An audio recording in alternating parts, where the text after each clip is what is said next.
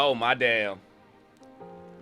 Oh my damn. Y'all, I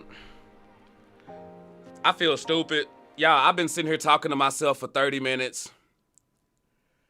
I have been sitting here because I had it streamed through, and I'm wondering, I'm like, I see all these people in the chat. Why aren't the numbers showing up? You gotta press start, go live, bruh. Y'all, I have been sitting here talking to myself for 30 minutes. Well, like talking to y'all in the chat, but y'all ain't heard it. Y'all ain't seen shit. Y'all been sitting here looking at that starting soon screen the whole time. Hey, man, say, man. Thank God I don't have my dumbass clips and things like that up. But y'all, I have been sitting here talking to myself for the last 30 minutes. Oh my God. I'm like, yo, the chat is there. I see the comments. Why is it showing me 0 views, 0 viewers? That's because you ain't pressed start yet, bruh. So y'all didn't see, y'all didn't catch none of this or nothing. Y'all didn't catch none of my starting. Y'all didn't catch none of this. Y'all didn't catch none of this. None of this. I had background music and everything going on. Nothing. Y'all, I am so sorry. I am so sorry. I was on point, kinda, but I didn't mean to have y'all waiting that long. Oh shit, hold on. My shit trying to untie on me. Hold on.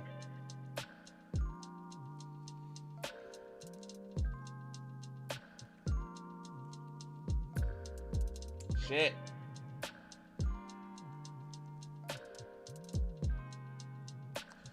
Sorry, damn it. I'm trying to, hold on. I gotta get this right. I can't mess this up. I feel so damn dumb. When I tell you I feel dumb, I feel dumb. Thank y'all for being patient. I was wondering what Lindsay was talking about. Like, damn, bro, it's mad late. And I'm like, I'm right here. Like, I'm legit right here. And that's just because I didn't press start. And good thing I checked right before I started going into another heavy monologue. But y'all, welcome in. I'm gonna go ahead and give my shout outs again because y'all obviously didn't hear none of that.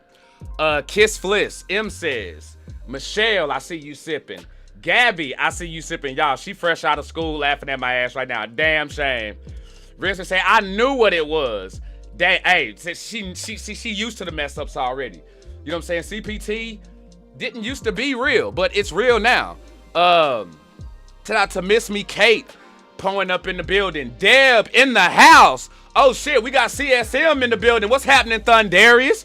What's good? Andrea, Becky, Denesi. Let's see who else I got. Mass Mike, I saw you sipping earlier. Aardvark Maximus. Who else up in this bitch? Who I miss? Bad Wolf was up in here earlier. CJ was up in here. Itchy. Miss Anita. I feel like I done said M says 3 times, but I'm gonna go ahead and say it one more again. Pablo, what's good? Let me see. Make sure I'm not missing anybody. I hope not. And then to all my lurkers out there, I appreciate y'all sipping. Y'all, I don't know. I don't know where to start really, except thank you. This trip has done a lot for me and put things in perspective. When I left, I thought, you know what? Let's just go ahead and get into it, y'all. Y'all already know what time it is and who I am. It's Archie Red, the Kool-Aid Man, a.k.a. the Instigator Commentator, a.k.a. Mr. Clip.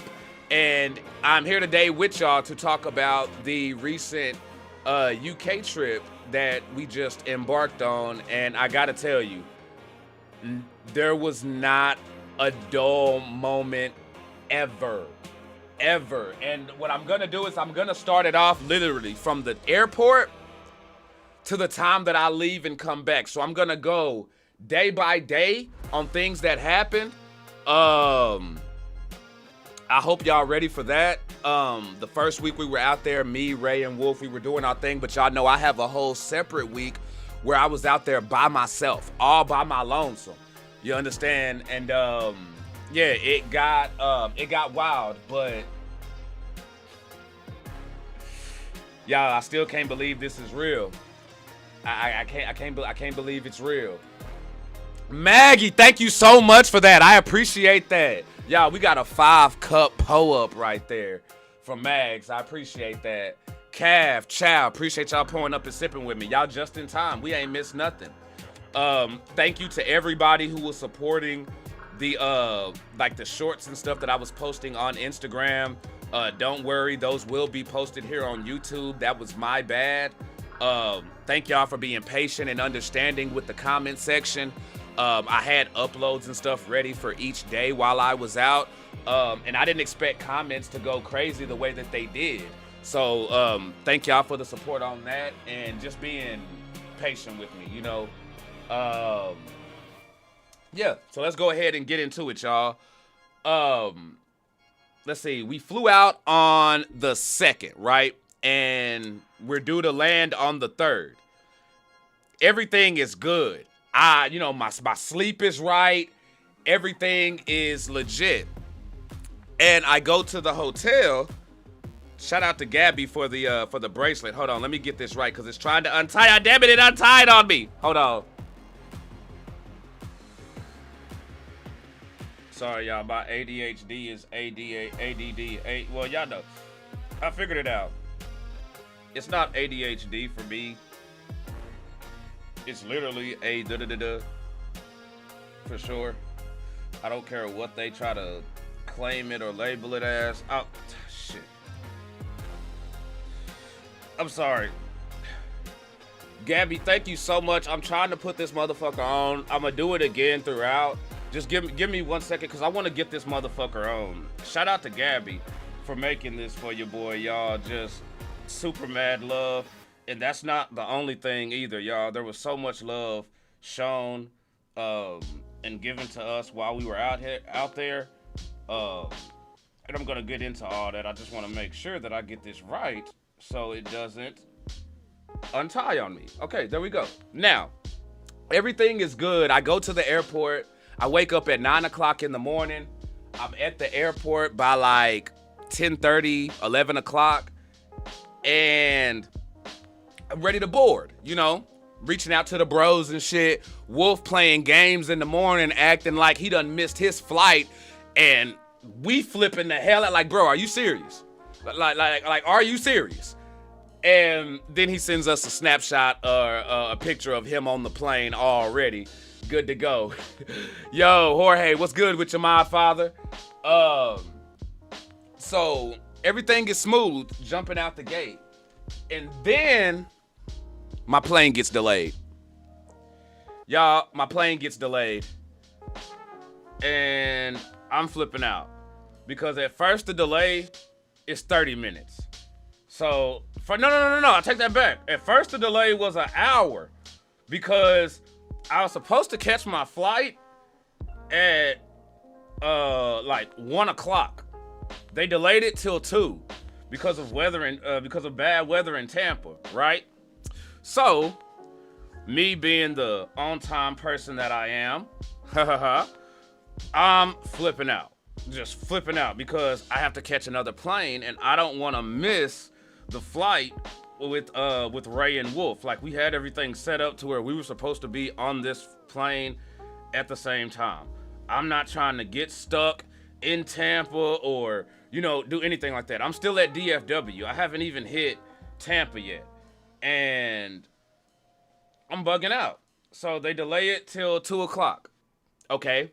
Roots, what's happening?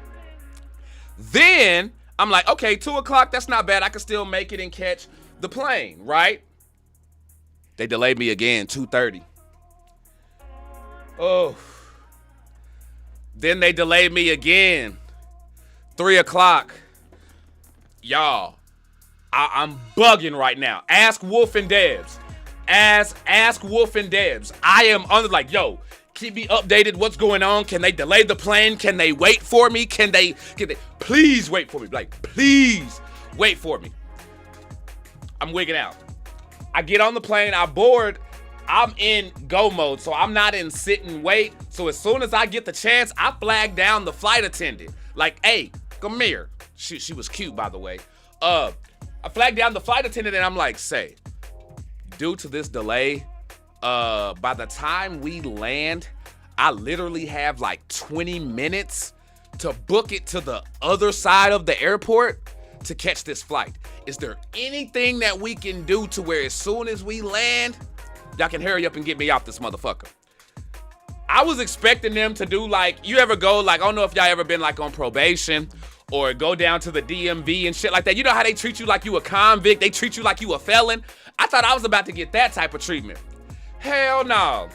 Not only did her and a second flight attendant look out for you, boy, they moved me up to first class to ensure that I get off the plane in time. Dub, but I'm still nervous though, because even though I'm in first class, all I know is that I probably won't be on time still. Like, I'm just wigging out about missing this plane. I don't want to miss this plane. So, they go, as soon as we land, they rush me off. Coincidentally, there was another gentleman on my flight who was catching the exact same plane as I was. And do y'all notice I look a little bit clear? Does my camera look a little bit better to y'all? Can y'all pull up and let me know, dude? Does my camera look a little bit better to y'all? I don't know. It seems like the sexy on 10 right now. I don't know. You know what I'm saying? Like, I know it's about, I ain't sweated in about 2 weeks. You know what I'm saying? So that part's there. But I feel like it's, like, cameras popping right now, right? Yeah. That's because I told y'all I had got 2 new cameras before I left. I hadn't got them installed yet. Right now, I am using one of them. And it has like a motion sensor thing where it does move and do all of that. I don't have that activated right now. But yes, I do have a new camera here in effect for y'all. So stay sipping. I will be having that for y'all going forward. But let's see. So yeah. Basically, I'm on the plane as in, you got me fucked up. I am not missing this plane mode. That was my mode. And they get me off the plane. I haul ass over to the airport. Well, no. I take that back. I hauled ass off the airplane, and as soon as I get off the airplane, here's Wolf. Just right. Well, technically, this is Wolf with the. I ain't got my phone on me right now, but imagine my wallet is my phone. As soon as I walk off, here's Wolf like this. Got my ass on camera. We ain't even in the UK yet, and he got me on CCTV. Like, as soon as I walk up the bed, he like that. Bro like that. On my ass. Straight up. But he welcomed me back, or welcomed me to Tampa on the live. We get our, he helped me haul it over to the other side of the airport. Y'all, I barely make my plane by 5 minutes. 5 minutes. I almost missed this flight. Like, I had to get there, get my shit checked, boarding pass and all that. Since I was hopping on a UK flight, they had to check my passport. So I was dealing with all of that. And then that's when y'all saw me, Wolf, and Ray post that photo of us at the airport. That's me barely making it. On top of all of that, Deb got us this security, basically like some type of security clearance to where we didn't have to worry about as much when it comes to like hassle and making sure we're all in kind of the same area. The only problem with that is that when we did that, they changed my seat. Okay. Now, I bought my tickets in advance, so I made sure that I had an aisle seat. You know, I wanted to be able to stretch and, you know, do my damn thing, right? I switch my seat back. I get my aisle seat. I'm like, yo, I'm gonna go back and chill with the fam. You know, I'm gonna just go back, chill with Wolf and Ray, and then when I get tired or my claustrophobia starts kicking in, then I'll just go back to my seat. Y'all, I got up to make an attempt to go lay down. All the empty seats are already taken. Folks done already turned those seats into their bed. They are out, gone, done. Long story short, I switched my seat for no damn reason. I ended up sitting in the middle between Wolf and Ray the whole damn flight. Ask Debs how much I was flipping out and freaking out on them changing my seat. And this was like the day before I was due to leave. I was going crazy. Just Todd, what's happening? Cav Roots, welcome in, y'all. I see y'all pulled up sipping. I was literally like flipping out that they changed my seat because, again, I paid for my ticket in advance and I wanted to make sure that I got my money's worth. I ended up sitting in between these two motherfuckers the whole time. Now, I gotta say, British Airways, mwah, I love y'all. British Airways took so good care of you, boy. Like, really, though. They, number one, we was drinking liquor on the flight, you know what I'm saying? So I had me 2 rums, you know what I'm saying? So I had rum and Coke. I don't know what Ray had, but yeah, me, Ray, and Wolf, we was literally sipping on this bitch. The food was good, however, I couldn't really eat because when I'm that high in the air, I don't really have an appetite. It's like my stomach realizes that it's so high in the sky that it's just, it was not. So it wasn't happening with the food situation there. So while I'm on the plane, y'all, and I'm enjoying everything. Like, it's going super. Am I talking too fast? Do I need to slow down? I feel like I'm talking fast. Let me slow down. Sorry, y'all. I'm just so hyped. Also, I got notes to make sure I don't forget nothing. But y'all, before I even left, I called in to work the last day because I didn't want to get sick on this trip. I didn't want anything to jeopardize this trip. I wasn't trying to have no stuffy nose, no cough, no cold, none of that. I took every precaution to make sure that that wasn't the case. Day of the flight, got a sty in my eye. So while I'm on this plane, I'm going back and forth to the restroom because I'm trying to drain my sty because I'm trying to show up in the UK on 10. I'm not trying to show up with any ailments, you know? And yeah, so I was dealing with that on the flight and we land. Everything's good. We finally land at the airport and we're waiting on our luggage.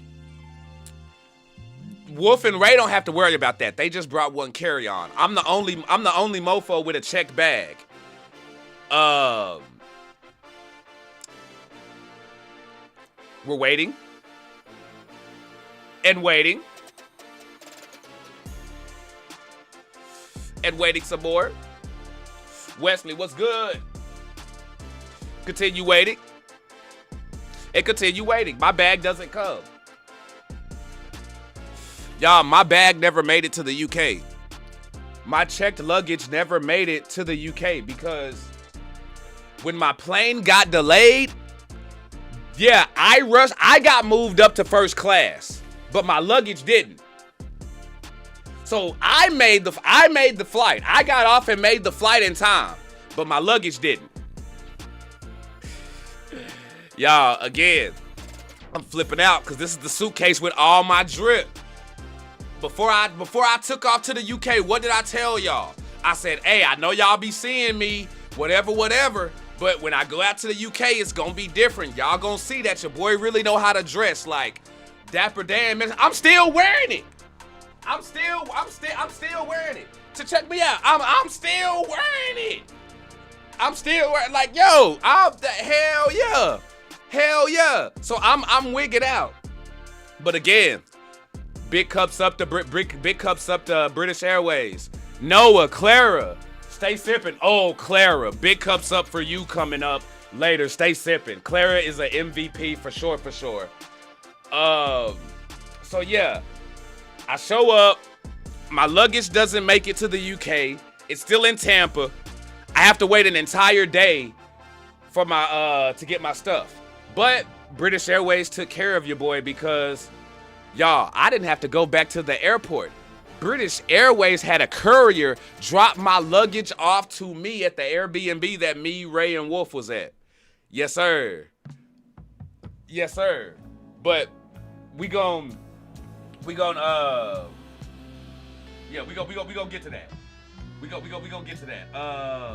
Let's see.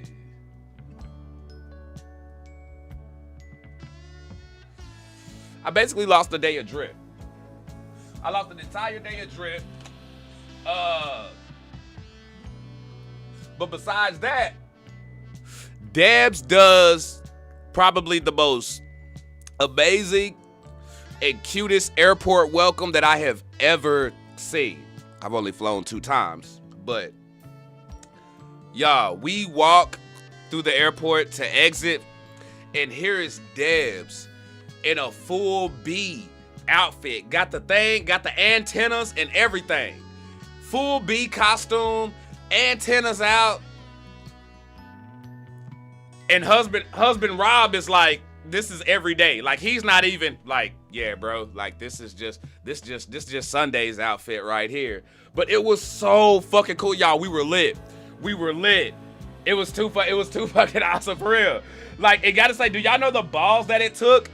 Debs is out here in a, like, for real. Cause like she's better than me. I couldn't do nothing like that. You know, I pride myself on the way I look. I'll put a do-rag on when my hair ain't cut. Debs is out here doing her motherfucking thing, just not giving a fuck. And it was just, it was too fucking cool. It was too cool. But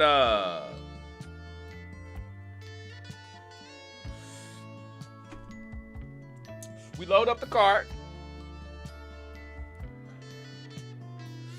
Instantly smells like weed. Sorry, Rob. But cart instantly smelled like weed. We head to the butcher shop because there's nobody open.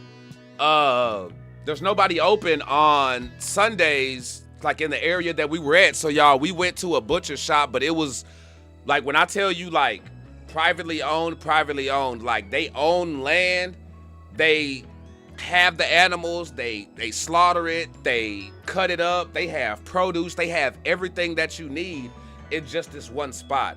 And yeah, me, Wolf, and Ray instantly knew that we were not in the States no more. When I tell y'all, I have never seen such red strawberries in my life. In my life. Like, it was, y'all, I'm telling you, the fruit was amazing. It just, that fruit looked amazing. It looked beautiful. It looked almost like, it looked fake. The fruit looked fake. It looked like commercial fruit. You know, you see when they gotta spray it down and make it look all sexy. That's how it looked, but they were real. I'm just saying. Also, who looked good was old girl who was buying the strawberries. But we gonna keep it pulled up. Yeah. So we get the meats and everything. Y'all, I am a terrible storyteller, so pardon me. We get all our stuff. We get the meats and stuff like that. We get some ribs and some damn, what was that chicken? What was that spatchcock chicken? I was like, what the fuck is a spatchcock? Like, I don't know. Y'all know I'm childish. You can't take me nowhere. So all I saw was I thought spatula, and then I saw cock in the name, and I'm like, wait, hold on. Well, what they do to this chicken? What kind of chicken is this? Cause I didn't know. I didn't know what a spatchcock was, but we got the spatchcock chicken though. You know what I'm saying? We definitely got the spatchcock chicken. Good spatchcock chicken too, by the way, but I'll get into that later. And then we make our way to Brighton. You talk about 2 Brits with 3 niggas in the back. Sorry, Rob.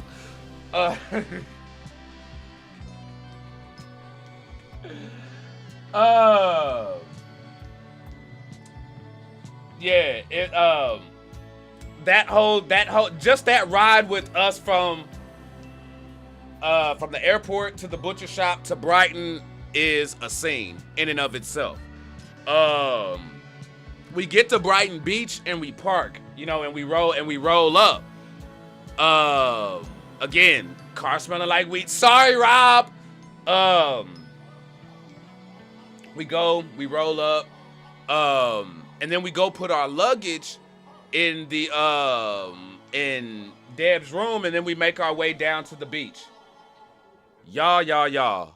The air in the UK is something else. Me, Wolf, and Ray are on the beach, literally tasting the air. We are, like, the air was just different. Y'all know we didn't have to take allergy medicine not one time. Not one time. It was crazy. Shasta, Domo, what's happening? I see you sipping. Yeah, so we roll up these Al Capones.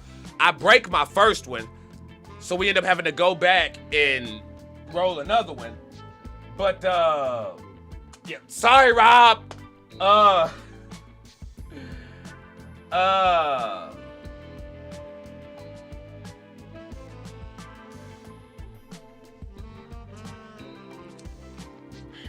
sorry, y'all, because I did the stupidest thing ever. I'm sorry. We're standing out here at the beach. My ass gets too comfortable, so I start looking for a seat, like wondering where we gonna sit down at. Y'all, I almost stole a rental chair. They're like, no, bro. You gotta pay for those. So I left them where they were and took a organic ginger shot, which was very good, by the way, and tastes a lot different than what we have over here. After that, you know what I'm saying, after we done on the beach, smoking our shit, doing our damn thing,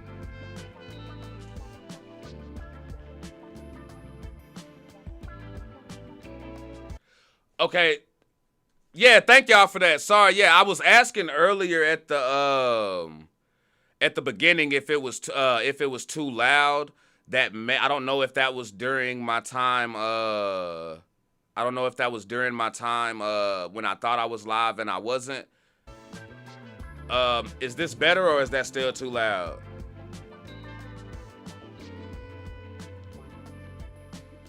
Is it still loud? Pull up and let me know.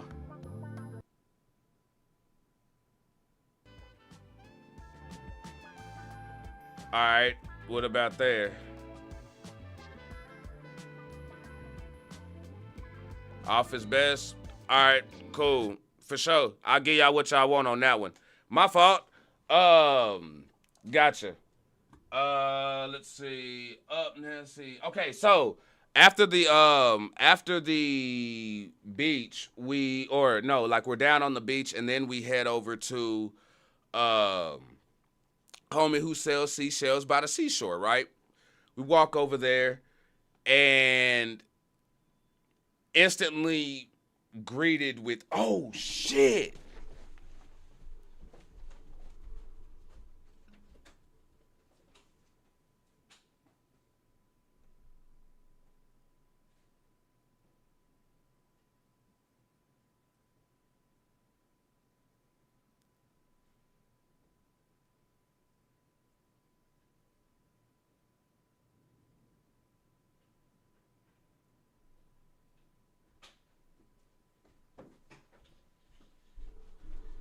My fault. Had to go grab this real quick. So, like I was saying, we go to the beach, right? And instantly greeted with gifts and things like that from the homie Simon. So we get that, and this was one of them. If y'all have watched Ray and Wolf, they probably already showed y'all these. But if this is your first time sipping, y'all know what video this was from. All I'm going to say is soap and feet. Soap and feet. Oh, Domo. Yes, I am. A crazy story with these too. Crazy story to these, which I'm gonna get to. So, yes, y'all already know. Mambo number 5. Also, shout out to, want to give big props to the Big Push because Lou Bega actually saw the video and loved it. So, I thought that was amazing for them that he actually appreciated what they did there. I thought that was pretty cool. But, yeah, so we ended up getting gifts. And this was the first time here where we have our random encounter. Me, Wolf and Ray were just standing there and we end up getting a random sipper who walks up on us. And then we end up getting another random sipper who pulls up, who we thought was Deb's friend for a while. Like the way she was kicking it, we thought she was Deb's friend, but she actually sipped with us. And I thought that blew our mind instantly, because we weren't even there. We weren't even in the UK 3 hours, and we got spotted. So there was that. And we're still out here chilling. And now, mind you, we're sitting here chilling in the same spot that the Goals and the Big Push had those jamming sessions. You know, the one with the carousel. Yes, I rode that bitch. I told y'all I was going to ride that carousel. And yes, my grown ass hopped on that carousel and I rode the damn thing. My horse's name was Sam. I took a picture of it. Stay sipping, because I'm also going to be doing a vlog video that I'm going to put together, you know what I'm saying, recapping the whole thing. So all the shit that I'm talking about will be put together in like just a video, you know what I'm saying, with pictures and clips and stuff like that. But we get down there, we get spotted, and in the midst of all of this, spotting the gifts and checking out art, who do we see walking up? Who do we see walking up? Liv Sangster.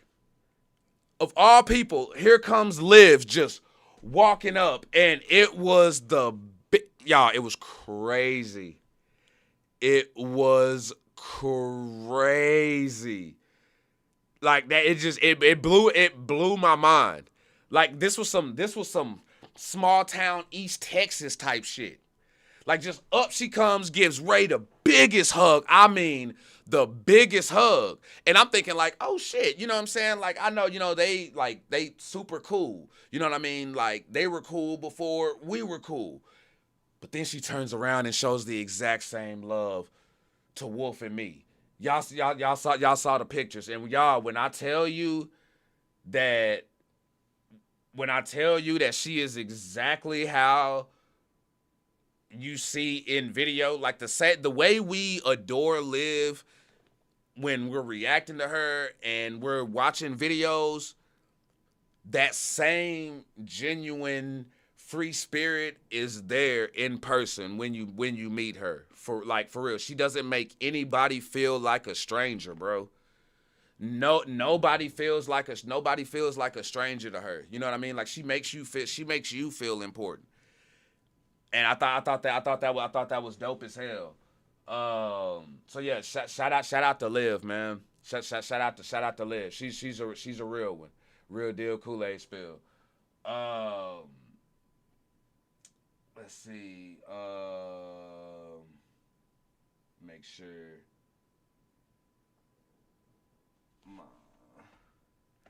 Oh, okay. So now, after we're done with the carousel and everything, we you know, like I say, we're at the beach with Liv and everybody. We're just chopping it up, you know, chilling with everybody, and then we head back to we head off to a pub. Now, this is our first pub visit ever. Again, 3 niggas from the States going to a pub for the first time. On a Sunday roast, might I add.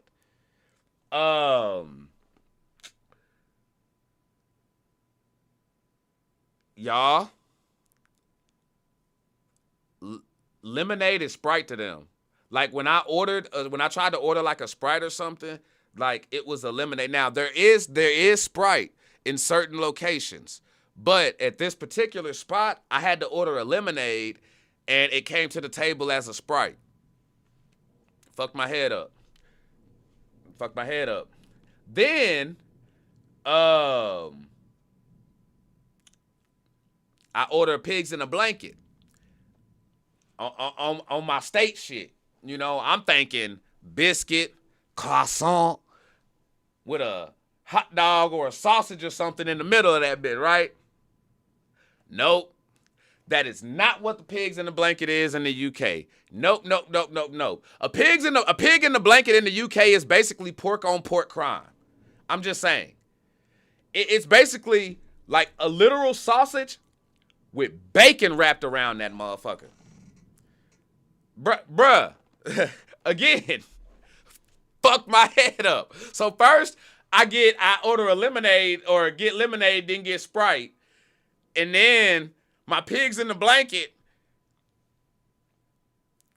is bacon or sausage with bacon wrapped around it. And I'm inside, I'm kind of freaking out because I'm like, oh man, I don't want to waste it. Like, I got to eat something. I haven't eaten yet. I have to eat. So I decide to indulge. Gigi, what's happening? Sorry if I'm missing anybody who's pouring in. I see we got the, you know what I'm saying, Mod Father, everybody up in here. Allie pouring up, sipping. Who else sipping with us? Kitty, I saw Miss Me Kate, Poe up, appreciate that. Yeah, so I'm in here tripping out on these pigs in the blanket. But I grab my nuts, you know what I'm saying? I clutch them and I eat them. I eat the pigs in the blanket, right? Right off the back, I gotta tell you, y'all know I don't mess with pork like that. I don't do pork like that. Y'all, this, just like the air was different, the pork was different. I didn't feel terrible at all, which again lets you know they killing us over here in the States, bro.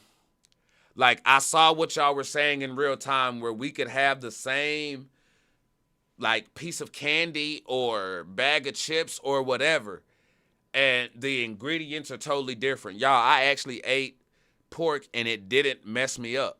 Like, I was fine. You couldn't even tell. The only type of bad food reaction that I had was the usual with me, and that's because I decided to consume some dairy.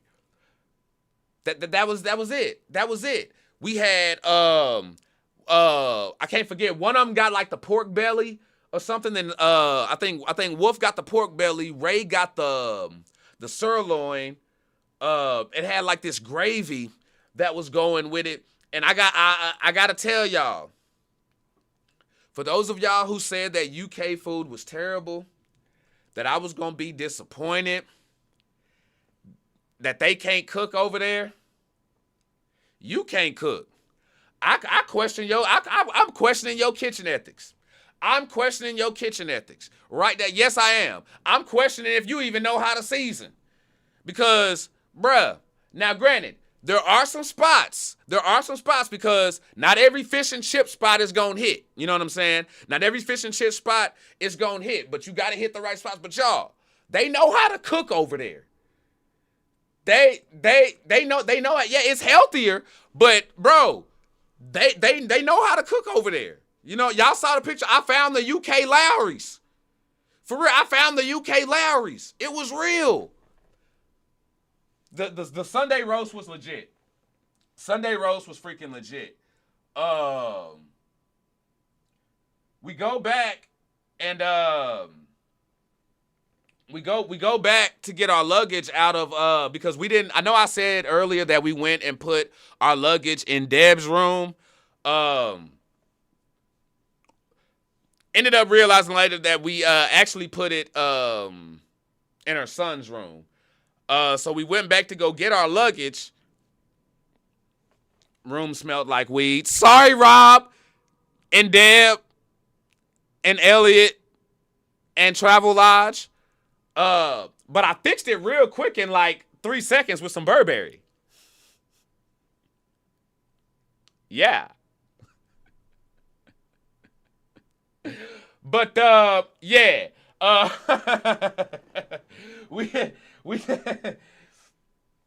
It was crazy. We get the luggage out. We clear out the weed smell from Elliot's room. I am in the restroom with a 2-minute job turned into 15 minutes, y'all. Because I went in there, handled my business, number one, and I think for 10 minutes, I am in the restroom amazed that the toilet flusher, like the thing that you push to flush, is on the wall. Not attached to the toilet, my nigga. Like, bro, it's on the wall. Bruh.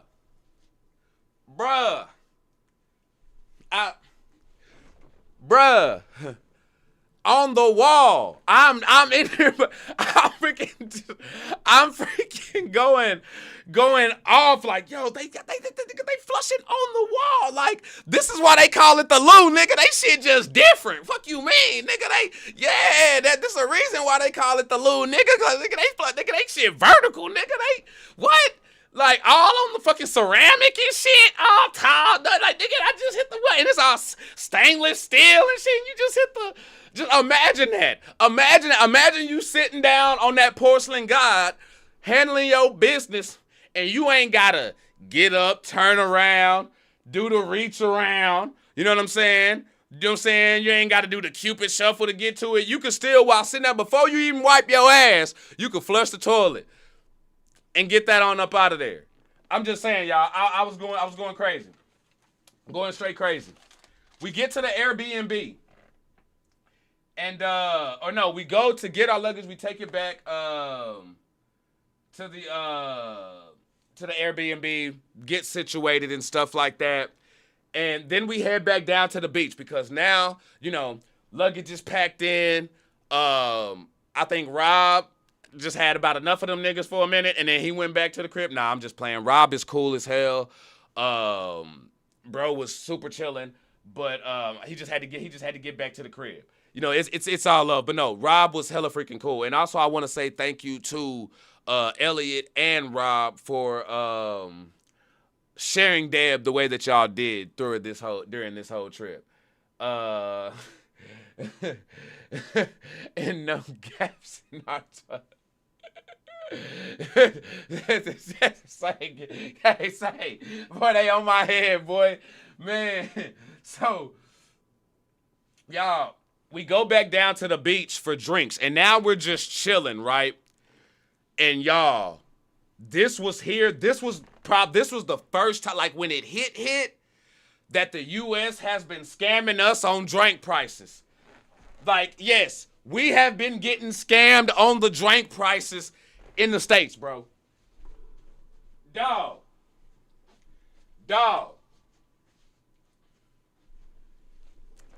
3 shots, 2 pints, $24.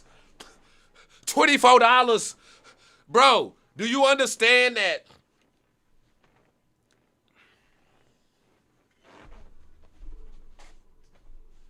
Bro, do you understand that that's like 1.5 drink here? That's one, exactly. $24, 3 shots, 2 pints, $24. $24, my nigga. Oh, I'm gonna go ahead and tell y'all right now. Y'all saw some of the pictures on my Sistergram. You know what I'm saying? I have never drunk this much in my entire life. I'm a rare drinker. I'm an occasional drinker.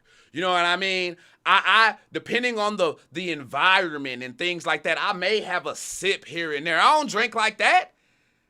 Last time, what? No, Arch don't drink like that. Seriously, y'all saw on the 5K celebration what that little bit of moonshine did. Like, that shit did me in. I don't sip like that, but but that shit, toe them up. I'm throwing them back. Do you hear me? Yeah, straight like that. And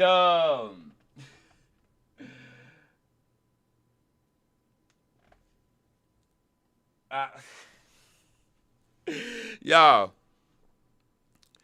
I'm so fucked up. I almost lost the blunt. I ain't gonna lie. We almost lost the blunt because we get up. We've already took off walking. Like, we done went up the ramp. We're on the top of the shore now. We're not on like the beachfront or anything like that. We're up on top by the streets. Big cups up to my man Wolf. He went back down there and found it. Apparently it fell out my ear. And some other niggas was about to smoke it. So cups up on that. We got that back. And then we head to the EST. East Street Tap. That picture that y'all saw with all those shots on the table, yeah, that's where we was on those. Now, again, that was round 3 because actually, to be fair, that was round 4. To be fair, that was round 4 because down when we was on the shoreline, I went back to the bar twice. And that East Street Tap, that picture that I pulled up right there, that was the 3rd time. My bad. Because then there was some more shots out there. I was fucked up. Y'all, I was so fucked up. Amanda, what's happening? Pull up. Everybody sipping. Cups up in the chat. Cups up and appreciate everybody sipping with your boy. Susan, what's happening? Y'all, I was so drunk at 1:58 in the morning. 1:58.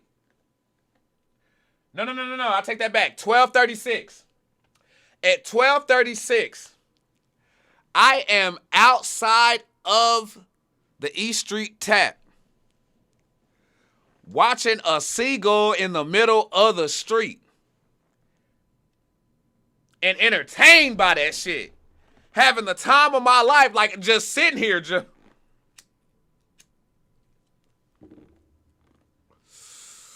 And you know what's even better? I got that shit on video. Amy, what's that? I got it on video. Y'all think I'm like, hold up. Y'all think I'm playing. Hold up.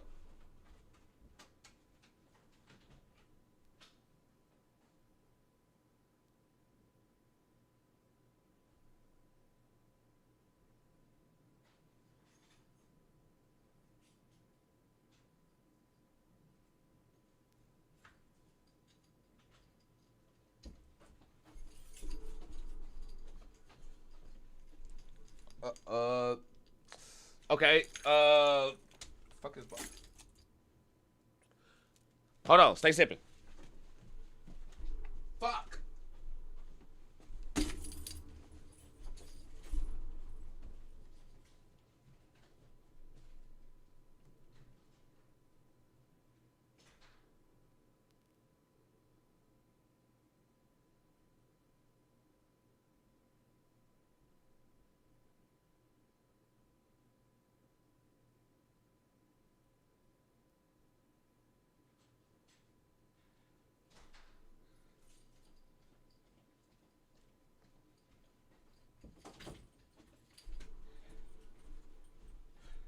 Left my phone in the damn car.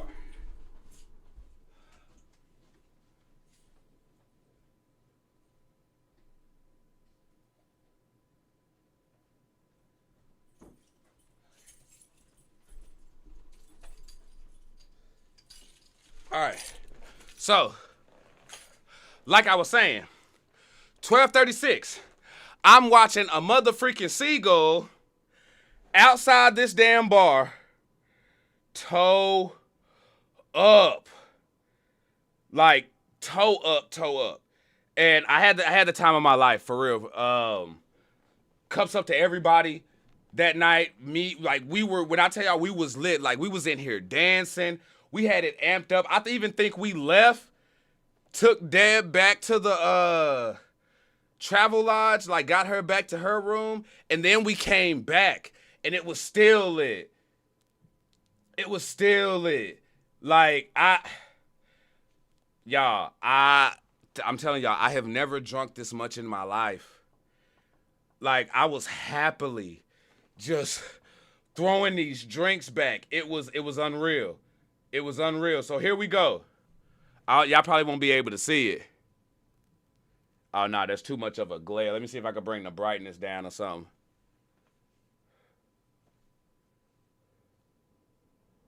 You know what?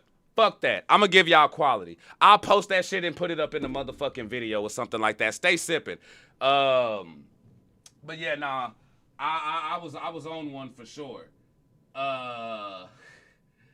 Let's see. What else? Okay. Let's go ahead and get to day 2. So, LME, what's happening with you? Appreciate that. Hey, and cups up to everybody who's pulling up, sipping with your boy. Amanda, you damn right them seagulls are gangster. We saw them motherfuckers fight. Like they were snapping on tails. Like seagulls be out there pulling her and shit on Jerry Springer. Like they be Jerry. Like they be ask Wolf bro. We was out there at the beach and there was this one seagull that was beefing with everybody. Took off, flew, busted a bitch, came back, flew down, and got back on their ass again. Hey, it's cool, Anita. I appreciate you sipping. Thank you.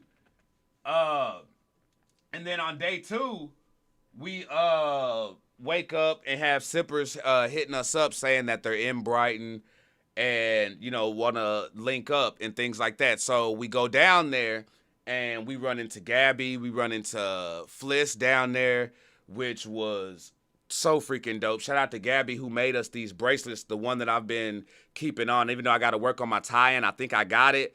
But thank you so much. It actually has my name on it. It has Archie, and then I even got the Kool-Aid Man smile face on it, and we even got look, y'all. She even got cut y'all won't be able to see it because it's small, but there's there's actual cups on the bracelet, and I think that's just too freaking cool. Just how personalized it is, and y'all putting in thought for shit.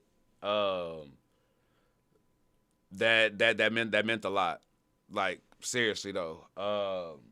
Shout out to Christina as well. Like all of y'all. Like there were a bunch of people who had like keychains and things that to where basically we can scan shit. We got Soul Boy keychains here. We got Ren and Big Push stuff here. Y'all, check this shit out.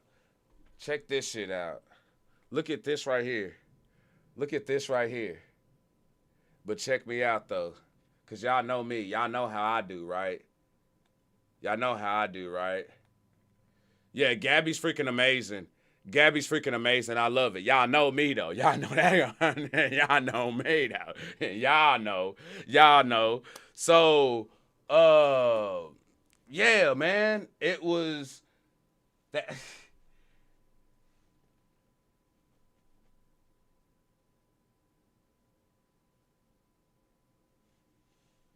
That shit was cool, man.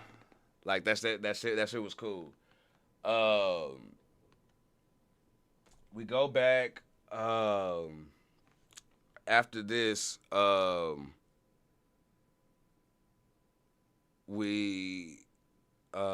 hold on, y'all. I'm sorry, man. That shit really hit me for a minute. Like everything, like I'm coming down off of everything, and like now that everything, because now I'm not living in it.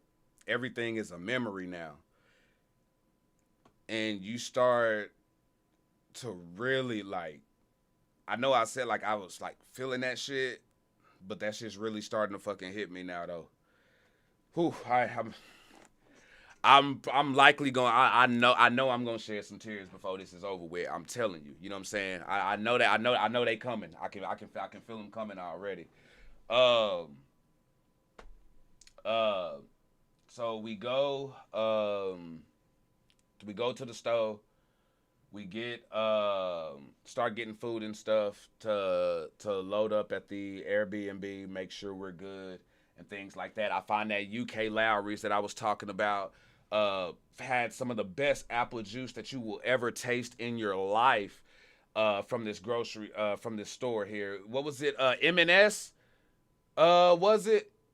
Deb, let me know what was the name of that store. Was it Mark and Spence? What was the name of that store that we was at? M&S apple juice? Yeah, that stuff was so freaking bomb.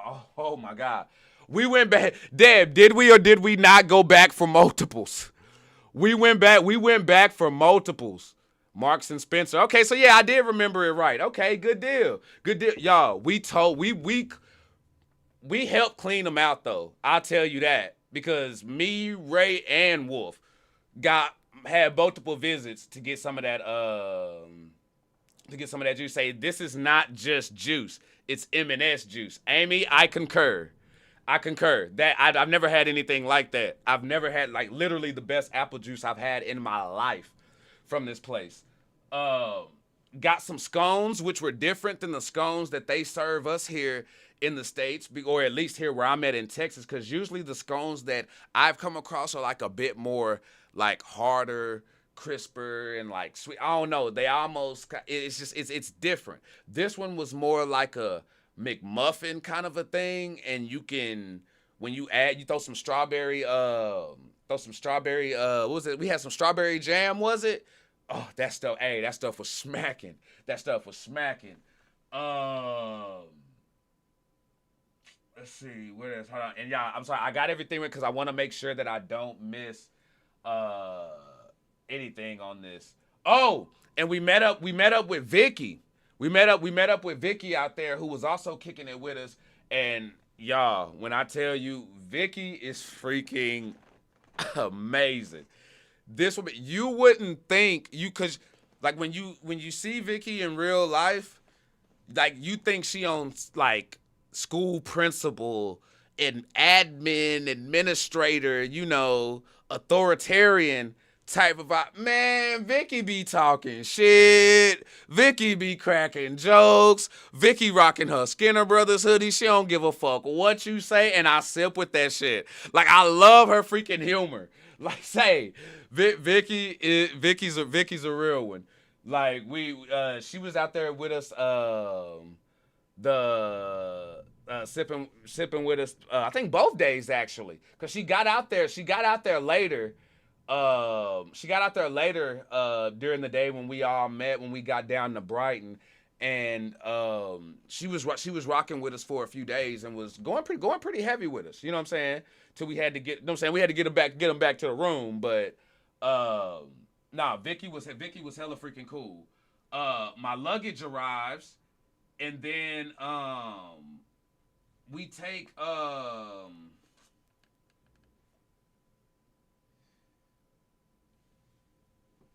okay.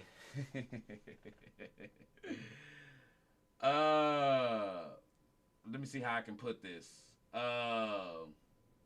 Okay, I got it. Sorry, just making sure I don't skip anything, y'all. So then later that day, while we're sipping on day 2, we didn't think it was gonna happen. Like, we wasn't really sure if it was gonna happen. But everything just ended up working out in a way that we ended up having dinner with Liv and Victus. And this was some surreal shit. I want to say next to getting spotted on the beach and getting the gifts from Gabby and everything else from everybody down there, this was one of those surreal moments, because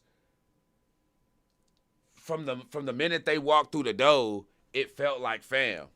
You know what I'm saying? It felt like fam, because Liv pulled up and was sipping with us at first, and then Victor showed up later, and it was just everything that y'all saw was just genuine and real time.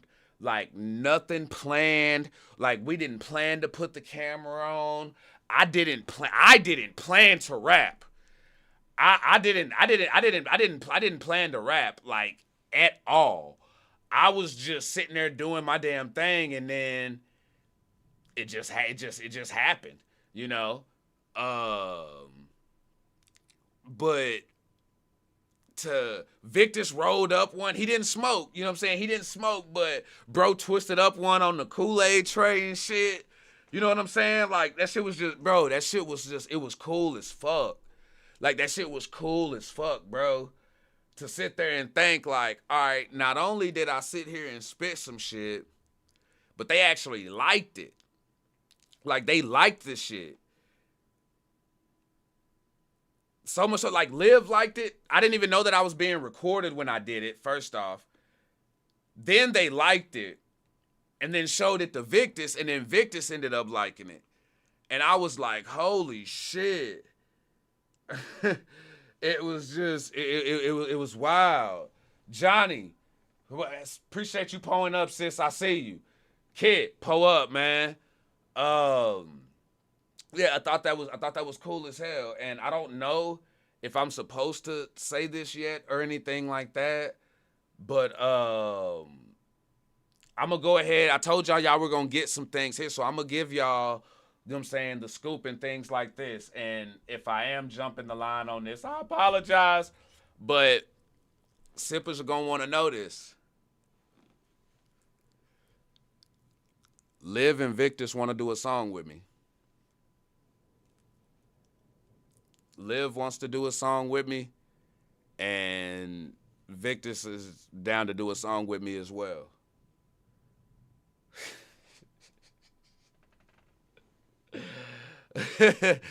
Y'all, when I tell you,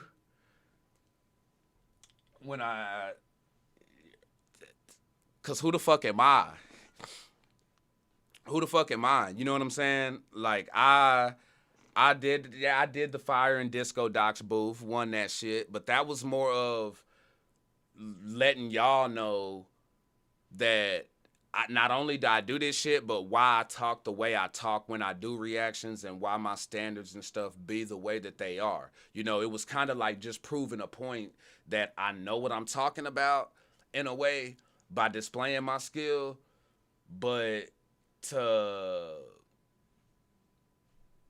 actually have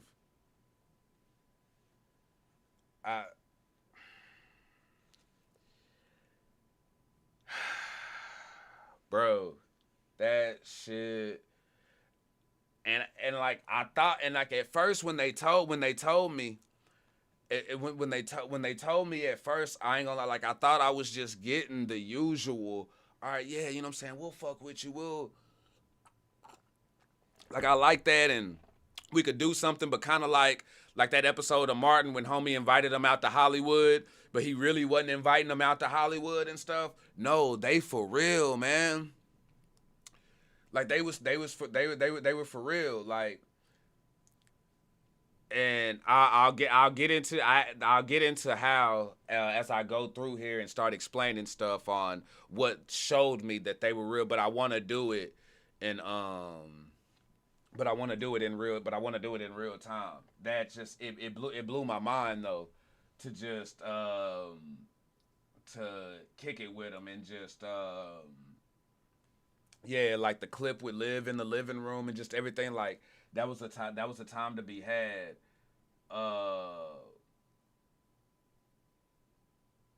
And then yeah, y'all, we kicked it till like after midnight.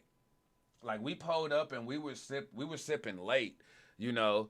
I took a dope ass picture with Vicky and Deb with my stiff neck ass. Like the picture's good, but my neck, I don't know if it's cause of the gym or what, but the way I'm standing, I'm on some Littlefoot Land Before Time type shit. I don't know. My neck all fucking just, it look long and stiff in the picture though. You know what I'm saying? Like I love the picture, I just don't like the way my neck look in it. But you know what I'm saying? Like we sitting there, we holding the cups and shit on some Three Musketeer type shit. Like it was cool as hell. But of course we end up having to we walk Deb and Vicky back to the to their rooms and stuff. Can't have the ladies walking out at night by themselves. And again, y'all, if it wasn't for Deb, bro. Deb and a lot of y'all, but I'm starting off with Deb. Don't worry. If I ain't said your name yet, trust me, you are getting your flowers because I did everything in my power to not forget anybody when it came to shout outs and showing love on this right here. Y'all, motherfucking Deb. Can't tell me shit about that one. The real article. If it wasn't for Deb, this trip wouldn't have been what it was. It really wouldn't have been. Like she looked out for us before we got there, and then afterwards while we were there on some things. Like even when she was, you know what I'm saying, like when we weren't even around each other. Uh, she really freaking came through, and I appreciate that. Thank you. But after we dropped them off, me and Wolf step out again. Cause we like, hey, we out here in the UK, dog. We not just about to stay in the crib and shit like that. We about to go do the damn thing. Now, mind you, it's after midnight. It's like 1 o'clock in the morning, somewhere around there. Uh, we go. We hit pub across the, there's a pub active across the street. I think it was Molly. Nah. We hit another. It was I forget the name of it. I forget the name of the one that we went into, but we ended up in Molly something, but we wasn't there yet. We were still fucked up, but we wasn't there yet. We stop at the corner store to get some Rillos, and nah, hey Debs, you and Vicky can hang though, kinda. Like y'all hung a lot longer than I thought you would. But me and Wolf, we go to the store to get some Rillos, and at first we confused old dude. He didn't know what the hell we were talking about, but we get him. And then we go to another store and we get some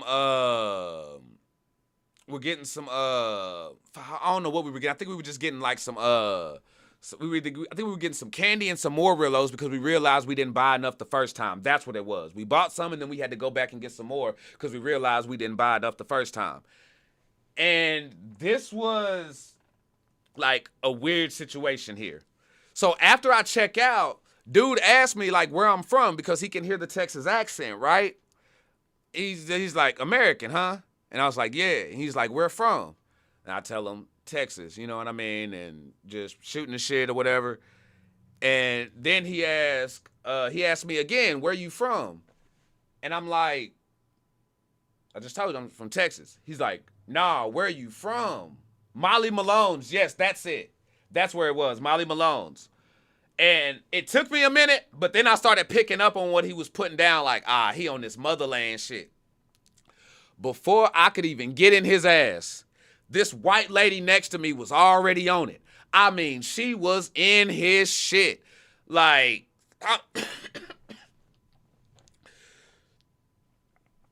like she let him have it. I didn't even have to say nothing.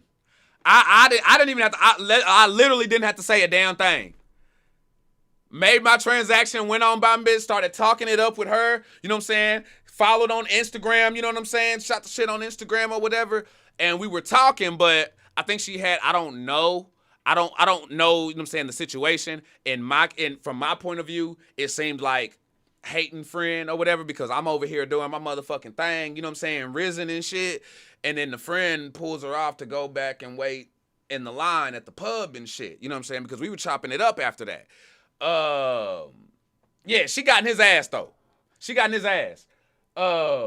So after me and Wolf, you know what I'm saying, I hit a spot, you know what I'm saying, got some drinks and shit. Oh yeah, because we went back to East Street Tap. That's what it was. We went back. I think we went back to check out East Street Tap. And that's where we were chilling. So after we were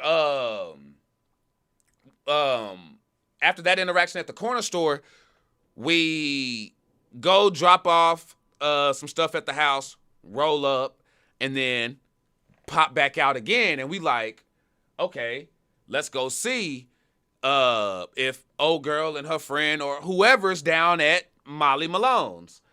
Oh, Johnny, I fucking loved it. Oh, I was so happy inside. I was so happy. Oh, you would have loved it.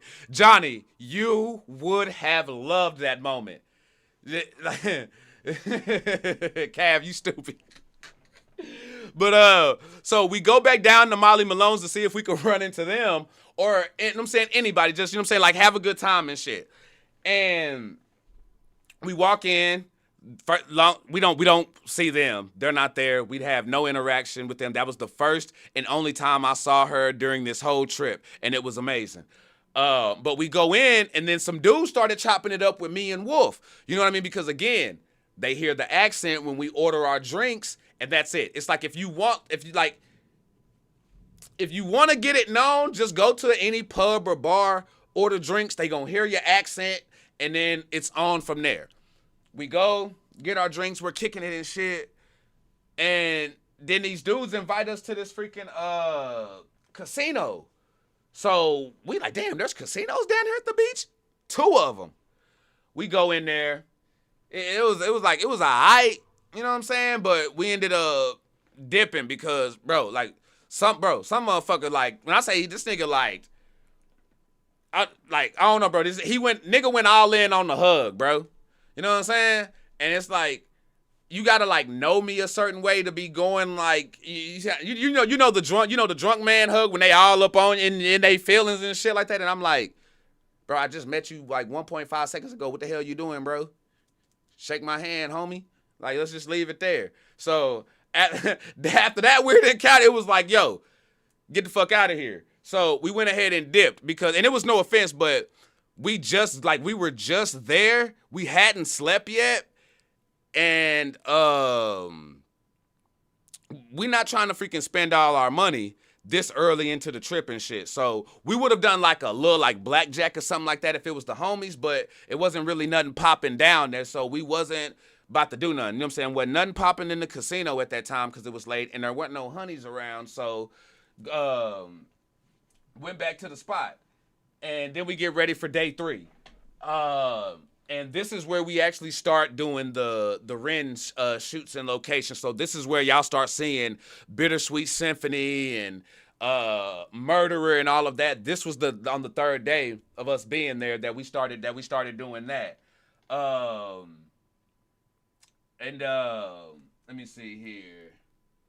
Because of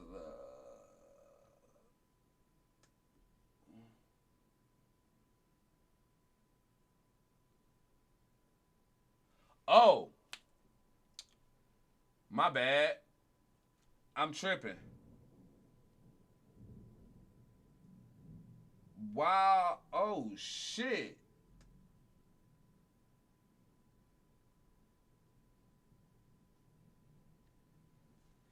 I forgot there was a part in there where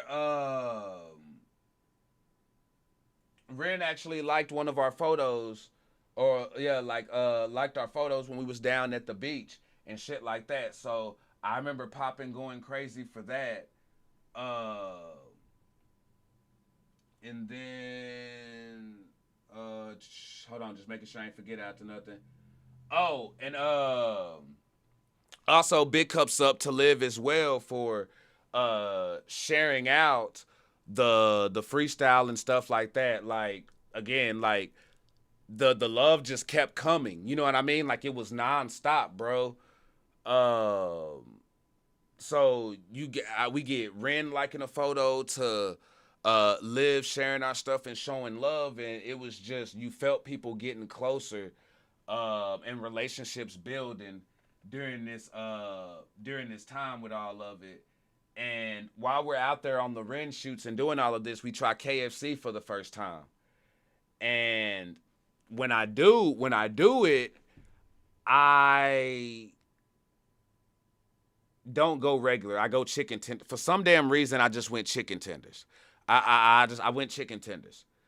But the boneless chicken in KFC tastes different than the one with the bone in it. Like the original crispy that you get when you get like a drumstick or something like that, a leg or a thigh, a breast from KFC, the seasoning is different in the UK when you go boneless. It almost tasted like Lucas, like lemon Lucas was on it a little bit, but it was just a little bit too salty for me on that. But everything else was freaking on fire. And I even ate KFC a few more times while I was out there. I even ate Burger King while I was out there. UK Burger King is better than American Burger King. I won't even eat Burger King down here in the States. That's just real deal Kool-Aid spill. Popeyes is what the fuck that is. The barbecue sauce is different and the fries are different, but in a good way. Real deal Kool-Aid spill. Smash Burger, they had a Smash Burger down there right across the street from the Popeyes and a couple doors down from the Burger King. I tried them out over there just to see, and it was cool. It was cool. Subway on some other. Subway's on some other. When I'm telling you, like, they getting I don't get waffle fries with my sub here where I'm at. Just the options are just mad different, fam. The options are crazy different. And then you had Mickey D's. Like Mickey D's and Burger King, y'all. I saw the Pulp Fiction shit and realized like they really have Royale with cheese. They really do that shit. They really do that shit.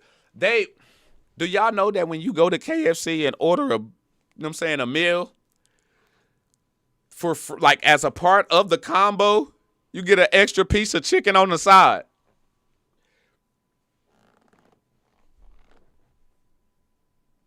I'm used to just mashed potatoes and gravy, biscuit. You know what I'm saying? Sometimes if you ballin', you can get the mac and cheese, corn on the cob and shit. But that's it. You know what I'm saying? And a big old cookie, you know. But I dog, an extra piece? Like I order a 2-piece and really I walk away with a 3-piece? You so kind. Like I don't think you understand what you do to the black man's spirit when I just remember when Rick James and Dave Chappelle give it to me, you know what I'm saying, with the aura and the glow and shit. I was just I lit up. I lit up. And then on top of that, at any time of the day, I can order a latte or a hot chocolate as the beverage with my drink. And I'm talking past 10:30 p.m. or a.m. The food choices and the menus was wild, bruh. Like the sides that they have, like the little yogurt ice cream with the chocolate drizzle and shit, the whips, I think they call it, bruh. But that M says no. I didn't see. Hey, M says no. Their KFC doesn't have biscuits, and you know why? Because the UK proved what I always thought about KFC biscuits. Them shit fake as fuck. Them shit's fake. Them fake ass biscuits. KFC got them fake ass biscuits, bro. You can taste it because you bite into a KFC biscuit and you can taste, man. Y'all just defrosted this shit. You can taste the defrost in them bitches. Hell no, they ain't got them biscuits. They don't want that fake ass shit.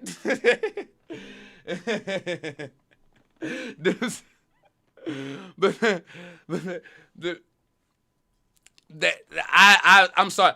I don't like KFC biscuits because I'm spoiled. I'm sorry. The Golden Chick roll, you know what I'm saying? Even the Popeyes done reinvented it. They shit ain't dry. It's actually moist and flaky now, along with the butter in there. You know what I'm saying? Just Wendy's got a good biscuit. You know what I'm saying? Everybody else just got good biscuits. KFC got to step they shit up. But now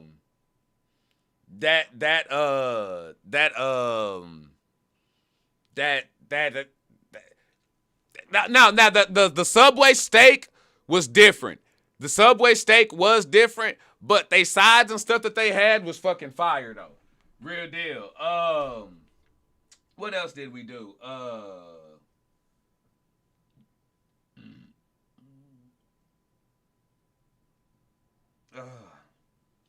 Let me see, my bad. Oh, okay. So yeah, we did Bittersweet Symphony that day. We did Murderer that day. I think we did I think that's where we took the Money Ties picture at. Let me see, make sure I didn't miss anything else. We passed by the Ren location where he shot. I think it was where he did the fish and chips for Genesis. We walked past that spot. Damn, I should have spaced this out a whole lot better, huh?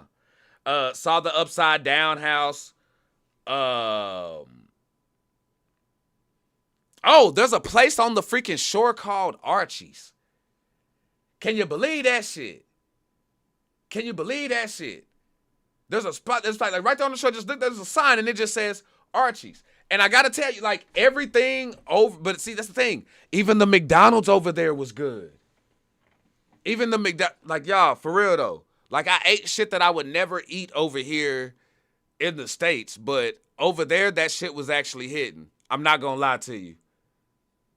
Oh, I didn't even taste the gravy. I'm not even gonna hold you. I didn't taste the gravy because I never had taters. If I ain't got the mashed potatoes, there ain't no reason for me to indulge in that gravy. Since I didn't have no mashed potatoes, I didn't get the gravy there. You know what I'm saying? It was just the fries and the chicken for your boy. But yeah, boy. Shut up, Matt. What's happening?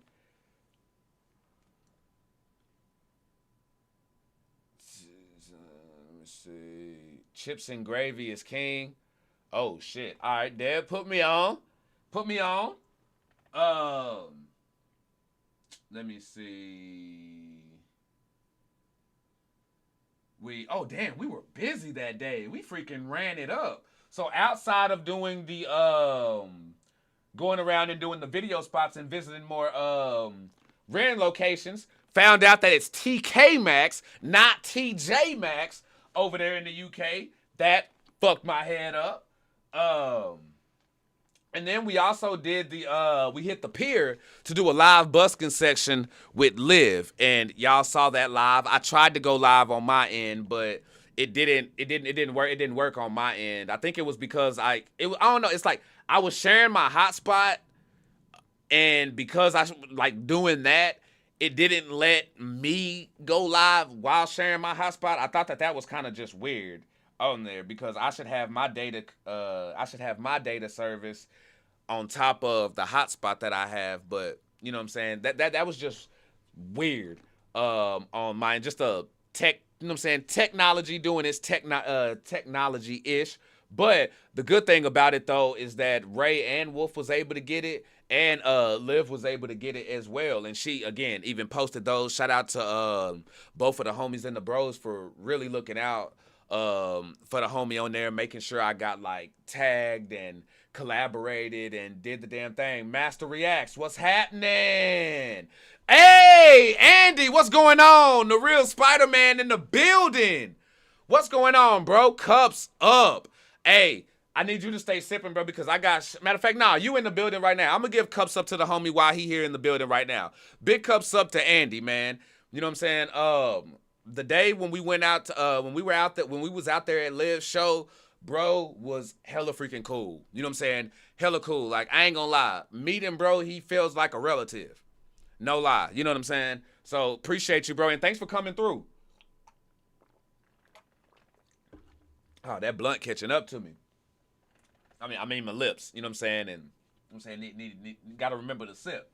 But, so yeah, we go through that. And then later at night, we go and we visit the Jenny and Screech sets where Ren had shot there. So y'all notice when y'all see those photos from us, we're not like photoshopping shit. You know what I'm saying? We made ChatGPT after the fact, but like all of those photos that we took were late at night. I'm talking about we out till like 2, 3, 4 o'clock in the morning on these sites, walking the streets of Brighton, getting these shots and taking these photos. And bro, these are memories that I would not trade for nothing, because when I tell you every second, every step of the way, a brotherhood was being formed between me, Wolf, and Ray. It was different. It was different because you got to think about it. We're all leaders. You know, we have our channels and stuff like that, but we're all used to being that dude. You know what I'm saying? Like the main one holding it down. And for us to just link up and without even we didn't have to talk about nothing. We didn't have to get anything understood. It was already understood. Not once did niggas' egos come into play, bro. Like, not once. You were just saying, motherfuckers having ideas like, oh, hey, do this on your video, da-da-da-da, and we doing that shit and running it. You know what I mean? It wasn't about, it wasn't never about any one person during this. You know what I mean? It was it was truly just a, hold on, let me tie this back up. Like, Bros understood the assignment. Bros understood the assignment and understood that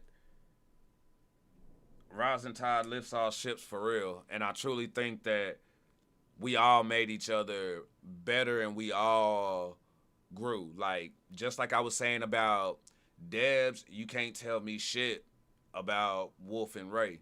I'm telling you, like, that's real deal Kool-Aid spill. Vicky! Pull up. Stay sipping. Like, them my bros. And I mean, like, if you got a problem with them, you got a problem with me type shit. You know, not on no, oh, well, they ain't done nothing to me type. No, no, no, no, no, no, no, no, no. If there's an issue with them, like, cause that's how I roll. I'm all about loyalty. And when I say, like, bros had my back out there, just really looked out for each other, I thought that was real fucking cool. Now on day 4, we this is the second day of us doing our Ren shootings. We go right back out the next day and get some more shots in on these locations. But before we even did any of that, y'all, we had to chill for a bit and hop on the game. You know what I'm saying? So we ran a little bit of NBA 2K and stuff like that. But what really got us, damn, y'all, it is thundering heavy out here. It sounds nasty out there. We sitting there, y'all. We had the most fun playing golf. Tiger Woods. Y'all know what it is. Deb, you know what it is. Ray, you know what it is. Come on now. Tiger Woods. Say it with me now. Tiger Woods. You gotta say it like that though. You can't like water it down and American wash it. You gotta say it like you have Dominican, half Puerto Rican, half Salvadoran. You know, you gotta Tiger Woods. You know, like really though. You gotta, yeah, Deb. There you go. Straight like that. He says, so we leave the house. I told y'all we were doing our Ren shooting this day, right? We leave the house, and y'all, we're not even out 10 minutes. We're not out the crib for 10 minutes when this uppity ass motherfucker who sound like a GTA pedestrian says the wildest shit. So we cross the street and this motherfucker says, that is so American. And I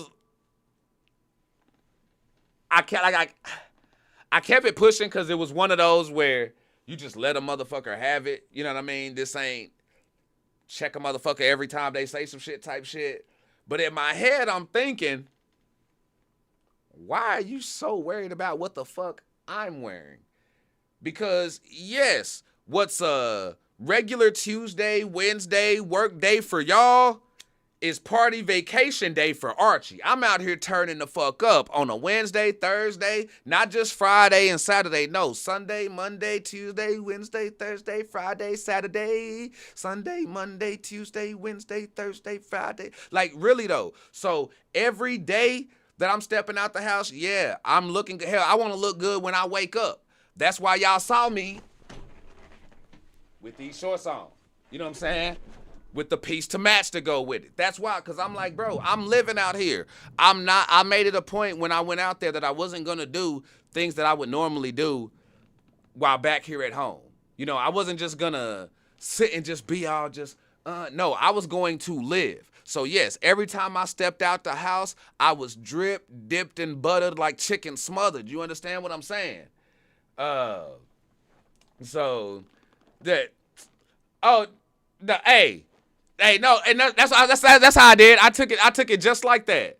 I took it just like that. You know what I'm saying? It was you know what I'm saying? Definitely a compliment. You know what I'm saying? I'm just dripping like that. Appreciate you sipping, Master Reacts. I see you in the building. But yeah, no, I just thought that shit was hella freaking funny. We visited the church, where we visited the church where the Big Push were busking at. I believe it was the I Shot the Sheriff.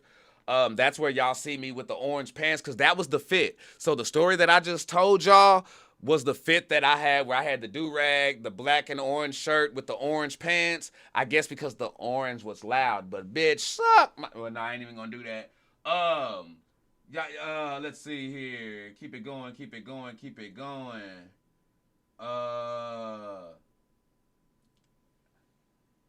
I was supposed to go to Lane's gift shop, but didn't didn't make it back. I noted that I was supposed to go back there and never made it back. So next time in Brighton, I need to stop by the Lane's gift shop. Their real deal Kool-Aid spill. But then after that, we headed to the pier because this time we weren't just busking with Liv. This day we were actually doing right here, right now. So that's where y'all see my drunk stumbling and doing all of that. You know what I'm saying? That was during the day, which was very fun to do, by the way. Like real fun and kind of chilly out there. The weather was I get what y'all saying. That weather can't make its mind up. And some of y'all lied to me talking about that stuff was normal. Nah, I was told y'all was supposed to be feeling summertime during that time. And that the cool, chilly stuff, like, because for me in May in Texas, I'm used to sweating. I'm used to 90, 100 degrees and things like that. I'm not used to seeing 49, 55, 63s and shit like that in May. That was wild. Y'all, I saw like sleet. I saw sleet, hail. Like I saw it like piling up on the roads while driving. And then get into town and it's pure sunshine. It was crazy.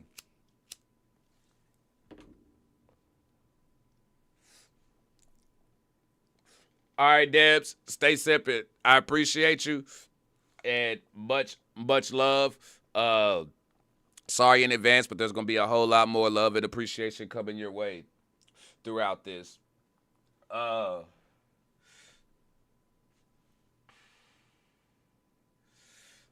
Then, bro gets hit by a car.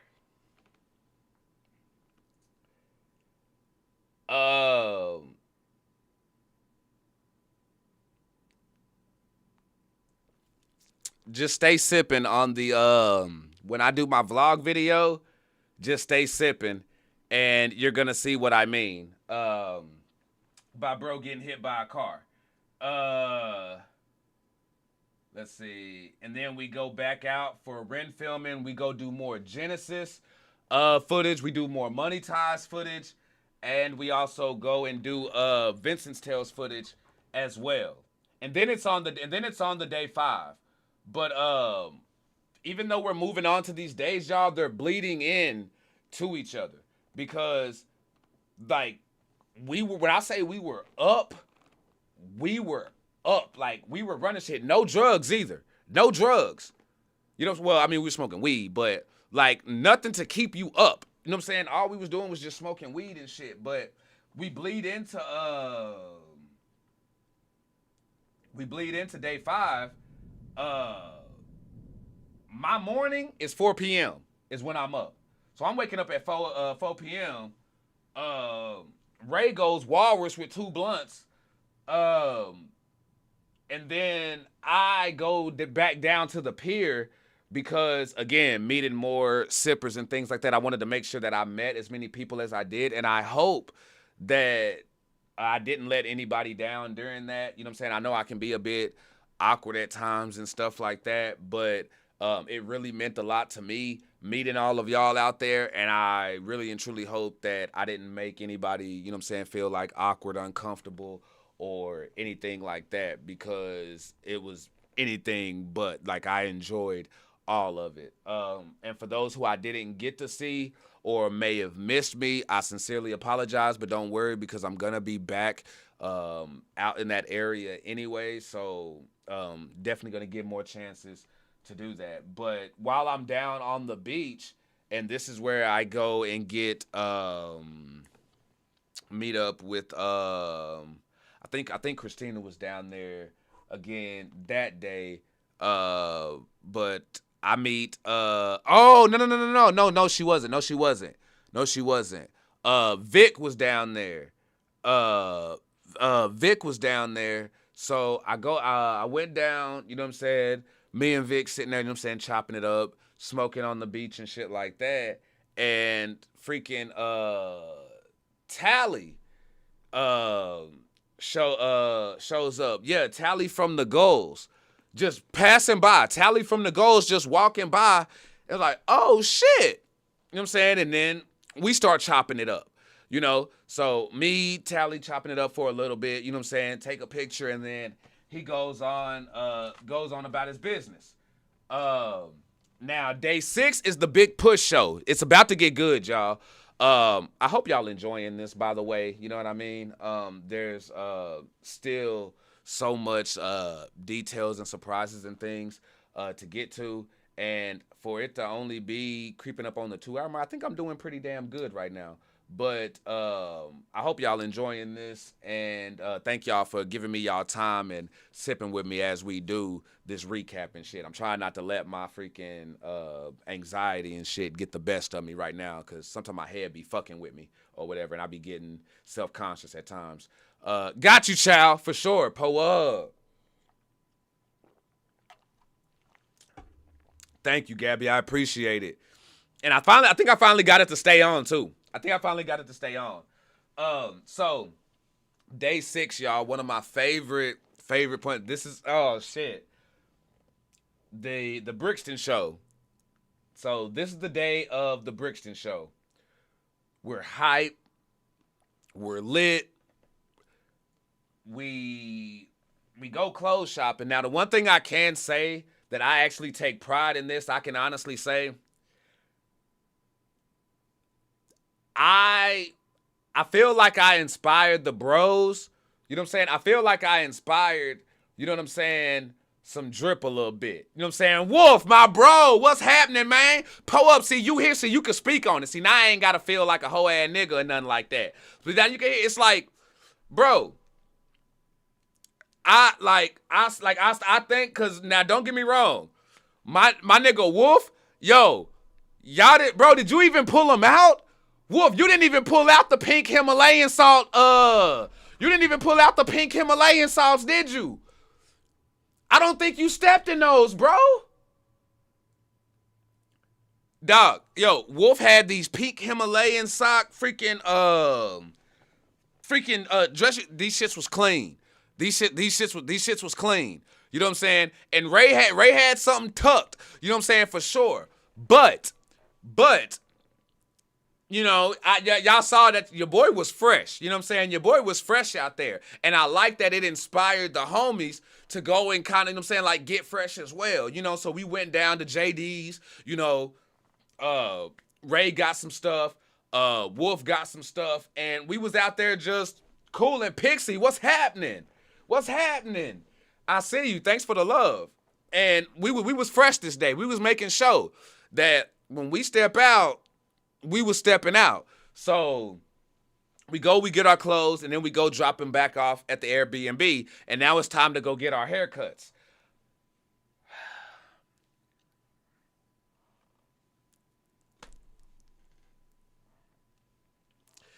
Y'all know how I am about my hair.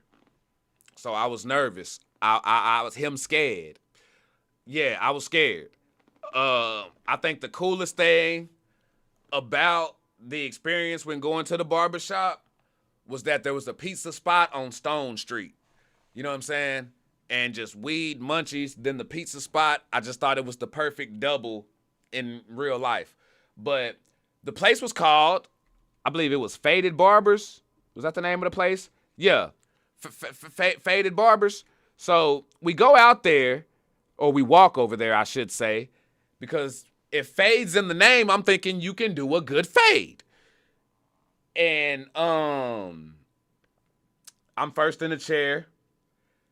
I stop homie because he make me nervous as fuck because the fade is up too high. And even looking at it now, my fade is still going up like a little high. And even my homie who I went to in Bristol, he only did that because the first dude did it like that. It's usually lower and then fades up. So I stop him like, hey, bro, it's a little bit too high on the fade. Like, I got a big ass head, bro, so you can't take too much off the side. and then he was taking the comb and he was lifting up my waves. Like he would comb, go back against the grain, and then go with the clippers. I'm nervous as hell. But I shut up and my stuff ended up coming out pretty damn nice. You know what I'm saying? I ended up okay. You know what I'm saying? At the time I thought I was pretty damn dapper. Ray get done up, Wolf get done up, and then we take off to the train station. Now this is our first time UK train experience. Again, big cup ups and big shout out to Deb for showing love on this one because we didn't understand this situation. Like she was in communication with us. Anytime we had a question, she was there. You know what I'm saying? Johnny on the spot with it. And really looked out for us. But we got on the train, rode the train for the first time. And then once we got out there, we then took I think we took a Uber to the venue after that, if I'm not mistaken, because we met up. Yeah, because I think we met up with Debs. We met up with Debs and then shot out to the spot. Bro was the legit GPS person. Legit walking around with he was on it. I ain't gonna lie, I think we all kind of made you the GPS person on the cool though. So we get to the we take an Uber to the venue, and Prime is hitting me up while on our way out there. Like he's messaging me, and now I'm already lit because I'm like, oh shit, you know what I'm saying? Folks are already excited for us to already be out here in the spot. And he's like, bro, it's freaking crazy because we missed the meetup because we were out busting ass and grinding, doing the late night shootings and all of that. We didn't make it in time for the meetup at the pubs before then. Shout out to AJ Marino as well. You know what I'm saying? I saw the video that he posted, and he actually had footage of the Brixton show and the meetup and things like that. So I thought that was player. I hate that I missed that. But we get there, you know what I'm saying, smoke a little bit, get in line. The queue is literally wrapped around the building. Literally wrapped around the bit. Like, seriously, if this is the door, it goes around the block, around the block, around the block, around the block, comes back around. Boom. Like, it was wrapped. And it still didn't take that long to get in. And once we get through the door, that was kind of like the mini mob session. Like, it wasn't even nothing like crazy. Like, we were humbled by it and enjoyed it because we felt like, and I think I can speak for my bros on this, every interaction, each and every one, whether it was somebody spotting us or somebody like coming up to us, recognizing us and wanting a picture and stuff like that, each and every one meant the same and was a big deal to us. Each and every time. We didn't take none of those for granted. So when we come through, me, Prime, Ray, Wolf, you know what I'm saying, end up catching a few pics while going in, and we go through. Shout out to the couple who looked out for Deb as well, because we all had tickets, but like they tried to put Deb up there away from us. But you know what I'm saying, just some random renegades looked out for us, gave Deb one of their tickets, and she was able to stay with us for the whole night and was chill. And I'm glad she did because Deb was a vibe out there. Like, she was dancing and shit and grooving. It was a scene. But we get through the doors, and the second we walked through those motherfucking doors, madness.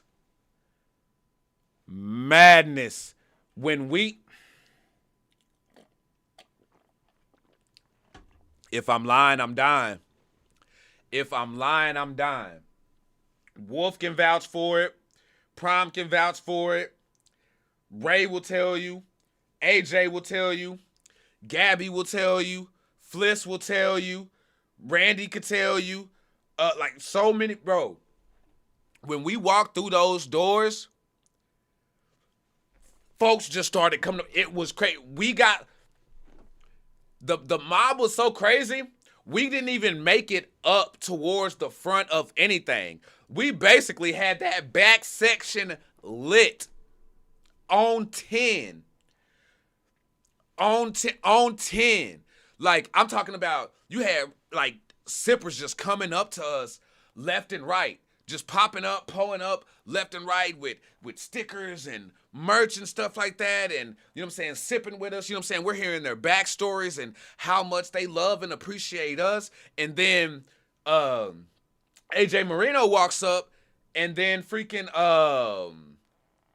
Aaron, dude who played Vincent from Vincent's Tale, walks up and greets me by name first.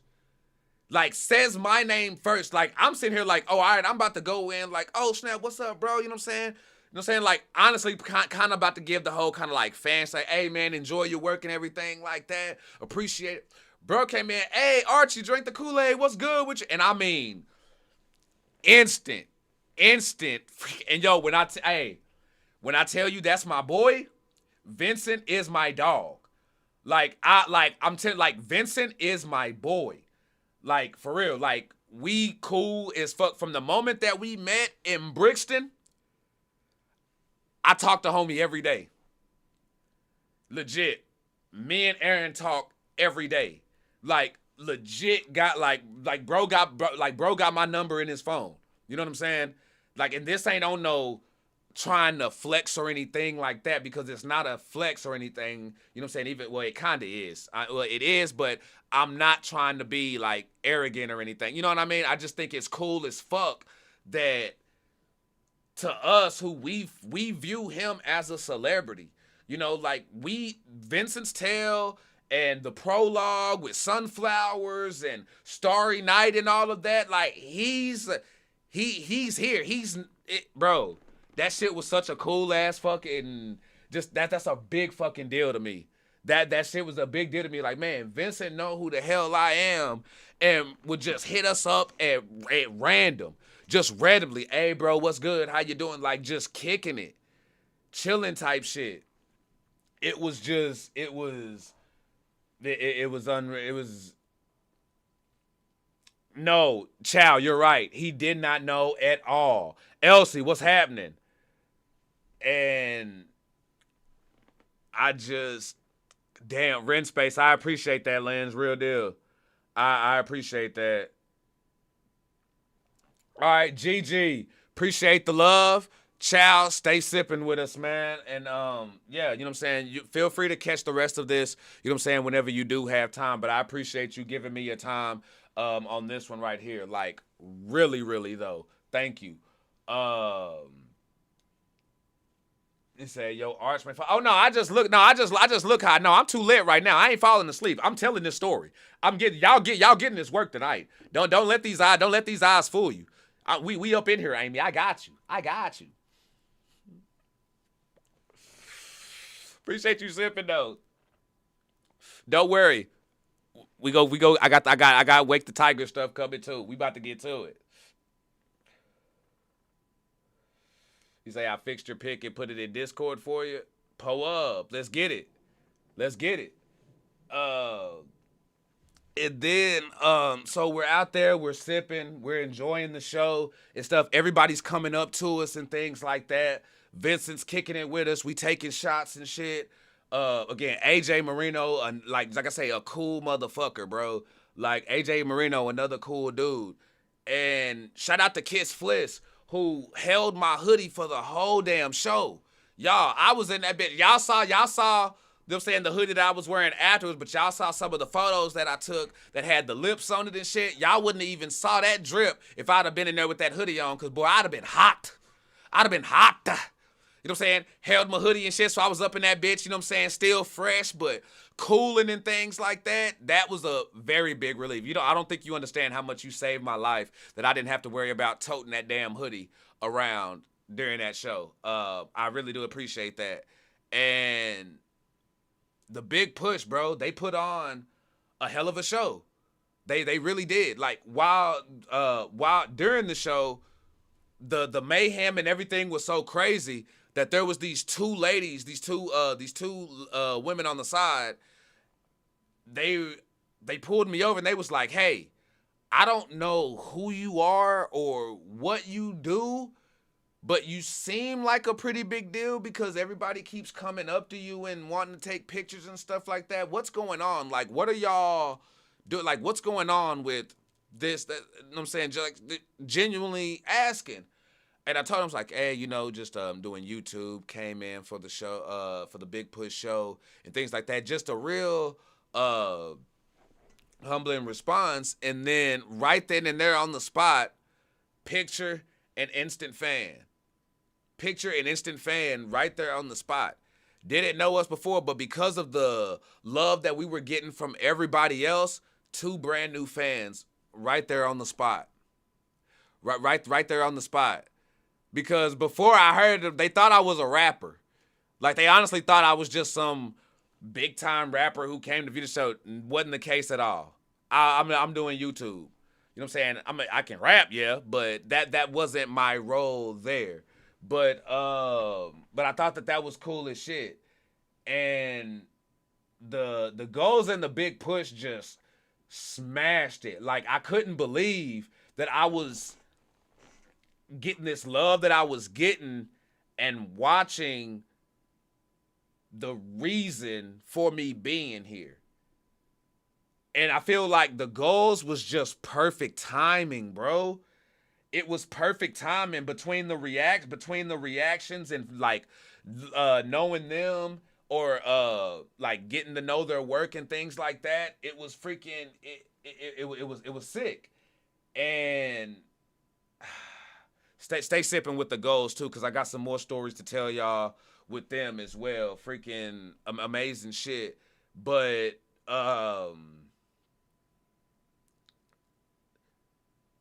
that shit was a moment. Like, for real, to just know that we was in the same spot sharing space with Ren, Gorin, Romaine, Glenn, the goals in them, bro. Like, that shit was surreal to me. For those of y'all who in the UK, it may have been cool, but probably, I don't know. If, like, for those of y'all who've been to Big Push shows and stuff like that, like, it may have been cool, but it probably didn't hit the same way as it did for us first time people going there, and who, like, those of us who actually traveled, because they're not in our backyard.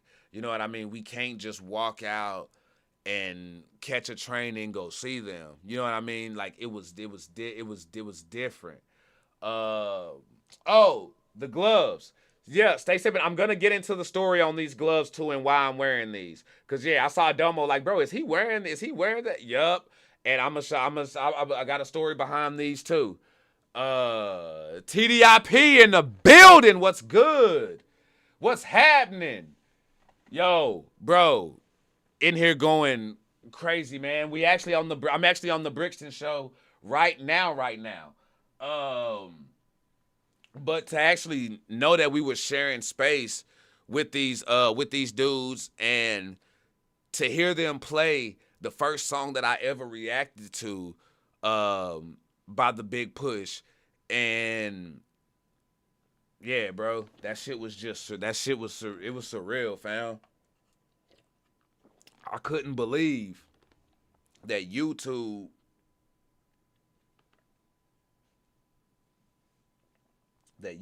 bro, is what got me on a plane to fly overseas and be witnessing this show. It was just, M says, which one was my first what? Just to make sure that I answer that correctly. Hey, Irish Jen Love, what's happening? I see you. But yeah, just ask me which one was my are you talking about the first TDIP reaction? Oh no, I've done a Prime and a Saya song before, but the first reaction that I did though was the Big Push though. Like, I Shot the Sheriff. And to just again be in there witnessing what we see on the busking videos and stuff in real time was amazing. They didn't miss a note, didn't skip anything. And even when there was a technical difficulty, dude came out there to where Ren didn't even have to worry about it, or was able to stop worrying about it, fix the issue, and then got right back or continued to play. It didn't even stop the showdown or nothing. Everybody was rocking out. Wolf almost whooped some ass. You know what I'm saying? Because apparently some dude decided to talk some shit, because y'all know Ray gonna be Ray. The same way that y'all hear my nigga on these reactions, it's like that in real life. There's no fake in what we do. And I think that was what was hella refreshing for me too, to know that when I met my two brothers, now brothers in real life, to know that these niggas wasn't putting on fronts. And I say that about TDIP as well when it comes to Prime and Saya. That, bro, hey, y'all bros too, man. Y'all bros too, to actually meet folks and know that, hey man, bros is genuinely like this off camera. That shit was refreshing. But Ray is up in there hype, you know what I'm saying? And we in the back too. So you know what I'm saying? Like, Ray hype doing this damn thing. We all hyping that bitch, grooving and doing shit. And I guess some dude was trying to show out for his chick and told Ray to shut the fuck up. I didn't hear it, and luckily I didn't hear it, because I would have suspended all that shit that I was talking earlier about not doing the damn thing. Because, yeah, what Wolf was about to do, yeah, we would have been on 10. I'm just saying. But hey, shout out to my dog though, because he handled that shit. And then like, Wolf, my nigga, dog. That's what I'm saying. So, bro sat here tells Ray to shut up. Wolf checks the shit, got it all on his meta glasses, and bro was standing like right here, and Wolf is, I'm saying, like, I'm standing right next to him, and he let me know what's happening, because I didn't hear it. I'm locked in on the show, and everybody else, I got people talking to me and stuff, so like I didn't hear him say it. And Wolf is telling me the story, and I know bro can hear him telling me the story. You know what I'm saying? Like, he can hear bro talk. Like, not only did he just check your ass, but you now gotta hear him relay the story, still talking shit to the motherfuckers next to you. You know what I'm saying? And not being quiet about it. Y'all, once I found out, I was like this. I don't know if Wolf's glasses pan or anything like that, but from the moment that I found out, I'm standing next to homie like this, just waiting for an opportunity to swing. Because yeah, bro was about to catch a two-piece real fast, because I didn't hear it and I missed it. But yeah, once I heard it, I was like, oh, I was on, because my head stays on a swivel. But I missed that. Then once I was caught up on game, it just was what it was. But Wolf handled that shit, shut that shit down. And that's what we do. And that's what I'm talking about, integrity. Integrity is what you do when bros is not around, when cameras are not on, when people are not looking at you and watching you. How you gonna handle shit? Are you gonna have bro back for real? And that right there told me, if somebody said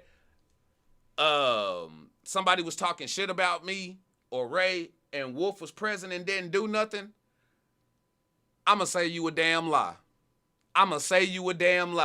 Because I saw that shit firsthand. Me and Ray didn't find out till afterwards, and we was like, what the fuck? But bro handled that shit, because it wasn't directed at him.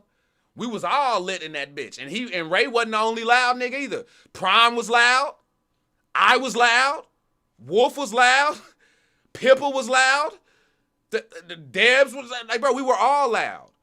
So, bro, don't try to be all over here and be all like, I'm like, bro, you could take your ass up to the stop in one of them little seats up there some damn where.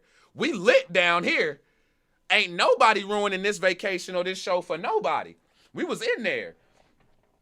And it was wild. But besides that though, I think one of the highlights of the show though, and this hit me to my core, yo.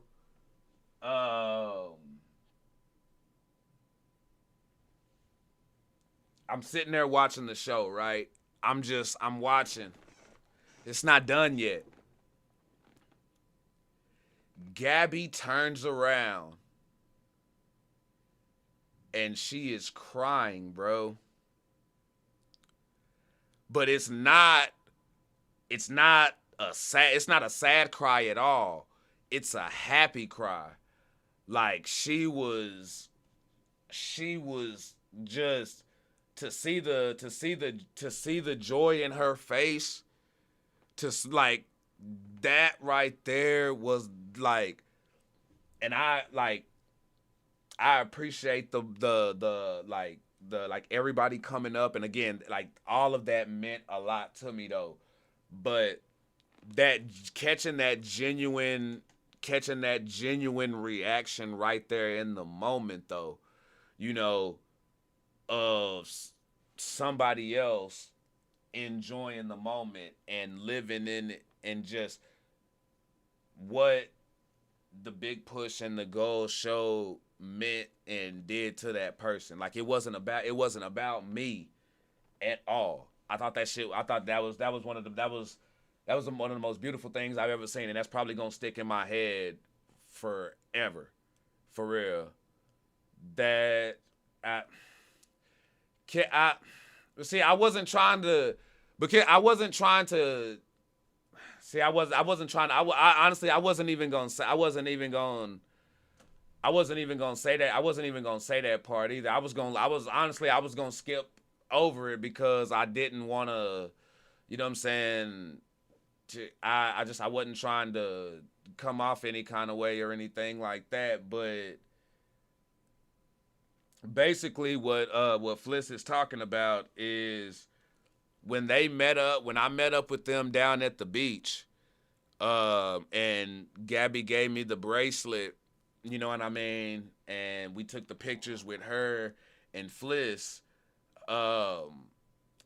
I asked them if they were going to the show, like, cause I'm excited to see everybody. I'm assuming that everybody's here to go to the show, and everybody will be able to go to the show.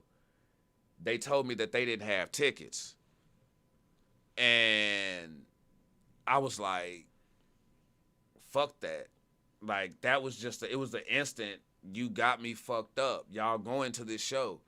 And I told them, like, I'll be looking for tickets. If y'all find anybody who has any that y'all can get, hit me up, and I got you. And we were looking around. We were trying to get them. It took a minute, but we got them. And got him the tickets, and was able to get Gabby and Fliss to that show. And it took it, and the spirit of the Renegades took over me at that point, because the love that y'all show and the things that y'all do for me, there's not a lot of ways that I like able to just like show it back, you know, in the ways that I would like. And I felt like, I don't know, something just came over me, and just like that needed to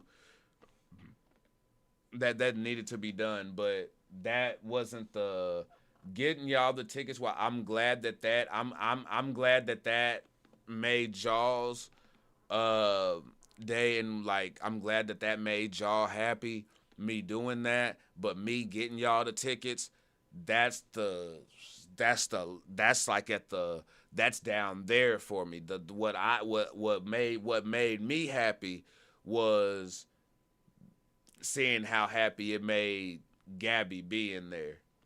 You know what I'm saying? Because regardless if she could have gotten those tickets from anybody else. She could have got those tickets from Chow. She could have got those tickets from Skater Willsy. She could have got them from Ren Space. And that reaction would have happened no matter what. And that shit was just beautiful to me. I loved it. So again, the show was legit. Ren got emotional. The goals freaking killed it. It was a 5 cup show. It was definitely a 5 cup show. If you know or you've seen the footage, it was a 5 cup show, and I think it was also amazing to be able to say that a video that people are gonna be reacting to, we were actually there. You know what I mean? Matter of fact, I think there's people already reacting to us busking with Liv down on the pier. And that shit's cool to me because, y'all, Let me stop. So, the show's over with, right? We're heading out. Now, I told y'all, we had the mini mob session when we walked in. Then, once we went between those doors, it got crazy. Like, stupid crazy. And shout out to Prime, too, who was kicking it with us the whole damn night. Like, we was out there, man. My brother, man. Like, stayed with, and I was hoping you would, too. I was hoping you was hoping you just didn't drift off into the sunset or nothing like that. Like, I was hoping that you stayed around. And Amanda, you were not lying. All facts. Cabbage Bank. I've been 30 minutes but forgot to go live. Oh yeah, Cabbage catching up. Yeah, that was me, man. That was me. But after the show, we're heading out. And if y'all thought that as soon as we went behind those doors was crazy, this was the real mob session. All right, Jorge, stay sipping, man. I appreciate you for pulling up.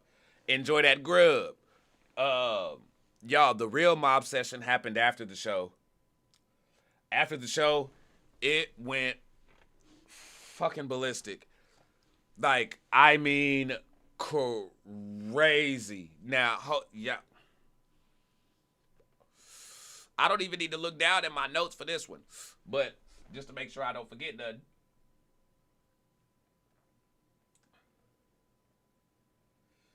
All right, at least for this part. I ain't got to look yet. I will at some point, though, because there's a certain part that I need y'all to know, and it's super funny.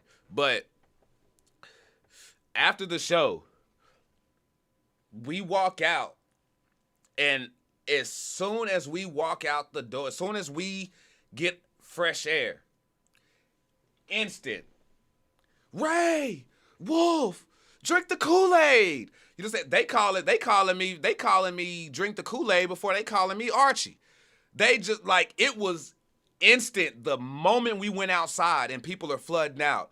We was to the point security had to push us down the block. So they had to push us down the block. Hey Susan, how you doing? Thank you for sipping with us. I appreciate you. I didn't have to spot you. You spotted me first on the corner. So much fun. Yeah, hey, Becky, I spotted you because they moved us down the block. That was the only because where we were standing at, they were instructing us to keep it moving. Because like they were telling everybody like they were keeping traffic moving, but they had to tell us to move down because we were getting mobbed and it was clogging up the entrance door there. And people needed to get out. So we're not, you know what I'm saying? We're renegades, but we not renegades. You know what I'm saying? We're renegades, but we not insubordinate and shit. We move it down the block. We don't want no problems.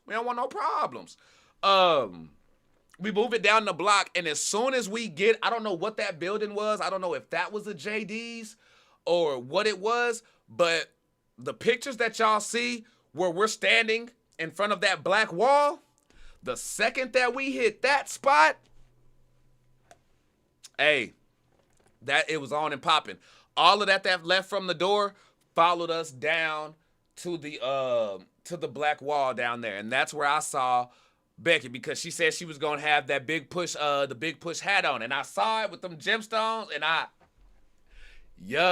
had to say what's up. You know what I'm saying? You know, because I don't feel like we're not too good for nobody, and we all just even Prime was saying he was like, bro, we just do this. We do this out our rooms, and we just go out like because we just look at ourselves as regular dudes, but y'all made us feel like superstars this night, and it was amazing to see because all the love that we got after that show, it really put everything into perspective for me. You know what I'm saying? Like everything from people meeting up and I'm still not done, but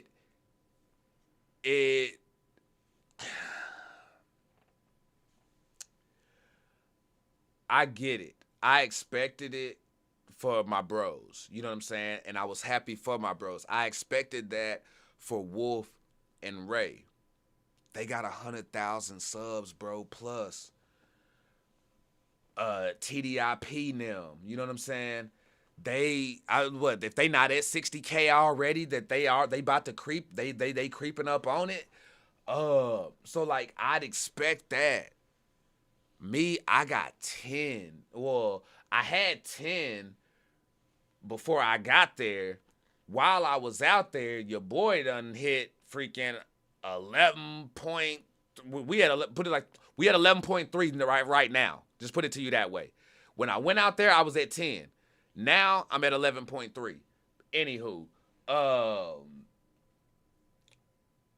that there's a lot to be said. Don't numbers ain't shit, bro. Numbers ain't shit. And if you ever doing anything, don't let people poo-poo the numbers that you do. Don't let people poo-poo your sub count. Don't let people do nothing. And don't you do it to yourself either. Because this was a checking moment for me. The people who are in your comment section, the people who are turning up for you, tuning in for you, sipping with you and doing that shit, they really care about you. You know what I mean? Like for me, for just this recap to have 60 plus people sipping up in here with me on a recap, I got more people sipping in here with me talking, doing no reactions than I have when I'm doing like live reactions and stuff. But I'm grateful for all of it. If the fact that y'all see the fact that I hit double digits, 10 people sipping when I'm doing anything is a win for me. And it showed me that everything that y'all be saying in these, like, it's not just words. Y'all don't just be telling us this shit to make us feel good. Like, to see the impact that we're having on people, bro, it humbles you. And it lets you know that there's a responsibility with this shit.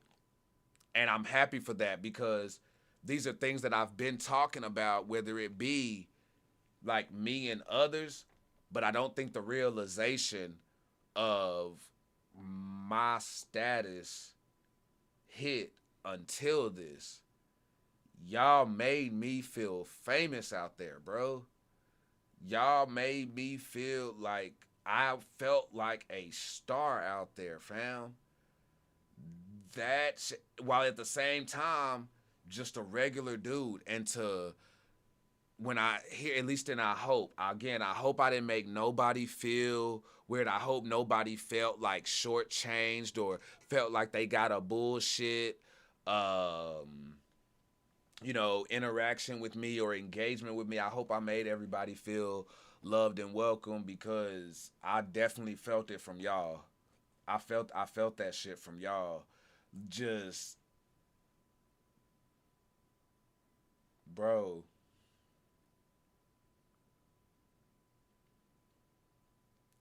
Hearing folks actually tell you that they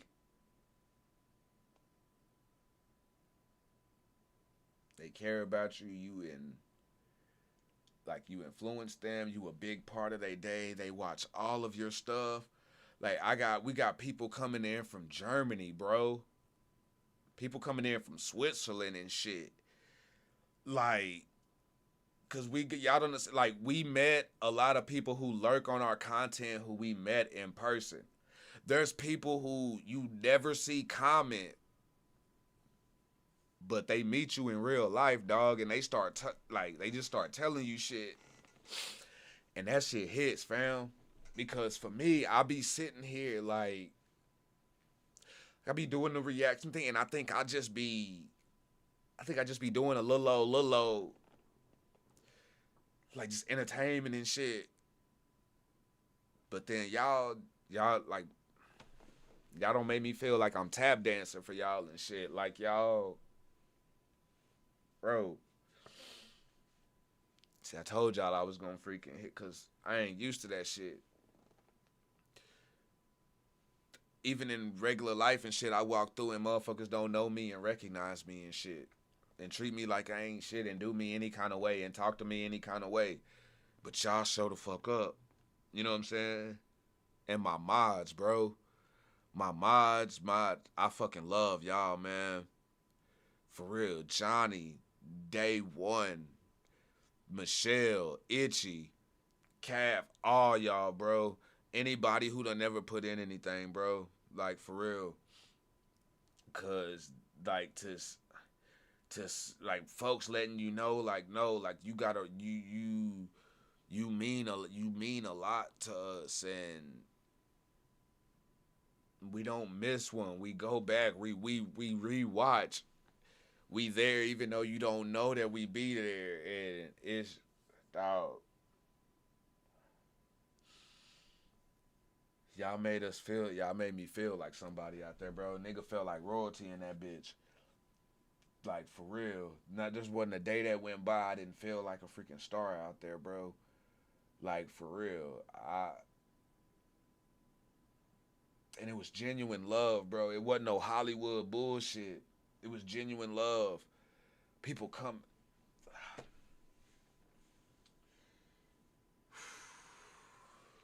Shout out Disco Doc. Shout out Disco Doc. Hey, I won. What's happening? Um, it it was freaking crazy.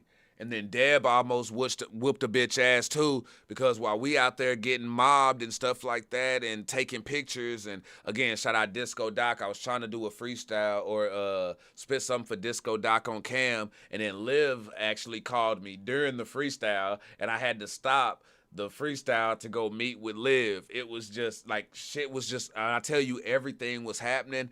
We, you know what I'm saying, taking pictures with who I now know was in the freaking Chris Webby and Ren Neurodivergent video and shit. Damn, felt bad we couldn't give homie a ride too, either though. But the Uber was just packed up, but like literally all the way packed up. But bro, that shit was wild. But yeah, this lady was hating, talking about we was making too much noise on the sidewalk, and she was a renegade apparently. And I thought, who the fuck leaves a show and expects quiet? Especially on the sidewalks and shit when people are clearing out. Anytime you leave a show, a sporting event, a concert, anything, the club, anything, when it's clearing out, there's going to be noise and ruckus for the next couple of hours at least. You could at least, you know what I'm saying, catch that. Like, oh shit, no freaking way. No freaking way.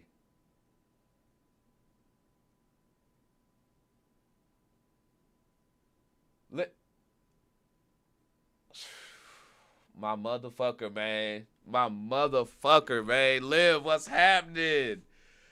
Hey, been talking about you like crazy. For real. Like, even so much so, I got, once we do the show recap before we get to the TDIP stuff, I even got some stuff in here because I told y'all now that I'm back, we be putting y'all on to some things. You know what I'm saying? So, Liv, even today I'm going to be doing some reactions to some more of your music. And again, now that you here, I can tell you in person. Again, thank you for the love that you showed me while I was out there. Genuinely surprised. Genuinely surprised. And glad, like, it's an honor to say that I know you in real life now. Like, to say that I know you is freaking amazing. So, and, just thanks for welcoming me in. And thanks for the right here. You know what I'm saying? Thank you. Y'all. I got your guitar pick right here. You know what I'm saying? Thanks for like even like coming through and having dinner with, just thanks for giving us your time. Like, really though. Cause oh yeah, I don't know what to say. Y'all just y'all did the damn thing. Y'all did the damn thing, man. Yeah, I was just telling them how I was doing that. Disco Doc wanted me to rap on camera for him, and then you called me. And so then I ended up just leaving the freestyle session and catching you running across the street. So Liv running across the street. And I don't know if this was before or after the wild bus antics, because I saw the wild bus antics that you were doing on the sick boy in the sick boy van, and I was freaking out, y'all. When I tell, hey, Liv was lit. Liv was lit on in that damn van, dog. Like, I'm telling you, she was turned. Liv was turned. And I loved every fucking moment of it. Like, it was the best freaking thing ever to see. And that was before I had even saw it in person. But we head over to the pub, like across the street. It was actually coming from the way that you were coming when I met you halfway. We go over there and we walk in and we kind of just like post up at the bar, because like here in the States, if the seats and everything is full, it's okay to just, stand at the bar and, what I'm saying, like have some drinks. As long as you're not blocking and stopping anybody else from getting drinks, you're good. But we walked into this pub and like the crowd, at first the crowd was weird as fuck. You know what I'm saying? Like you could tell, like it seemed like people had issues with us being in there. And cause like we filled it up. Like when we walked over there to this pub, we kind of like filled it up. And other folks started like, you know what I'm saying, like coming out and leaving. So once they started leaving, now we got a seat. My guy, his name is escaping me right now, and I do freaking apologize. If you hear sipping with me, pull up in the chat. But bro bought us shot, like he bought everybody drinks. He bought all of us drinks, and I'm like, oh shit, okay, let's go then. This was the first like sipper pouring up drinks for us. But then one dude said something at the counter, and I ain't gonna lie, it did kind of hurt my feelings a little bit. Not the dude who bought us drinks, but one of the dudes was at the bar. He was like, I know you, you're Uncle Ray. I know you, you're Locked Wolf. I don't know you. And then went back to whatever. But I don't know. I just thought that was just like that interaction was just kind of weird for me, because like, yeah, just in a big ass group of people. I don't know. It was kind of freaking, it was a little embarrassing. But you know what I'm saying? My nigga Wolf right there. He's like, oh, you don't know, that's Drink the Kool-Aid. Like, bro, I mean, like instantly came in and put on. You know what I'm saying? But he, you know what I'm saying? Like, you know what I'm saying? Like, you know what I'm saying? Wolf, he recognized what it was, you know what I'm saying? And you know what I'm saying? Like, came in for your boy. But again, that wasn't the dude who bought us the drinks, though. Dude who bought us the drinks was cool as hell. Because after that, we walked off. We went, got a table. Clara been a freaking amazing. Again, Clara was another one, because Clara looked out for us while our was in and ADHD going crazy. Like, she held it down to where she held the table down and raised hat. Like that's how clutch she was. But we go back to the table. Bro brings us over the drinks that he got us, you know what I'm saying? So we take our shots. And then this lady, she walks over and she's embarrassed at first. Like she doesn't want to approach us and things like that. And you know what? We not the Hollywood too cool for school type of niggas. It's, nah, you good, come over here. So we tell her to come over to the table, and she was kind of shy. Well, she was shy about asking us for a picture, and then she was shy about asking us for an autograph, which blew us away, because first off, we still on this, man, we just some regular niggas and they loving us out here. And again, we still on that, y'all got us feeling like superstars out here and things, and like we feeling the love and stuff. So we still on that.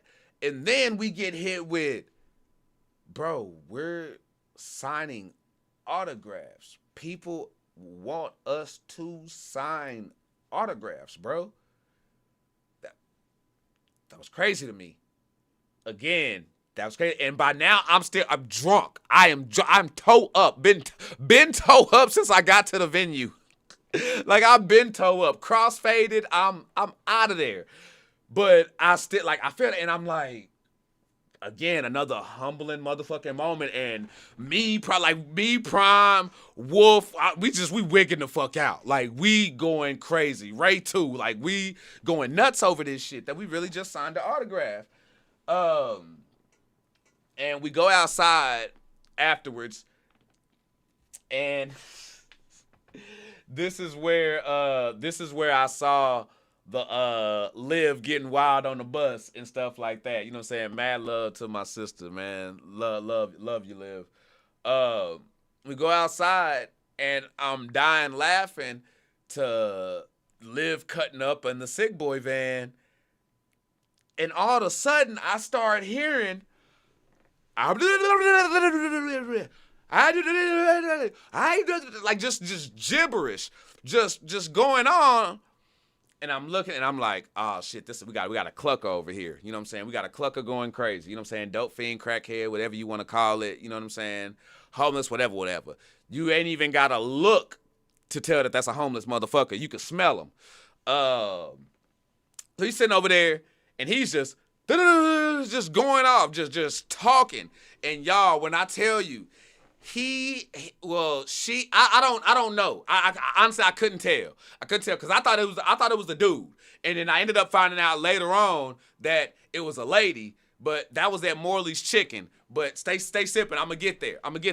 Anywho, this motherfucker's over here, and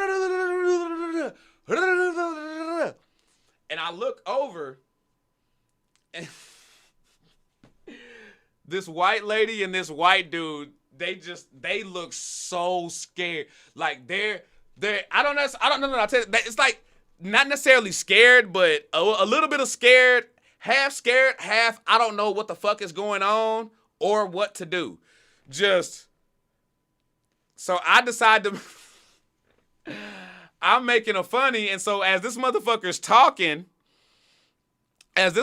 over there talking to them, I'm over there just ad-libbing. So the dope fiend is just over here, and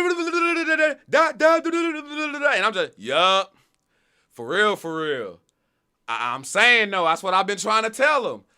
Yup, nah, you right. That's what I was saying. Yup, I'm just ad-libbing, just being a nigga, I'm instigating, but I'm doing it loudly. Like, I'm not being quiet. I'm not being quiet about the shit at all. You know what I'm saying? Pull up, Vibe Gang in the building, my broski, man. What's happening? Man, say, hey, bro, appreciate you coming in, man. Having a blast, bro. Feels good to be back, reliving, recapping. I'm telling them right now about the dope fiend motherfucker who was outside the pub going crazy. So I'm over here ad-libbing it, and then the white is because it's a couple. They came for the Big Push show as well, but they're sitting there, and then the white lady still starts doing the same thing. She just, after I stop, she just over there shaking her head like, yup, and starts doing the same fucking ad-lib thing, not knowing what this motherfucker's saying. Yes, that's the person that Thundy Payton said, and that's what fucked it up. That's what fucked it up, though, because Thundy thought when he paid that motherfucker to go away that was going to be the end of it. No, that exacerbated the shit. Valerie, how you doing? Hey, love you too, fam. Real shit. Like I say, man, bro, this trip made me recognize and realize a lot of things about myself and us, bro. Like, running into y'all and just saying that y'all were just real, genuine motherfuckers in real life. You know what I'm saying? And just the way y'all did things and the way y'all moved, that said a lot and meant a lot, bro. You know what I'm saying? So, yeah, we ain't just motherfuckers who follow each other on YouTube. You know what I'm saying? We family in this bitch. For real. But Yeah, so and make sure if y'all ain't done so either yet, if y'all not following TDIP, Locked Wolf, Vibe Reactions, y'all need to go get up on that, man. Like, really though, trust me, take my recommendation for it. Now, I'm sure some of y'all are, but if you not, go ahead and do that and show the same love that y'all show me over here. You know what I'm saying? Like, sub, do that whole bit. But appreciate you pulling up, man. Really though. So after that, while we're over here at the pub, apparently this is what the video that y'all see where Ren's hanging out the window and everybody's down there. You know what I'm saying? Like the fans going crazy, singing chalk outlines and doing that whole bit. That was going on while we were across the street. You know what I'm saying? So we're over there doing our thing again. Clara's looking out for us. She's looking out for our hats, or for Ray's hat and things like that. Well, now that we drunk, we trying to find some food. Prime says, hey, we can go get some chicken. Who peed in the pool? Bro, I fucks with this. Bro, hey. He's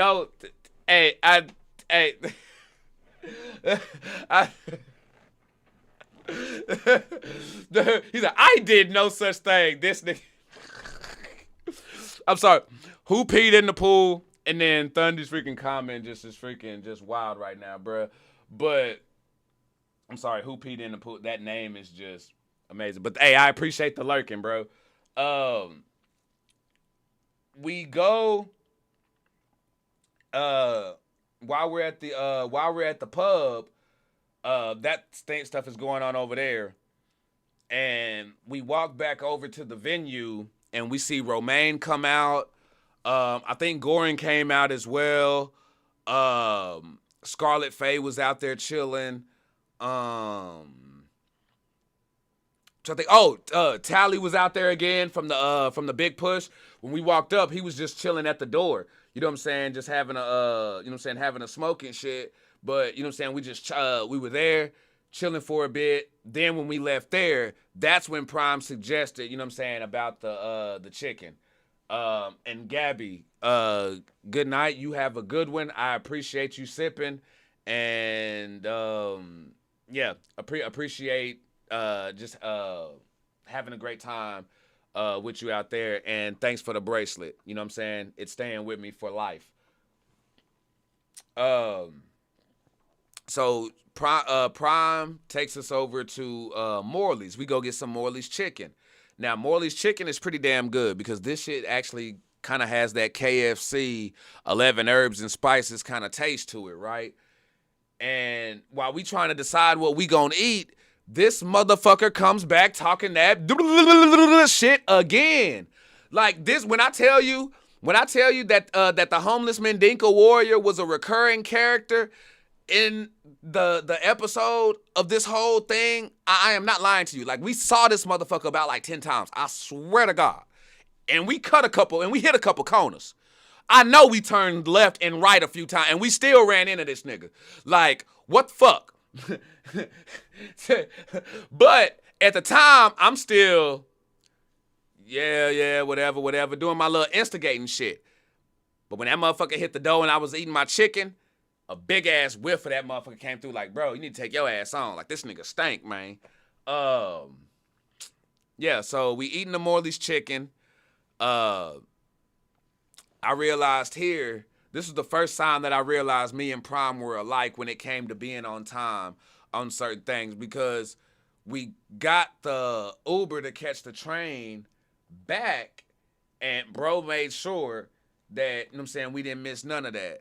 But we get out, we leave Morley's, the homeless motherfucker come up again, and by now, I'm annoyed. I'm pissed off.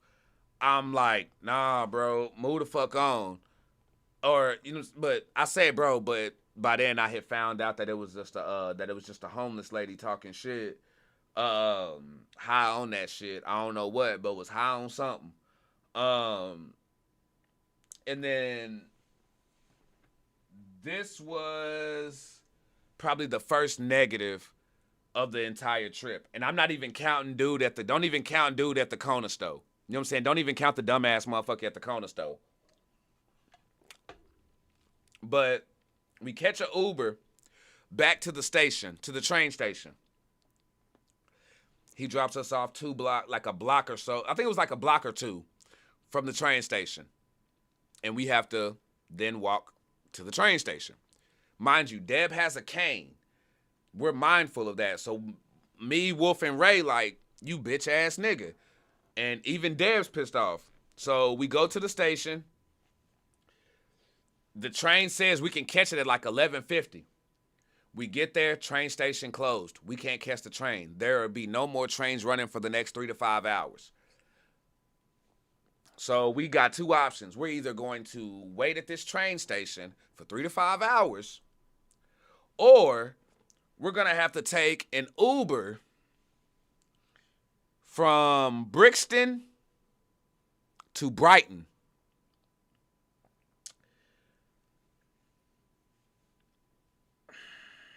And that's exactly what the hell we ended up having to do. Ladies and gentlemen, we ended up having to take an Uber from Brixton to Brighton. Yeah.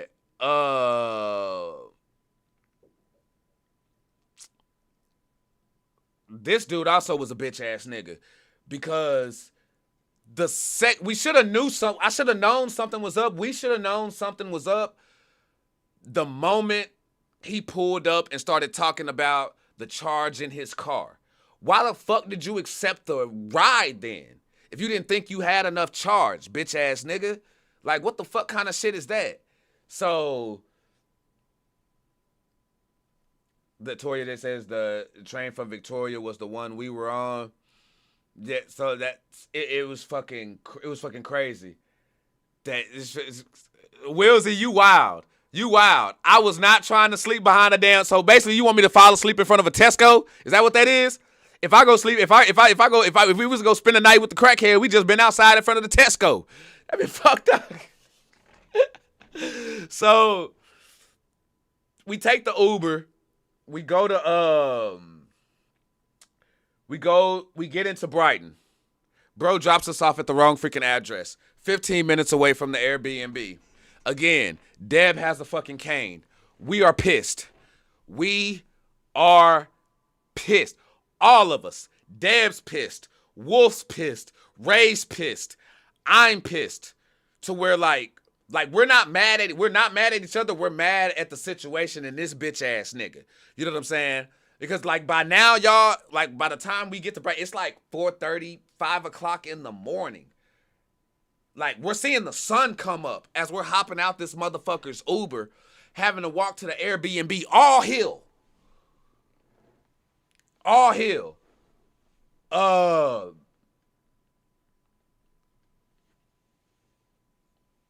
Oh, yeah. And no, that was clutch. No, Prime was the motherfucking real G for that one, Clara. For sure, for sure. Thanks for giving my homie his flowers on that. Real deal. Because when we got in our Uber to leave, we saw that bro was still there with you, right there on the side when we took off. So definitely cups up to my G for doing that, man. That's real shit.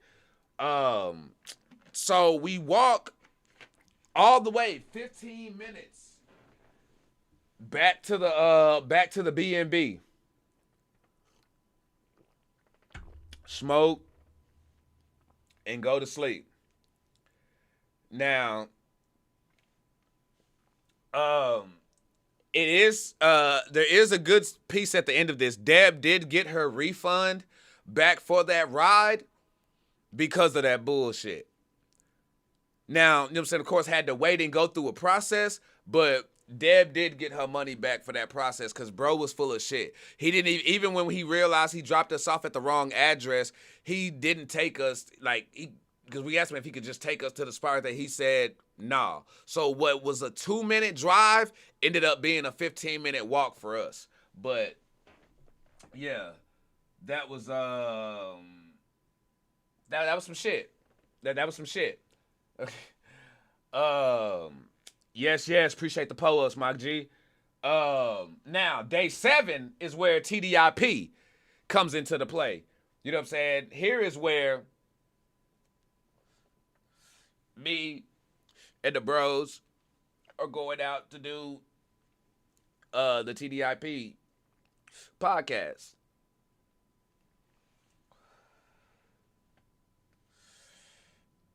Now, this was our we had now while we had took the train to Brixton, this was our first time though doing the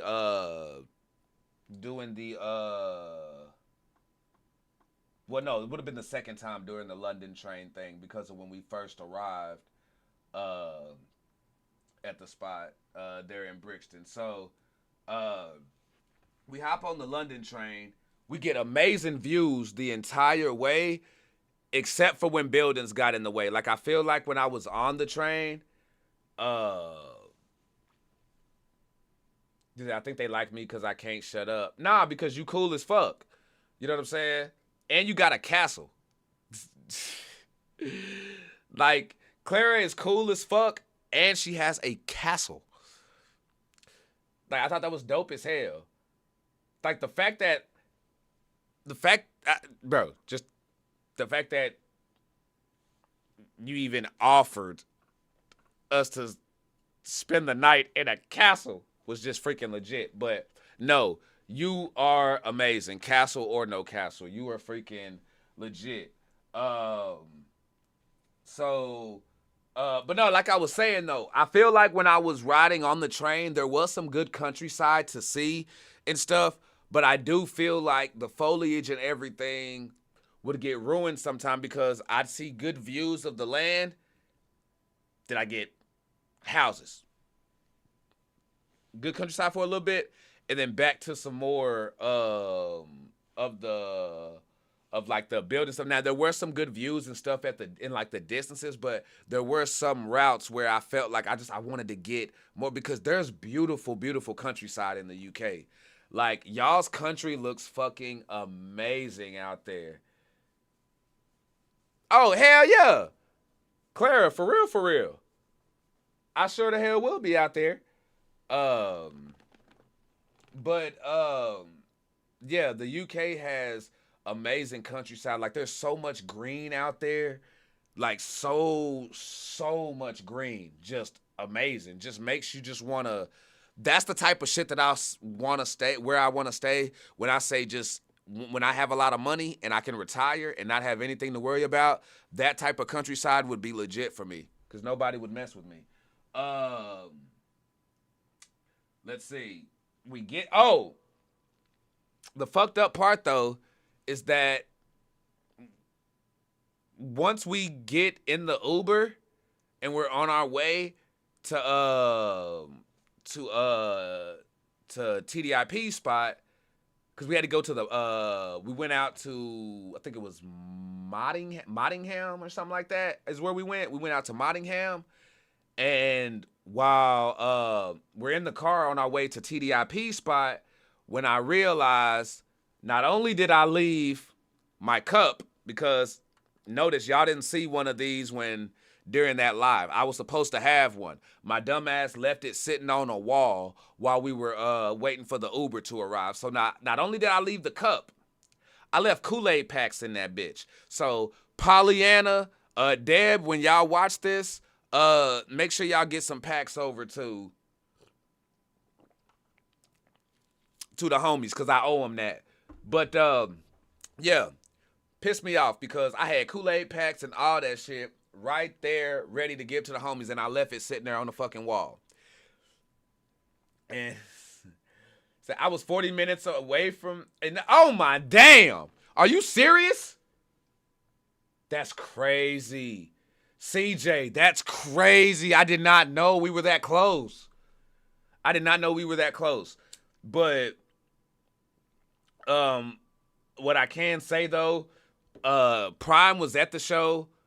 Saya wasn't, but when we met Saya and Prime together at the same time, it was the same thing. Like, it was instant bro shit. You know what I'm saying? The love was genuine. Saya was hype. Like, you could just see the excitement on his face. Like, that shit was amazing because he was on 10. Saya was on 10 the moment we got there. Probably because he knew they were gonna fuck us up later. You know what I'm saying? Now that I think about it, that's probably why bro was so high, because he already knew what was in store for us, even when we didn't know. You know what I'm saying? And Ray knew too. Ray kind of knew too. You know what I'm saying? But damn, that's cold than a bitch. Y'all got us. That was funny because when we got there, y'all saw it. It was mad love.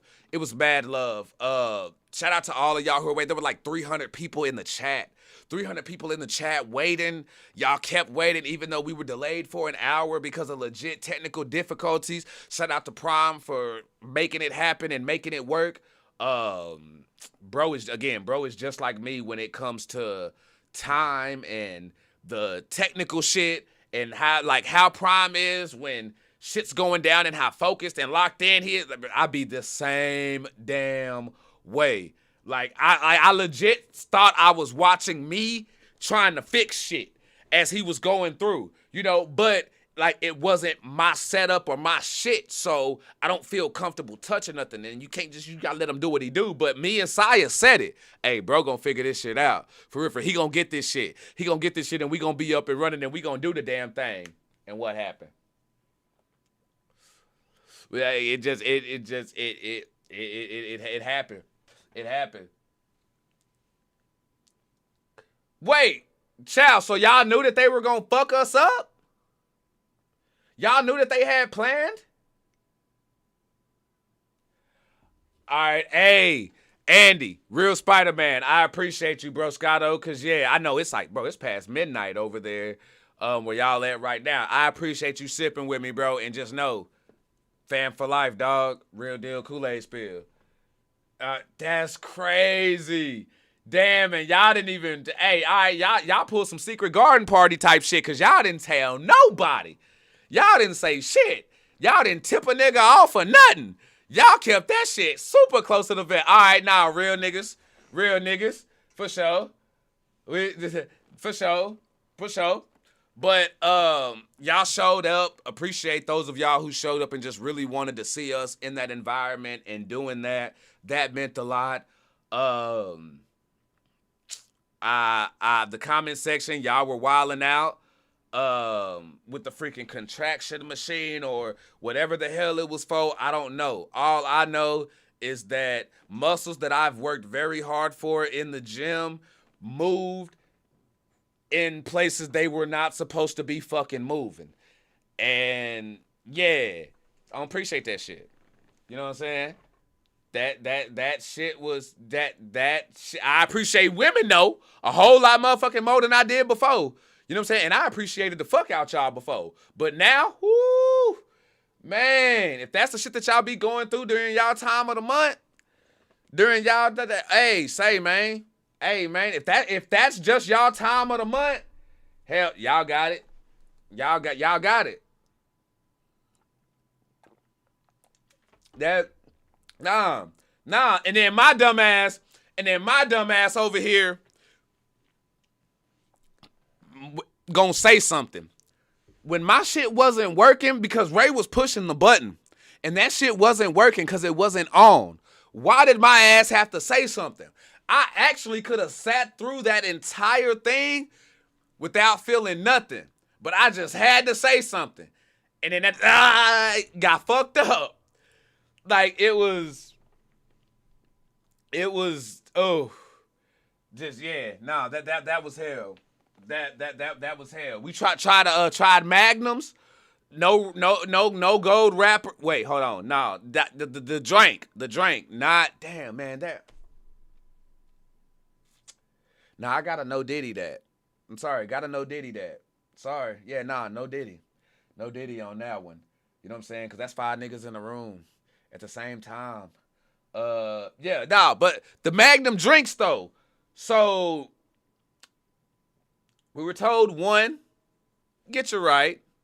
2, get you nice. 3, get you fucked up. Right? That was the thing, right? Ray had 5. That nigga had 5. Bro, my nigga was so drunk. When I tell you, now he was talking some real shit. My nigga was talking some real shit. Like, my nigga talked the whole train ride back. The whole train ride back. But it wasn't like pointless conversation. It was real shit. Because me and Wolf was locked in. We was locked in. Now, I did point out and let him know that, yeah, my nigga drunk and he feeling it. You know what I'm saying? Throughout. But, like, he was talking some real shit, though. It wasn't it was the weirdest drunk man talk I've ever heard. Because it wasn't that, y'all know, like, usually when people do that drunk man talk, niggas can be annoying, bro. Like, all that drunk and niggas start crying and getting all emotional, and then they want to hug and shake you and start telling you a whole bunch of shit you don't even need to know about or care about. Bro, this nigga talked the whole freaking train ride, but was a whole train ride full of that real shit. Just talking about the appreciation from y'all. Like, real, y'all, Wolf, if I'm lying, I'm dying, bro. Tell me, like, my nigga was showing appreciation for everybody. Like, on the whole train ride, he was showing love to y'all. He was showing love to me and Wolf. Like, that nigga was sounding like me when I be freaking going crazy with it. You know? Like, it was some real shit, but it was cool because even though bro was fucked up, you know what I'm saying, on them drinks, even though he was fucked up, like, he said some heartfelt shit on that train ride, bro. It was hold on, what did I do now? What did I do? Wait, hold on. What's pause? Wait, what? What was pause worthy? Wait, please tell me y'all delayed. Please tell me y'all delayed on the please tell me y'all just reacted to the Magnum piece. Please tell me that's y'all just on the Magnum piece. I didn't say nothing else, did I? That come on, man. Shout out Chris Carter. Damn. A 4-pack of Maggie's is $90 on Amazon. Oh shit. Oh shit. Elsie gonna be giving us crazy her and Troy stories. Elsie, stay away from the Maggies. Stay away from the Maggies. Don't you do it. Don't you. No, matter of fact, no, do it. Do it. Because no, I want to hear the story. No, fuck that. I'm bad influence. Do it. Do it. Buy that shit. Buy that. Get fucked up. Get fucked up. Get fucked up. And then come back and tell us all the details and shit. You know what I'm saying? And then make the Kool-Aid. And you can make the Kool-Aid in my kitchen. You know what I'm saying? Like, really, though. You can make the Kool-Aid in my kitchen and then let us know. You know what I'm saying? Like, for real, though. Like, yeah, no, go get them shits. Damn. Only one pack, though. Only one pack. Both of y'all get 2. Three or more for y'all scares the hell out of me. But, ow. Shit. Ow. Fuck, I just shocked myself. I'm sorry. My fault. Let me pull up.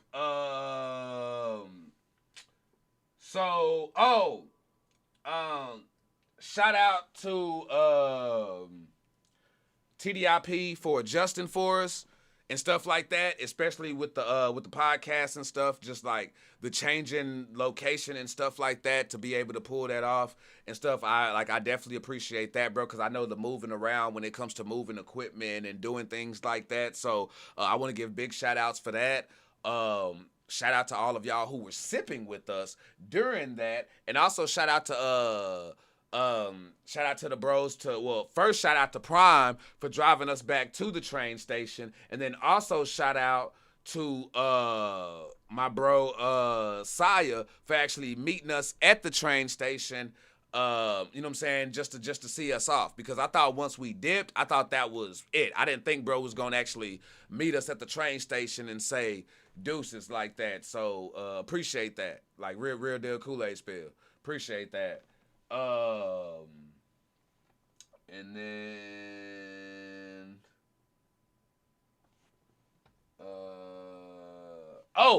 then we get off the train, got some more chicken, and then went home. Day 8. This is the day of Liv's show. Trust me, y'all, this thing gets better. This gets better, and I'm sorry if I'm taking forever, but I'ma definitely try to get through this so we can go. But I definitely appreciate y'all for just sipping with me and being patient and getting all the story and stuff. I'm sorry. I feel I appreciate y'all's time so much more. Like I was always grateful for y'all's time, but I appreciate it so much more now.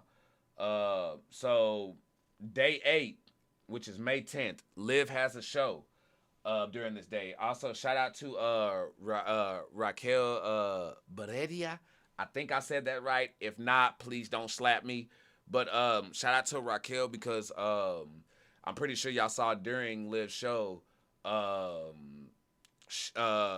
Raquel was actually able to how can I say it promote something that she's been working on, and it's called Orbis Sonora. And basically, what it is it's an independently run company that helps independent music artists. So for like music artists who need help with studio time, or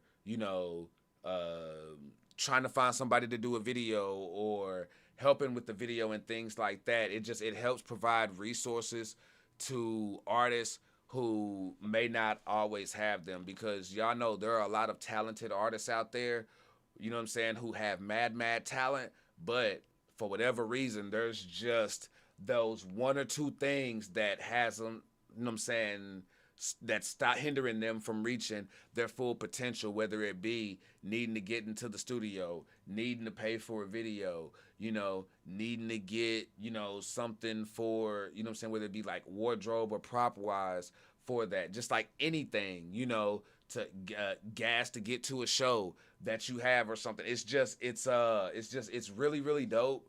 I know during the live there was a link for it. I actually have actual cards. I'm gonna reach out and get the link and I'll post it. But I think it's just hella dope what she's doing with that. I know I sent the link to I think I got it to or got the info to Lindsay, who got it over there. So oh bam, it's right there. Okay, so yes, so it says right there, go over, if you're not part of the Ren Space group on Facebook, go over there. Matter of fact, shout out to Ren Space, Rabbit Hole, all, you know what I'm saying, like all of y'all, like really though, for the, you know what I'm saying, for the love and support that y'all been showing as well. But if y'all do want the link to be able to support, the link, you can find the link on the Ren Space channel. And again, the same way y'all like tip and donate here and stuff like that, that's basically what that is there. So we pull our resources together, and the renegades and all of us and fans of music, we just come together and we just help a cause, man. I think it's a good one and a great one as well. So shout out to Raquel for that. But before Liv's show, we met with the Goals for drinks.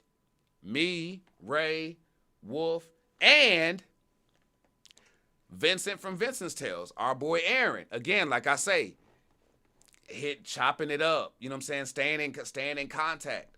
And we actually meet the Goals for drinks at Weatherspoons on West Street. And that was real cool to see, because I wasn't expecting that. We didn't expect that or have that down until we got down there, and things just started developing once we were there. Like, there were a lot of on the fly impromptu things that were great moments that happened because of sippers like y'all, you know what I'm saying, and Tori Lyons and Christina and Liv, and just like so many of y'all, like there was just so much that was done that it made it one of the most amazing things ever. So we sat down, we had drinks with the Goals, we chopped it up with Will, Telly, and I forget blonde homie's name. I gotta hit him up about that, because I keep freaking forgetting his name. Long-haired homie who looks like Jimmy Page, or you know what I'm saying, with the Robert Plant hair. He wasn't there though, but three of them were. I think he was had something else that he had to do, but three of them were there, and it was just amazing to really just sit there, chop it up, and hear their like feels on music, because it was almost like we were interviewing them in a way, to be honest with you, because we were asking questions. Like, it was just sitting chill, kind of like a real wholesome vibe, but we were also getting to ask questions and things like that. Like, I asked Will about the Freestyle King thing, and I was right. Like, bro do be freestyling like that. Like, bro be freestyling like that. And even then at the show, if you caught, he actually has parts in there where Will start barring and talking that shit. He's hella freaking talented. And then Telly, bro, even though he's playing the drums, he's actually a bass player first, and then started playing the drums, and then also knows how to sing. While Glenn, it's the no. It's I think it was drummer who started doing bass. No, it was drummer who started doing bass, and then a bass who then started doing drumming. I don't know. It was just this thing between Tully and Glenn. I know there's this real backwards comparison thing with them, but just I thought it was real cool to sip with them on that. Oh, and we got a new sipper. Appreciate that. DJ H5050. Po up.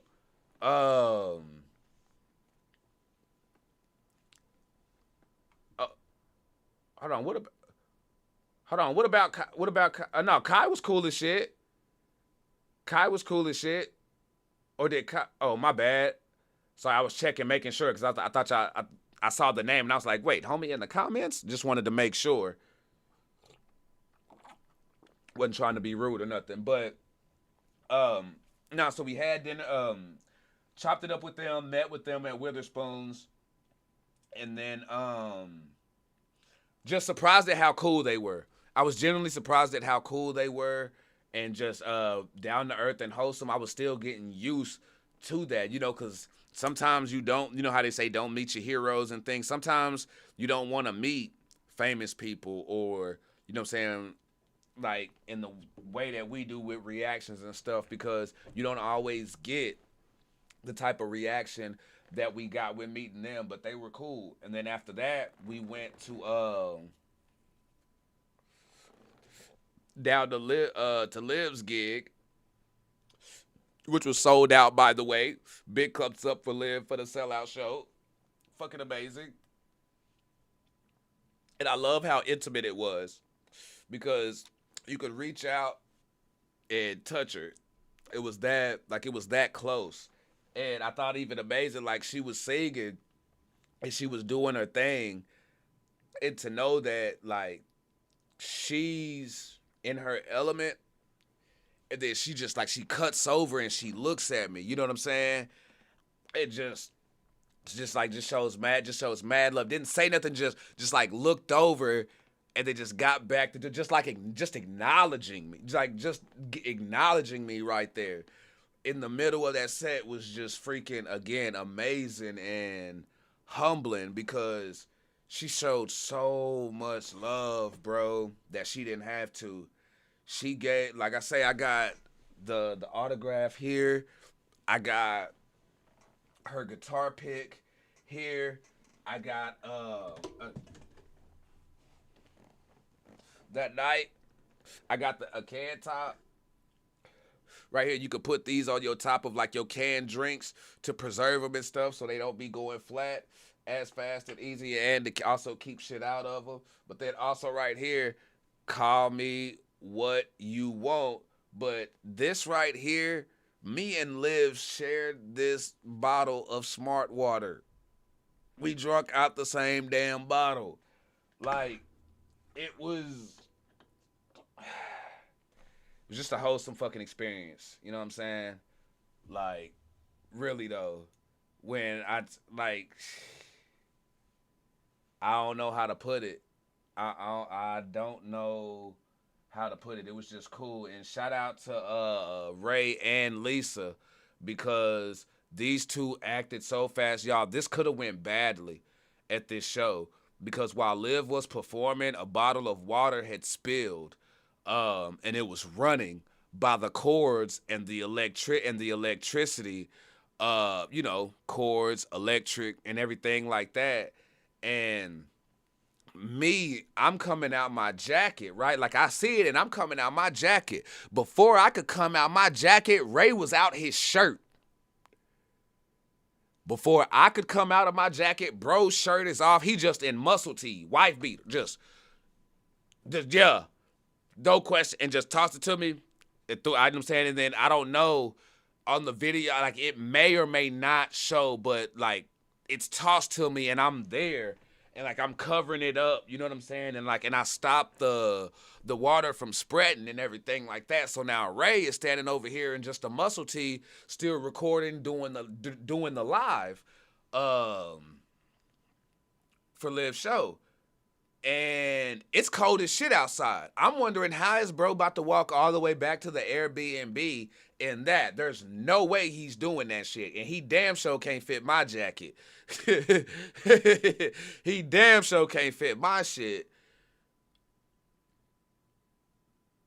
Lisa messages me. Shout out to Lisa Stairs.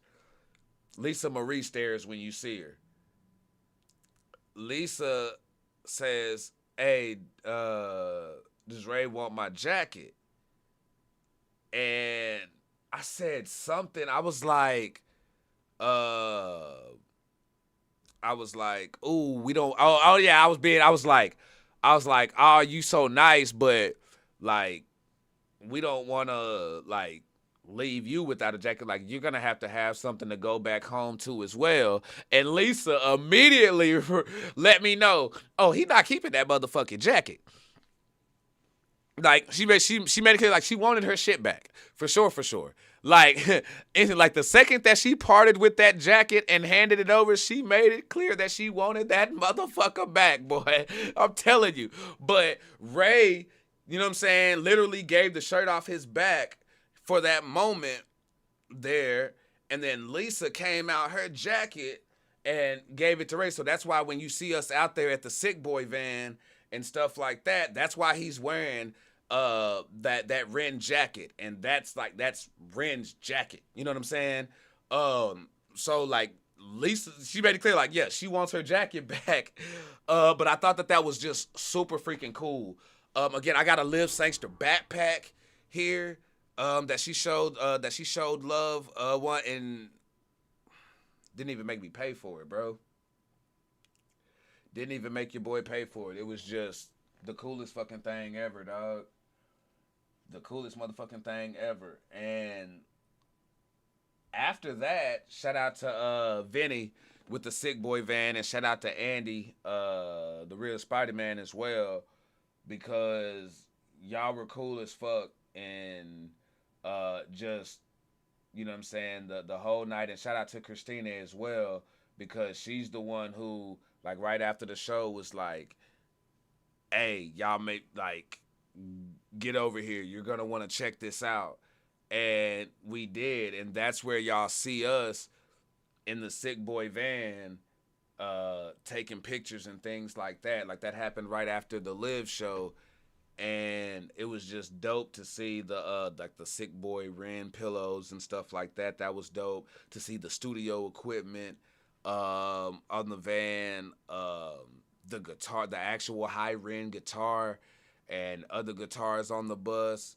There's a restroom on it that actually has toilet paper with Cujo's name on it, so they are literally wiping their ass with Cujo. That shit was I took a picture of it. That shit was fucking hilarious. Just, I saw it, and instantly the 90s kid in me lit up. The 90s kid in me lit the fuck up when I saw that shit. I'm like, they wiping their ass with Cujo. Damn.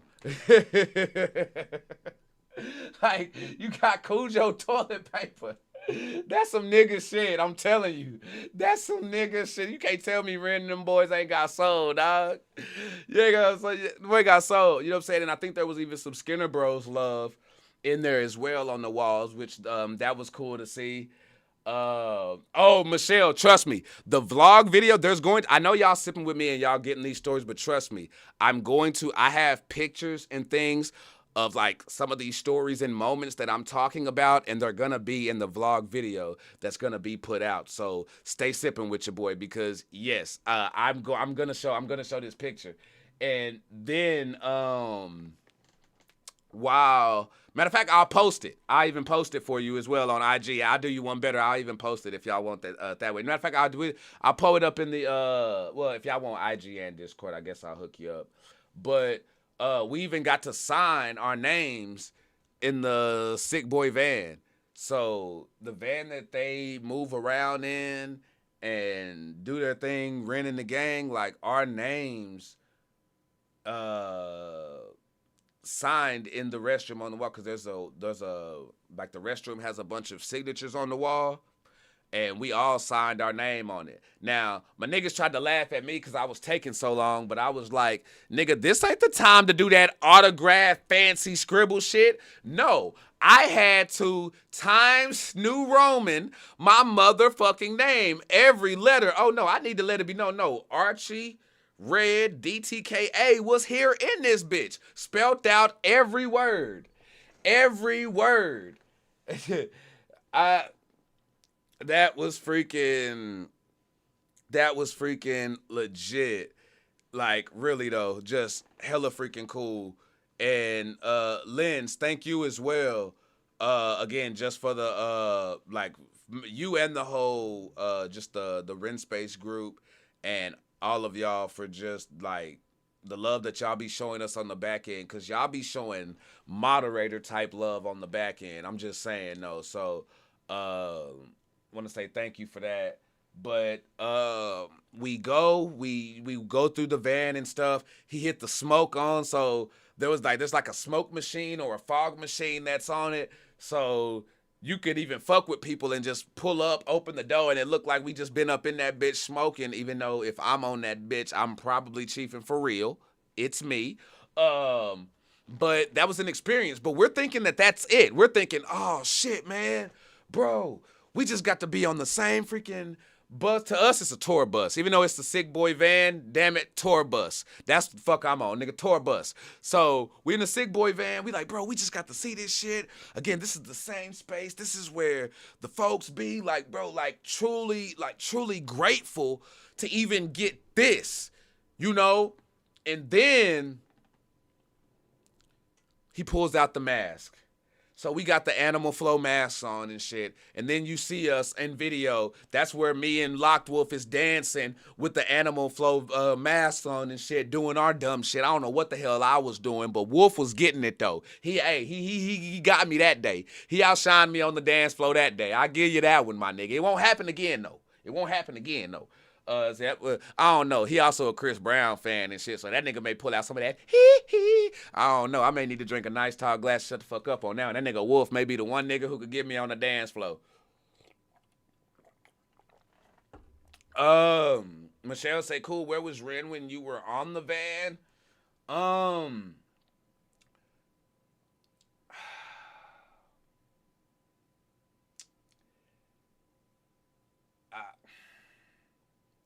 He wasn't there. He wasn't there, but he was close. That's all I can say. And that's just me being respectful, because there's things involved that's not me, that I just don't, you know what I'm saying, that I don't feel comfortable necessarily telling. I mean, I wish I would have checked and got, you know what I'm saying, cleared first, but again, I don't know if, you know what I'm saying, but no, but he was close, but he wasn't there or around when none of this was going on. So Ren wasn't there, but again, this was still the space though. But we're doing the mask and all that. Carrie passing around a bottle. I think it was a bottle of vodka. and everybody going around sipping, and my dumb ass, again, this is y'all. I'm from I'm from the well, I ain't even gonna say this is a from the streets thing or nothing like that, but like from where I'm from and stuff like that, we don't be putting our lips on people's shit. So I do the whole don't let my lips touch it, try to pull it out and shit. Man, if they ain't laughing my bitch ass, like what the fuck are you doing, bro? If you don't put your lips on that shit and drink that shit, boy, you out here in the motherfucking UK, nigga, you better drink that shit. You better go wine on that shit, nigga. Hey, and damn it, peer pressure got me because I pulled the fuck up. So shout out to Carrie for that one. And it didn't stop there with the sick boy, the Animal Flow mask. Vinny then turns around and gives us Bad Wolf. What's happening? He comes out and gives me, Ray, and Wolf these gloves. So these are the ones that y'all see Ren wearing in the music videos. Oh, shit. I think I turned the thing on for it to move with me and shit. Oh, shit. Yup. It's on. It's on. Fuck. Hold on. Let me. Shit. Damn. Hold on. I think I activated it. Damn. I did activate it. Shit. No. Damn it. Don't. Hold on. Fuck, because I don't want it to do that. No, nigga. Shit. There we go. All right, cool. There we go. There. All right. Bet. All right, so now we solid. Okay, sorry about that. All right. Damn. Sorry. Camera thing got me. That should be the verbal stop. Yeah, I'm gonna have to work on that. But not so he comes out, he gives us these gloves, and that was freaking again crazy. So I got Liv's merch, I got these gloves. I'm on 10 right now.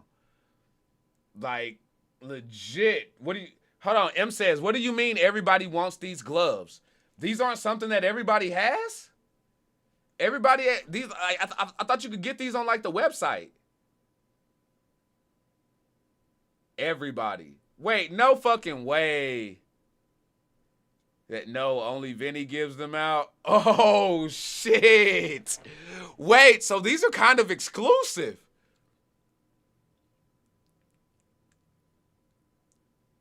So these are kind of exclusive then. Oh.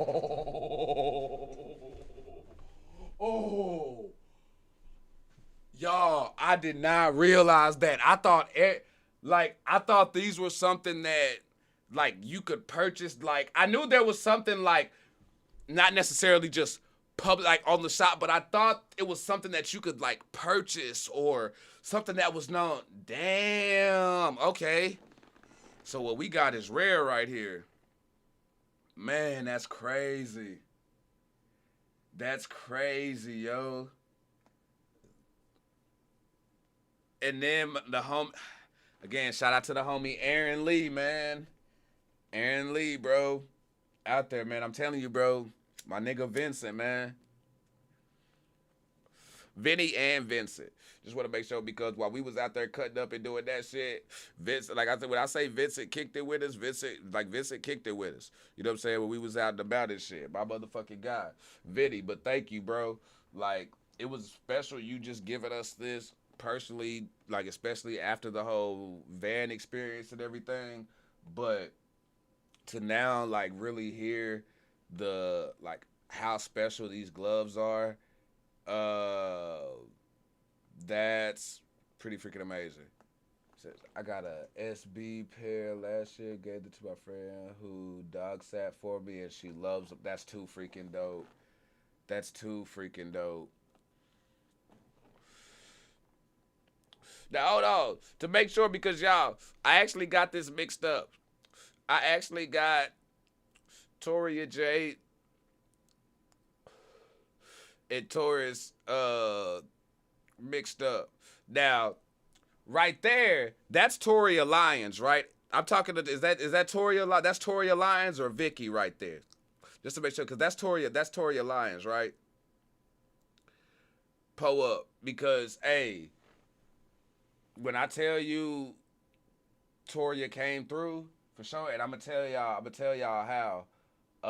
But yeah, Vinny, bro, I appreciate the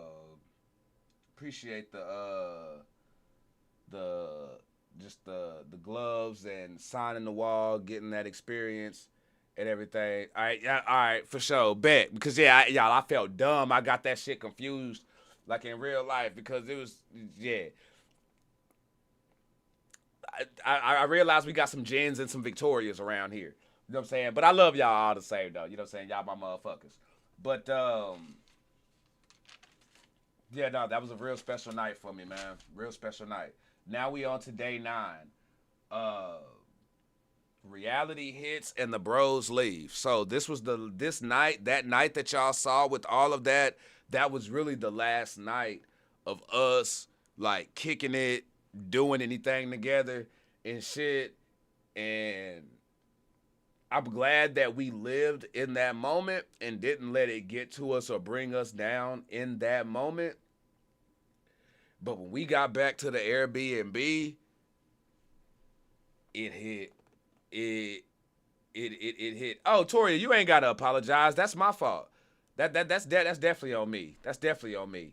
But we get back to the Airbnb and then the bros are leaving and it's like, damn, bro.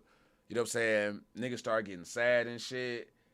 But at the same time, like just recapping and also reliving everything that happened during the trip. And that's why, you know what I'm saying, like we was getting emotional and shit, because those late nights when we was walking the streets of Brighton, doing the Jenny and Screech and Vincent Tales video locations, like we was walking all through these joints in these streets and just seeing how like it was a moment like we really, you know what I'm saying, we really, you know what I'm saying, connected during this shit. Like, and I think we legit have like a cool brotherhood with this shit. And even then, and I feel like we even got a family thing with this when all of y'all and Debs and Vicky and all of that, like it was legit. But that wasn't the end of the adventure, because I ended up being here a whole nother week by myself. So it's them going back to the States and then me also dealing with that, man. The rest of my time here is about to be without my bros. We just had the time of our lives. Nikki! We just had the time of our lives and like some amazing experiences. There's no way I'm going to be able to live up to that, or how am I going to have these same experiences? Like, is my time here about to be boring? Like, what am I about to do? Because I didn't really have much plans outside of the Great Escape, thanks to Toria J there for hooking me up on that. Like, that was the one thing that I knew that I had in the bank was the Great Escape.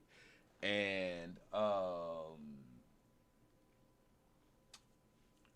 we split at the Bright Station. Shout out to Debs for finding me a dope-ass Airbnb right across from the O2 Arena at Bristol. So the Bristol show that we went to, I literally had a place right across the street. I look out my window and the O2 Arena was right there. Like it was freaking amazing. But we get to the train station and we don't even really get to, like, we hit our goodbyes, but there wasn't even no, oh, my bad, sorry. We're gonna do that. Like I say, I do got some music and stuff like that, but I want to run that at the end once I've gotten through all the story stuff for y'all. I got some Liv, Scarlett, Hutch, all of that. So stay sipping with your boy. But let me see. We had the 3-hour train ride, so I had a 3-hour train ride to Bristol, and then I changed that the Forum station, which was wild because now I'm on a 3-hour train ride across country. Feels like, again, it's weird because you got trains with the tables and shit sitting there. I'm not used to a motherfucker walking down the aisle offering refreshments like they do on the freaking planes. So it was different. But it was also just cool to just have my headphones on, get music and capture footage and things like that. Real wholesome. And then let me see. What did I do next? Trying to see.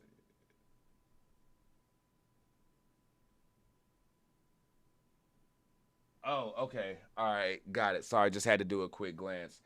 Make sure I don't forget nothing. Bet. All right. So, once I get off at I make a switch at Forum. I'm headed to Bristol Mead Station and I meet up with Debs and Polly from there. We go to Weatherspoons because it's right there by the train station. Yeah, y'all notice we hit Weatherspoons quite a few times on this one. Stay sipping. Good drinks too. Good cheap drinks too. Um, so we go to Weatherspoons. I actually eat though. You know what I'm saying? Give me some burger, wings, and fries and stuff like that. Lemonade, Sprite. And then after that, we walk to the Airbnb. And on the way there, stop get some Rillos, and I actually got some. Y'all know the raw papers that that you know what I'm saying you can roll up and do the cones with. Well, I actually got a domino set from these. Hold on, I want to show y'all these real quick because they're pretty fucking player. I ain't gonna lie. Hold on. Where is it? Hold on, let me get it for y'all real quick.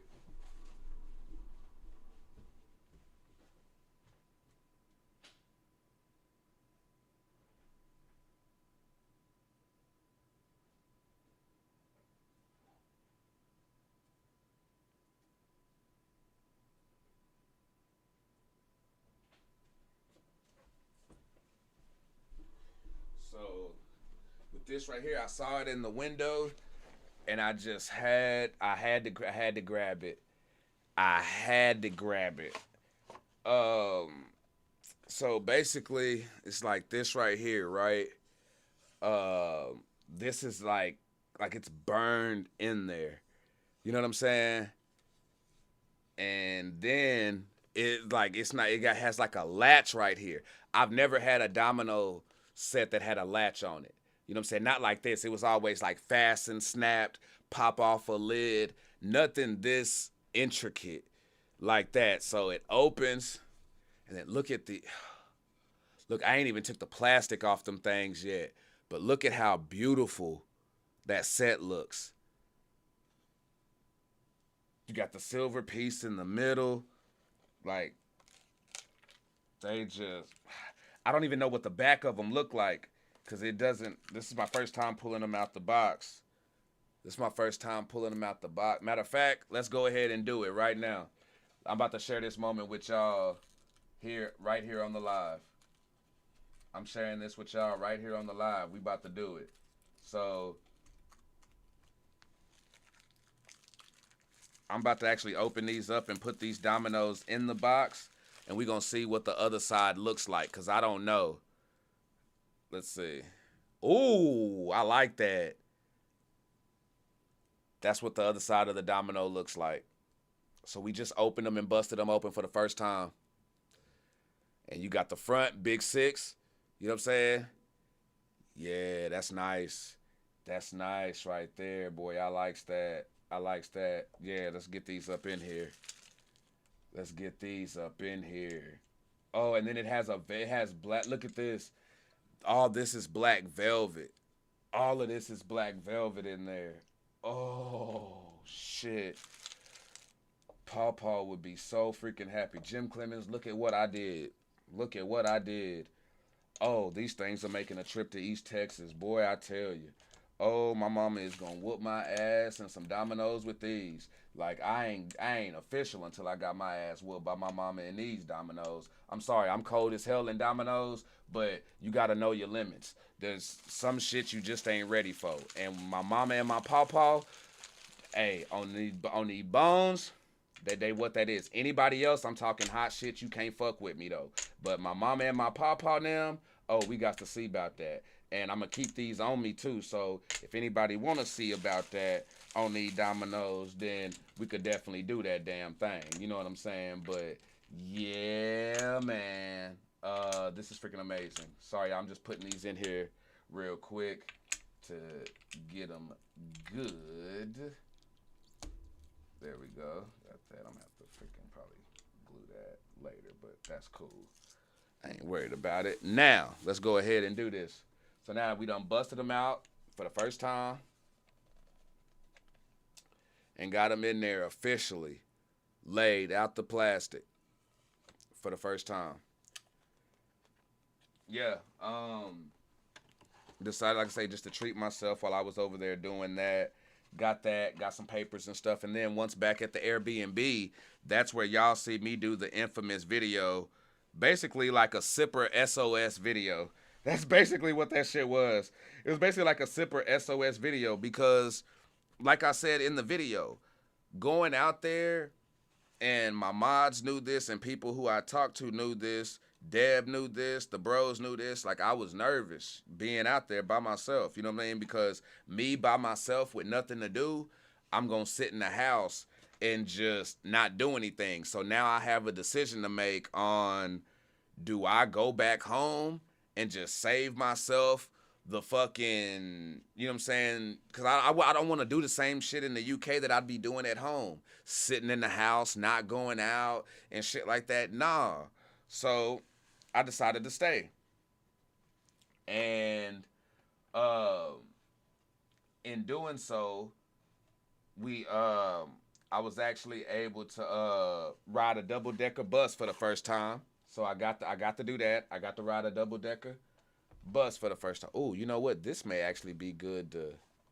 Yeah, we may have to have that in the background somewhere on the cool, though. I'm going to have to... Yeah, I'm about to find a nice place for you.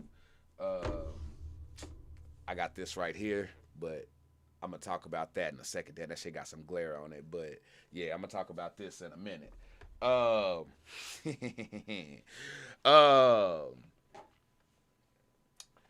So, go to a... We go, so the next day, after doing the SOS video, and shout out to all the sippers who reached out, shout out to Glastonbury, and everybody out that way, who's trying to get me out that way or wanted me to come out that way. Like, once I did that video, y'all, instantly my week was booked up. I went from not having nothing to do to having a whole week planned full of things, like instantly, to the point where I couldn't make every event out there. But everybody out there in Glastonbury was definitely understanding of that, and I appreciate that for sure. But the next day, on day 10, we're almost done with the days here, y'all. There's only 15 days to cover. But the next day, me, Polly, and me, Debs and Polly, we walked Bristol. I got to see some Banksy paintings. We went to a museum where I saw like all kinds of crazy stuff. Like I saw a real mummified body, like a real mummified body. One of the oldest, like, that is, oh my damn, it was freaking crazy. It was crazy. Even got to unwrap one. Saw some crazy, just different minerals and taxidermy type stuff. Just to see how different the porcupine is over here versus over there. I think I saw a baboon with no red ass on it. I thought they chopped it off. I saw some shit I love museums. I'm a history buff, you know what I'm saying? I nerd out on things like that, and I thought that was super, super cool. There was Banksy paintings inside the museum. There was this floating freaking aircraft there. It was lit. It was lit. All right, Johnny, pull up, stay sipping, be safe on them roads. And then let's see. After that, we go bowling. Now we were gonna go to this one spot called Roxy, but we couldn't go because they had this weird age restriction. And um, shout out to Elliot, Deb's son, Elliot. Real cool dude, by the way. You know what I'm saying? Real bright kid too. Um, but Debs had already, had put off kind of like family time for a bit and had to reschedule because that night we went out drinking and did the East Street tap thing. Elliot had to stay back at home when initially he was gonna like be with us, but plans changed, so he ended up having to go back to the room. Well, when we planned bowling at Roxy, we were gonna have, I'm saying, good time drinking stuff like that, but they say you got to be over 18 after 5. But we didn't want to cancel him out again, or Debs didn't want to cancel him out again, and I didn't either. So we ended up going to a different place to where we all could bowl. And again, I think that was probably the best thing that happened because me, Debs, Polly, Vicky, and Elliot played something like I haven't had that much fun bowling since the last time my daughter whooped my ass when she was like 5, 6 years old. I am not exaggerating. My daughter beat my ass in bowling when she was like 5, 6, if that, maybe 4, maybe. I don't know. I still got the score in my phone. I took a picture of this shit. She whooped my ass, and I was trying. But I hadn't had that much fun since then. Bad Wolf, real deal Kool-Aid spill. Real deal, man. But had fun playing bowling there. Then after that, I whooped that ass in Mario Kart. You know what I'm saying? Debs and Elliot got this work in Mario Kart. It's different when you're playing it actually sitting down in a Mario Kart machine. But it was definitely doable, though. But yeah, you know what I'm saying? I did handle business on that, though. You know what I'm saying? So if y'all want that Mario Kart work, let me know. Nikki, it was amazing. It was amazing. Also, what was amazing, shout out to AJ Marino, because while we were out bowling and doing all of this, bro gives me a call. Like, not like a regular call, like we video call, like on camera and shit like that. Like we were talking, yeah, but then like we started video chatting and stuff. And he's another one who I'm like, you one of the bros, man, like for real, because as busy as how he is, I started discovering him as I just started doing like more homework and stuff, and then people started letting me know and putting me game on certain things, and I got mad respect for him because he built his channel, like he didn't build his channel off reactions and things like some of us have. You know what I'm saying, he was already doing music and doing other things, and then started doing reactions and other things, and now just does like content and travels, and I admire homie's grind, you know what I mean? And the fact that he took time to stop down, chop it up with me, you know what I'm saying, and even just know who the fuck I am and want to rock with me like that, I thought was cool. So we tried to get together to do an in-person sit down with me and AJ Marino, so y'all were this close to getting that, but scheduling things happened, so we weren't able to do that. But what I can tell you is definitely look forward to seeing AJ on the Kool-Aid Jam, you know what I'm saying? So, you know what I'm saying, where we'll be here. That's basically my version of like podcasts and things, or me on his channel. Like, however, you're gonna see me and AJ do something together at some point in the future, for sure, because bro is too freaking cool, and a lot of people in his position aren't usually that cool, and I think that's what amazes me about him, Ray, Wolf, TDIP, and some of these other folks, because I know a lot of people in their positions who, once they get up there, they too good for everybody, and they ain't got time for the little guys. But you know what I'm saying, bro really really making time, and just real cool and genuine, and I sip on that. So appreciate that, homie. Real deal Kool-Aid spill. And then after that, I tried UK Popeyes for the first time. Roots, you right, and that's how that's how it's gonna happen. first, most likely on video, and then once back in the UK, because I am going back. When I tell you Brighton is second home, Bristol is third home, and Cali, you know what I'm saying, you fourth home as well. Well, really, you more like 1A, 1B because you was first love. But my second home is definitely Brighton, third home, Bristol. Y'all gonna see me a lot out there in the for real. Archie's coming back to the UK. Really, Archie, the whole squad is. We've already talked about it. We're coming back. You know what I'm saying? We're gonna set it up and make sure things are right. But y'all will see us again at some point. Nikki, I like that. And for me, that's what I appreciate the most because we've done content. We've been doing content for a while. There's a lot of people who do content who don't have the same mindset that you're talking about. And there's a lot of people who are doing, you know what I'm saying, and still operate like what you're talking about. Like there's a lot of like attention seeking and people wanting the attention on them or what I'm saying like clout chasing or what I'm saying just like shady shit going on. So to actually know and see dudes coming together and keeping it real, it's real good to see. You know what I'm saying? Between all of us. So I appreciate what I'm saying, all y'all who been coming through and sipping and just showing mad love. You know what I mean? Like I really do appreciate that. I even saw CSM was up in here earlier showing love. You know what I mean? Just everybody, y'all like y'all doing it. Y'all doing the damn thing. My bro Ray, my bro Wolf, TDIP, AJ Marino, freaking Willsy, man. Like y'all were freaking just going mad crazy with it, and I appreciate that shit. But let me see, where was I at?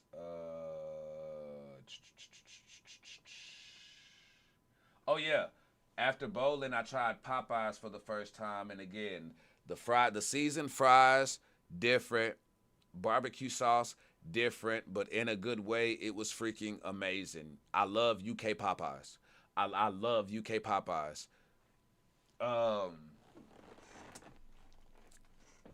I UK Popeyes and then KFC. Even though I ate more KFC than UK Popeyes. I know it sounds crazy.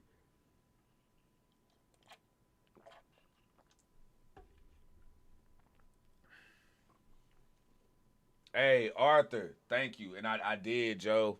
I did. I had best time of my life, best trip ever. Couldn't have went with better homies. Just over it was the best, man. It was the best. And I appreciate you coming through and sipping with your boy. And Nikki, thank you so much. I appreciate all of y'all. Now for the day 11, it's back to Brighton. And this is where a whole nother pull-up comes in. Shout out to Pippa. Y'all seen Pippa in the comments. Y'all see me talking about Pippa, my royal sipper, and all of that.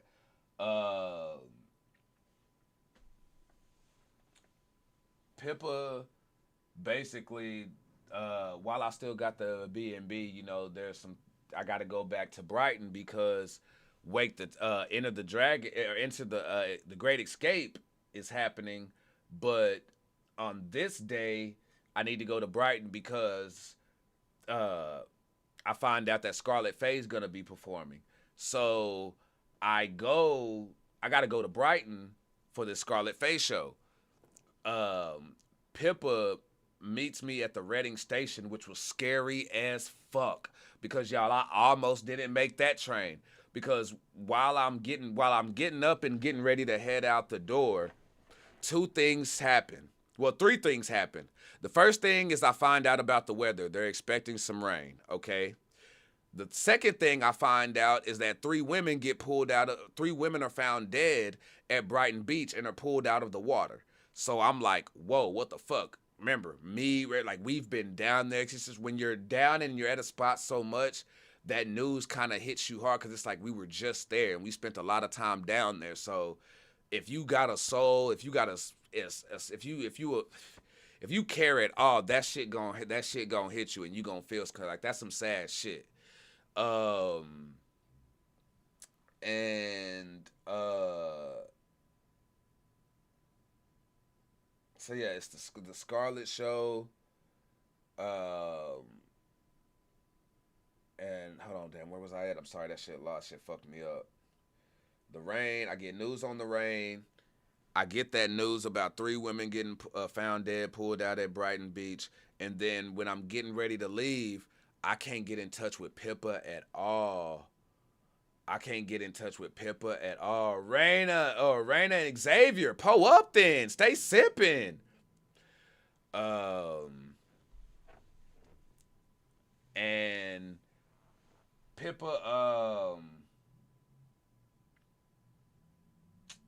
Pippa picked me up, but it was scary because she wasn't answering the phone or anything at first. Like, I wasn't getting any responses, so now I'm like, holy shit, do I stay on this train? Do I go to the next stop and just go straight to Brighton? Do I hop off and go back to the Airbnb? What do I do? And then I want to say like 7 minutes. 7 minutes before I was about to have to get off the train, I get in contact with Pippa. Pippa had lost cell phone reception. She rode her motorcycle to a car rental place to get a car to be able to drive me. Got rained on while on the motorcycle, so her clothes were fucking drenched. Got the car and still came and picked me up. First of all, driving in the motherfucking rain on a motorcycle to go get a rental car to pick me up is enough. We ain't even brought into the fact spending money on a rental car. Bruh, come on now. Big cups up to Pippa on that one, yo. Real shit. And I'm scared as hell. And I was scared as fuck. So...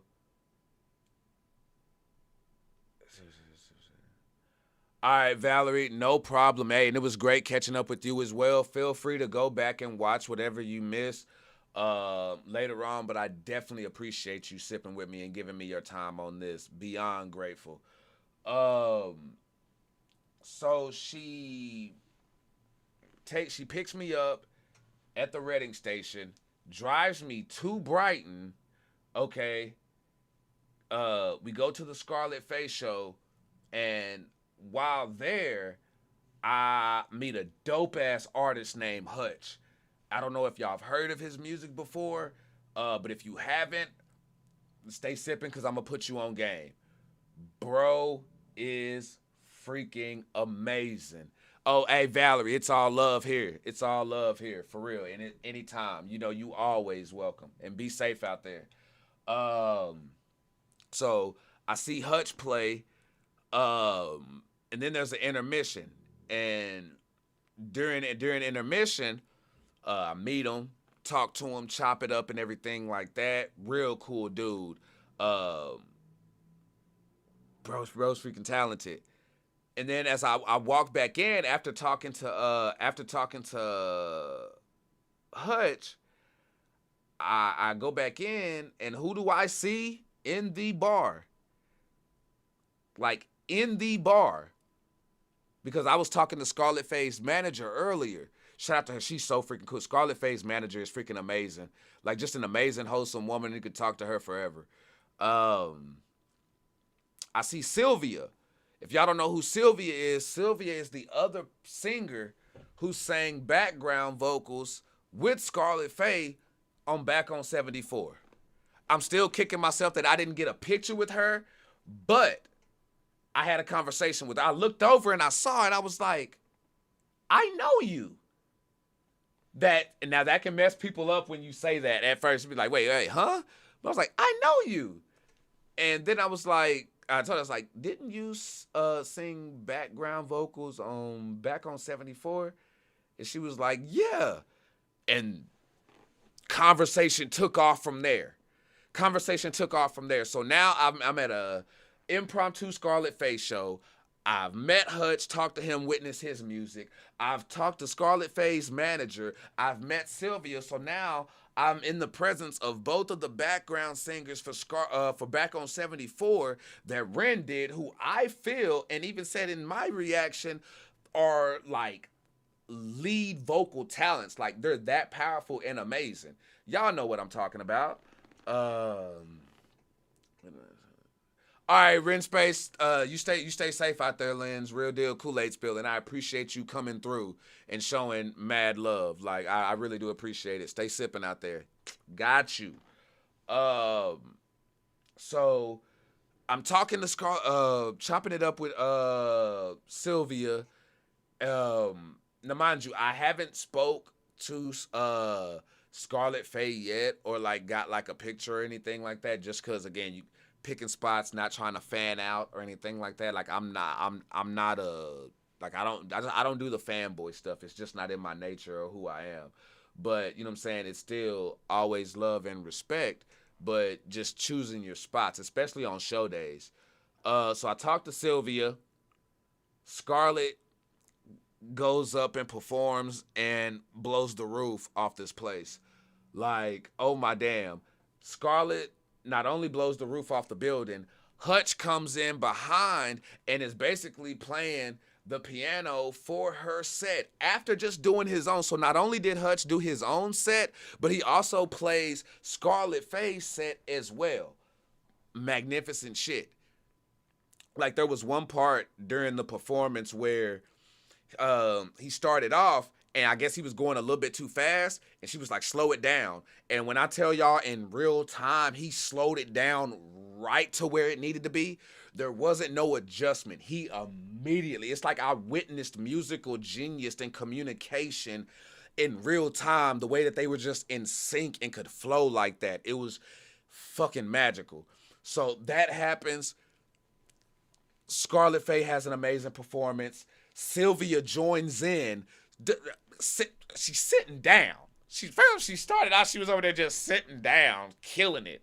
You know what I'm saying? And then stood up. But that was later on. She did a whole one where she was just sitting down singing. And I thought that was legit. Okay? It keeps going. After the show, I go outside. And I meet this artist. Y'all may not know her now, but you're gonna hear about her in the future at some point. Her name is Glacier. She has a voice that's real beautiful, but also kind of has like that haunting feel. Like, I don't know, like you can tell she's been through some things. But she's turned pain into passion, and just trust me when I say that you're gonna want to know who she is going forward, because she's just amazing, and there's nothing up right now to be able to view audio wise. Just trust me when I say that. So we're standing outside. I meet her. I meet Chinchilla's manager. Yeah. So Chinchilla's manager was there at the Scarlet Face show, and I chop it up. I chop it up. I speak, shake hands with Chinchilla's manager. Keep it quick, keep it brief, because I think she was in the middle of a conversation with Glacier actually at first when I met her. I actually kind of got that out of order, because when I had met her, she was talking to Glacier. You know what I'm saying? Just they were in the midst of a conversation, and I was talking to the DJ who was DJing the set, but was also Glacier's manager. And then Glenn shows up. Glenn from the Big Push, just out of nowhere. I don't think so.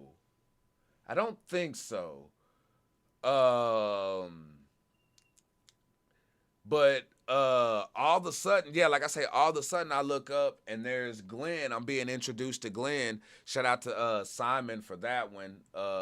Like he really came through. Simon really came through.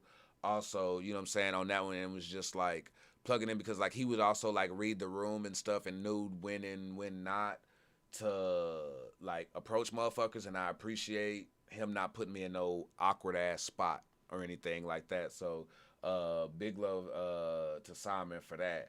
But so start chopping it up with Glenn. And when I tell you me and Glenn like had it was like when talking with the goals, man. But with Glenn, I wasn't asking him no questions though. You know what I'm saying? It wasn't like interview. It was just all chill.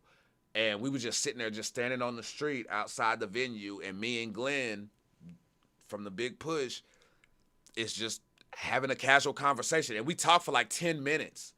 Like, it wasn't no quick, like, we talked for like 10 minutes. And I'm like, bro, what the fuck? Somebody said Sam Tompkins, they saw him, but I didn't see him or talk to him during that. But, you know, oh, my bad. Yeah, nah, I didn't. Yeah, nah, Chinchilla wasn't there, but the manager was. I wish y'all know. I'd have started off this motherfucking show with that shit. I'd have said fuck timeline, nigga. I met Chinchilla. Like what, boy? Hey, child, you know, hey, yeah, I'd have went, yeah. So, but I met her manager though. But yeah, so me and Glenn having a talk on the sidewalk, and he's just talking about just like his inspiration and how he's even amazed by this whole tour. How all of them met busking in on Brighton, and now they're doing what they're doing now, and just to hear him talk about his experiences was dope. And that's where I found where he even talked about because Telly had told us at first about the drum and bass switch, and then talking to Glenn, he just brought it up. And I told him, I was like, it's funny you say that, because I was talking to Tally, and he actually said the exact same thing. So it was just the universe just brought this shit into full circle. What started out as me just going into Brighton just for a Scarlet Faye show. That was it. I was only going into Brighton to see Scarlet Faye. That was it. And you've gotten what I've told you so far. Okay? Chop it up with Glenn. 10 minutes, I feel like, all right, I don't want to take up much more of dude's time. He goes on about his business. After that, I meet Kai, shake Kai's hand, and I even say the same shit that I said on my reaction for Mambo number 5. Like, hey, man, tell them to let them start letting you finish using the restroom and shit. You know what I'm saying? Let you handle your business. You know what I'm saying? So I made kind of like a little funny there. He laughed about it. And then I did it. I told, hey, real nigga, man. I ain't just saying this shit on reactions. I say it in real life, and he appreciate though. He real cool and chill though. Kai is real cool and chill. Yeah, Wheats. I wouldn't even be sitting here being able to talk to y'all right now. I'd probably still be in a UK hospital right now. Miss my flight and everything. Wouldn't care about the charges. For real, I'd had to rebook and everything and wouldn't even care. But so I meet Kai, and then I meet Connor. Oh no, go ahead. Go ahead. Oh yeah. Go ahead, Nikki. I'll be here when you get back, because I'm getting everything out on this one. So go handle your business and then come back, and you're good. I then meet Connor. And I shake his hand and stuff like that, start chopping it up with him. And when I say bro is a real one, just like Glenn, Connor did not need to give me the time of day that he gave me. Bro took my phone and put contact info in there and like sent the email to himself, and like he locked me in. Like Connor locked me in, and I thought that was cool as fuck. Cause I'm like, bro, hold up. Like in my, it's like an out of body experience. I'm like, hey, bro, you realize what the hell just happened here, dog? Like I'm saying that to myself, watching myself, talking to myself as this is happening. Because again, I know you gotta understand these. They get rushed and inconvenienced by fans all the time, because not all renegades know boundaries and stuff. You know what I'm saying? Some be doing too much. So they be dealing with a lot. You know what I'm saying? They got a lot of people running up to them doing shit when they not really trying to be bothered and stuff like that. And so for bro to meet up, you know what I'm saying, do that, lock me in. And no, Cav, that's the thing. Ray was checking his deal. That's the thing. He didn't have anything. The message that y'all were talking about, he had already had. So I think it was a timing thing, because he was checking Instagram, Facebook, emails, everything on that, but nothing was coming through. I can definitely vouch for my boy on that one. But he locked me in. And then he was like, hey, he made sure I was good. He was like, hey, you good on your channel?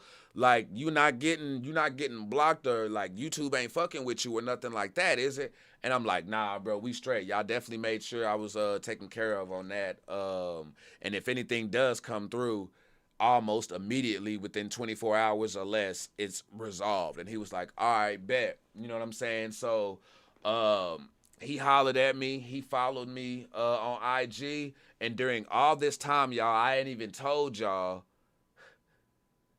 that Webby followed me. Chris Webby followed me. And Token hit my DMs.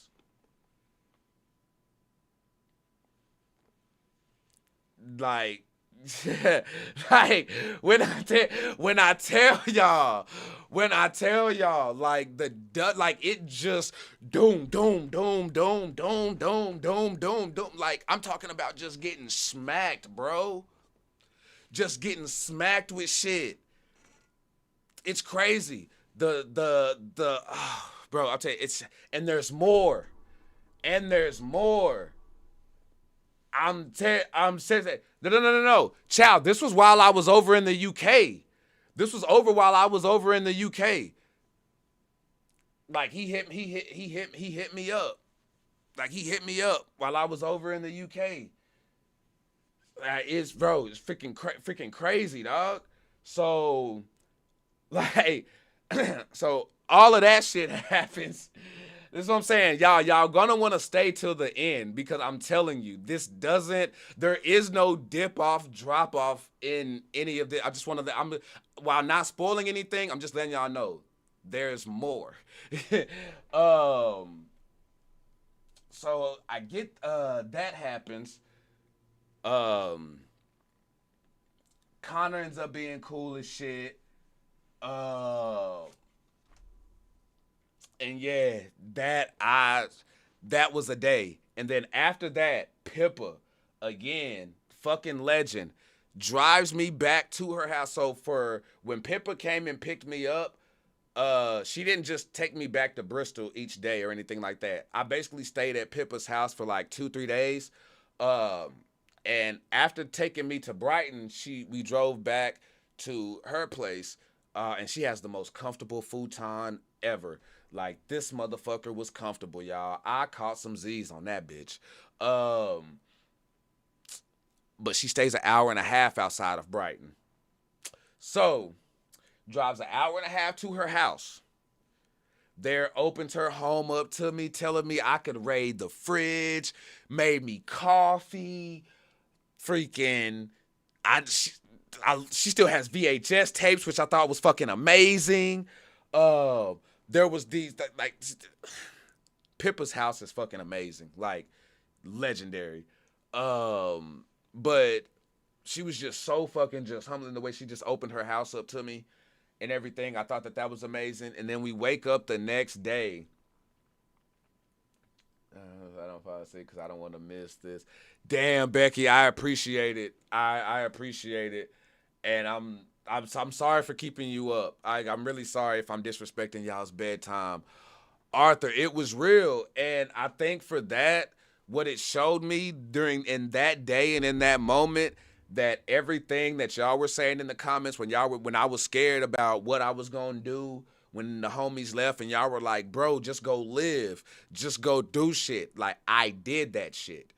You know what I'm saying? I didn't dismiss what y'all was saying. I did exactly what all of y'all were saying. Like, bro, just go, just don't worry, like, no, nothing. And what I did have though is I managed my expectations the entire time. I didn't go in thinking or expecting a damn thing, you know? And when you couple that with the advice that y'all gave me as far as just the getting out and doing shit part, look at how everything fell into place, because I wouldn't have experienced what the hell I had experienced had I was this close to going home. And look at what the fuck I just missed. And look at all that back-to-back shit right there that I would have missed out on if I would have went home. Had I not met up with Pippa and got off that fucking train and just went back to Bristol, I would have missed out on that. So she takes me back to her place. We get up the next day, and it's the great escape.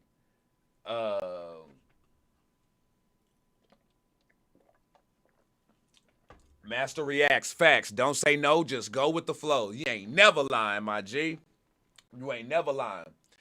And you just gotta live, man. And while doing this, I realized, like, yeah, bro, I'm out the country. This is what people be talking about when they say they just out the country and they just living without a care, you know, and just going. I was like, yeah, we doing that shit.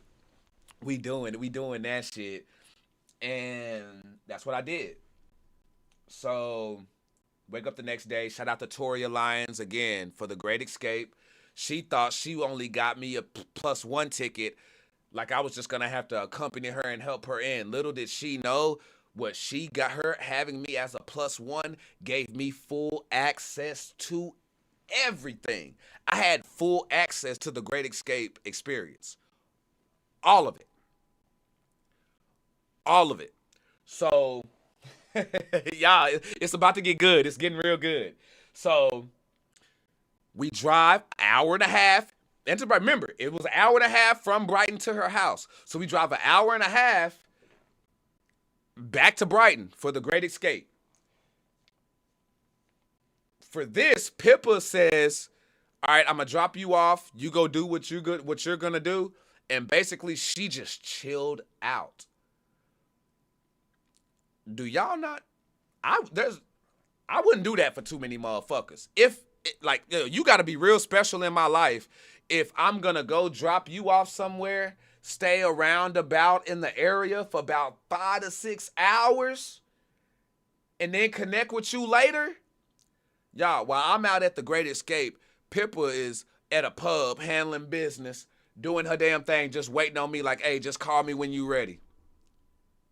So I just get to just live and have this experience, and just it was amazing. It was amazing. Now, mind you, we're supposed to go to London the next day to go sightsee in London. Keep that in mind. Please keep that in mind. That's a nugget that I need you to keep hold on to. We're supposed to go to London the next day. So she goes, takes me into Brighton, drops me off.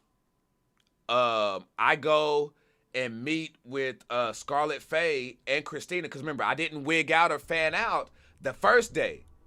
But the next day, meeting up with Christina, I actually got to meet Scarlett Faye, talk to her, and take a picture. I ain't posted everything on IG yet. There's still shit to post, so stay sipping. Meet Scarlett Faye, take a picture with her. After that, walk down to the beach, and Master Reacts, you and me both. The whole time I'm thinking, like, man, if I had a woman like Pip, you know what I'm saying? Or if I had a woman that, like, man, like, say, hey, them are the ones you do anything for, out, question. You know what I'm saying? Yeah, baby, I got you. Other motherfuckers may call you a simp. Nah, I'm taking care of that woman I love because I know that woman will do anything for your boy type shit. Because you'll do anything for ones who you know will do anything for you. That's real shit. But so after that, we go down to the beachfront. We meet up with Liv and Raquel. Liv and Raquel are down there because Liv has a song that's supposed to be getting played on the radio this day. So we're hyped up and shit. Y'all know that video that Liv posted where we're all jumping around and shit? You know what I'm saying? Jumping around in a circle and doing all that. That's where that was. That was us getting down there, or we're meeting them. But after we meet up, we say what's up to them. Liv's music hasn't, like, she's not up on the radio just yet. So we walk down to Quarters where the Skinner Bros are going to be performing later. Me and Christina do. So we go down to Quarters. And was Toria there too? Did Toria go to Quarters with us? I wonder, Toria, if you're in the chat, let me know. Did you go down to Quarters with us? I feel like somebody else went down there to Quarters with us. But, or maybe not. I don't know. I may be running shit together. Anywho, we go down to Quarters, see what the venue's like. As soon as I get down there, Raquel messages me. Get your ass back up here. Zach and the Skinner Bros are up here. Get your ass up here. Because when I first got down there to meet Liv, I just missed them. That video that y'all see where they're at the beach and stuff like that at Brighton Beach, like I had just missed them. After they had shot that, I think. So you ain't gotta say shit else. Y'all seen that video? Y'all seen that video where old dude on the treadmill talking about it look like he doing 4 sets of hold the door, please? That's how my ass is throughout because I can't run. I'm gonna look, y'all, you do not want to see it. You do not want to see this nigga running because like I'll run. And you can't on the beach for there's too many people, so it's zigzagging. So I'm having to do that fast pacing, that walking. You know what I'm saying? You know the ones where you see motherfuckers they be doing it there, but I'm like, I'm getting it. I'm kind of looking like Sonic the Hedgehog on Sega Genesis. How fast I'm walking back up to this fucking shore. Like, I'm like, yo, what the fuck? All right, so as I'm walking back up to meet them, guess who's walking towards me? Guess who's walking towards me? Yeah. Zach and the Skinner Bros and the cameraman them still, because like I say, they were shooting that shit. I read this.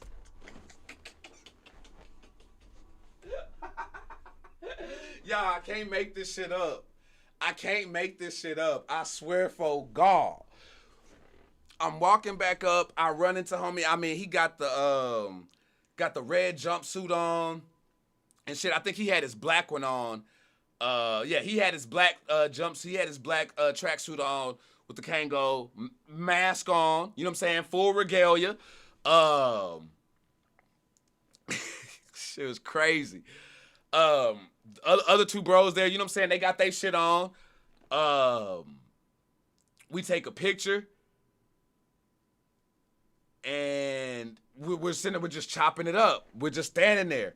We're chopping it up. So I know for a fact on the Skinner Bros, if they do like a documentary I'm on their footage, on their camera with me and Zach having that talk on the beach right there. Because I'm sitting there, when we stopped, I thought, oh shit, he just gonna stop, say what's up. I'll be able to get a picture and we go on about our business. No. When we stop and talk, cameraman still filming. You know what I'm saying? Cameraman still filming, doing his thing. We get our picture. We're just talking, shooting the shit. Bro just being casual as hell about like, oh man, he's talking about he ready for the show to be done so he can he ready to just get drunk and, you know what I'm saying, just live it up. Asked me if I'm going to the secret show. I said, hell to the fuck yeah, you already know that, my nigga. And it was just cool. So we go our separate ways. We go back down because Liv, again, is supposed to be on the radio. So we're going down waiting for that. And again, I can't pull up enough cups for Toria Lyons for this because without her getting me this tick, I wouldn't have. It wouldn't have happened. It wouldn't have happened. And shout out to Vicky as well. Yes, Deb's Vicky for putting me on to a lot of the Skinner Bros music that, you know what I'm saying, that I've done, because I know some of y'all pulled up some as well, but Vicky also pulled up like the shit. And when I say like y'all pulled up the ones that I needed to know, because later on when we went to the show, that I knew all the songs. But anywho, we go back. Hold on, let me make sure. Okay, so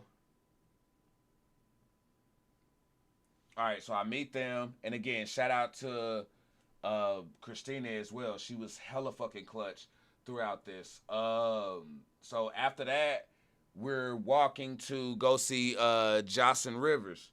And while walking to go see Jocelyn Rivers, guess what I pass? Dead Wax. Yeah, the one that we reacted to live at Dead Wax, you know, where Straw Hat Dynasty went out there and was breakdancing for the, that Dead Wax. We walk by it. I catch a picture because we're on I don't want to miss Jocelyn Rivers. It's my first time seeing her perform. I didn't know about her until I got down to the UK, and word of mouth just spread to where I had Lisa, Christina, and somebody else sending me links, like putting me on game to like 3 or 4 songs, maybe even 5 before I got there. So I'm hauling ass to go see Jocelyn Rivers. It was at Comedia. Komedia. I had to spell it out because even I thought it was chlamydia at first. And I'm like, who would name a club that? Why are we going to the Itchy and Scratchy? Like, I was wondering, like, what are we doing? But then once I pull up, I'm like, oh, it's Comedia. K-O Media. So it was, it was freaking lit. It says it was, you say, hold on. To get both. Oh, yeah, because see, the thing is, I was going to go see Toria. It's okay because I was actually going to go see Scarlet Faye again, but I couldn't see Scarlet Faye again because Josh Rivers was playing. So, Josh pinged on my notifications 10 minutes ago. I've still not listened to her. Master Reacts, you're going to fucking love her, bro. You're going to fucking love her. All I can say is a female Ren, bro. Like, really, though. She's like a female Ren and then some. Real deal Kool-Aid spill. That's the one way I can put it, bro, because the soul and everything is just there. But we go to the show. She's freaking amazing. Thank God, like I say, for Christina and Liv Nim who sent me the music, because had it not been for the music that they shown me, I wouldn't have known a few of the songs that she performed. But because of that, I'm in there grooving and shit. I'm knowing what's going on, doing the damn thing. But guess what happens? Guess who is standing? Like, if I'm right here, if this is me, guess who's standing? Where y'all see my hand is about how far? Guess who's standing that far away from me? Guess who's standing that far away from me in Comedia?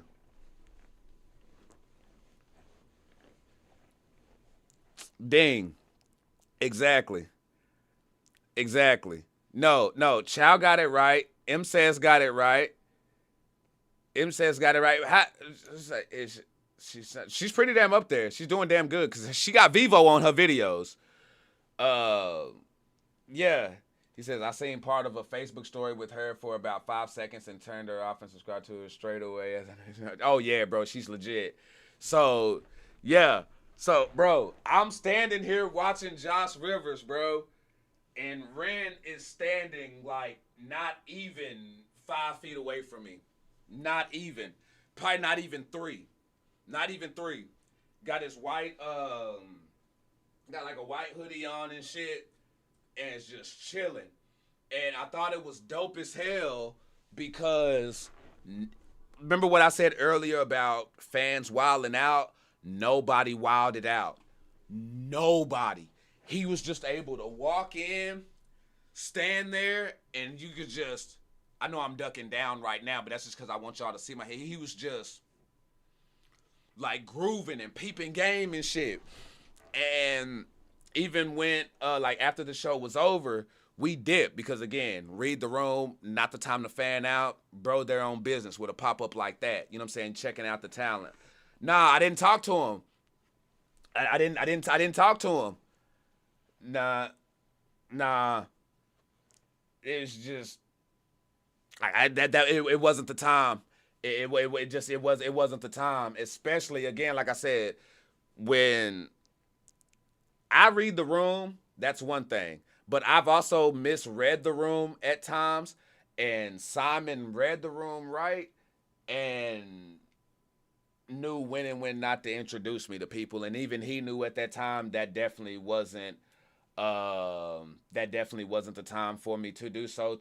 Like I thought about it, but it was once I peeped game and saw the scene and stuff, I just knew it wasn't it. So I let homie be on that.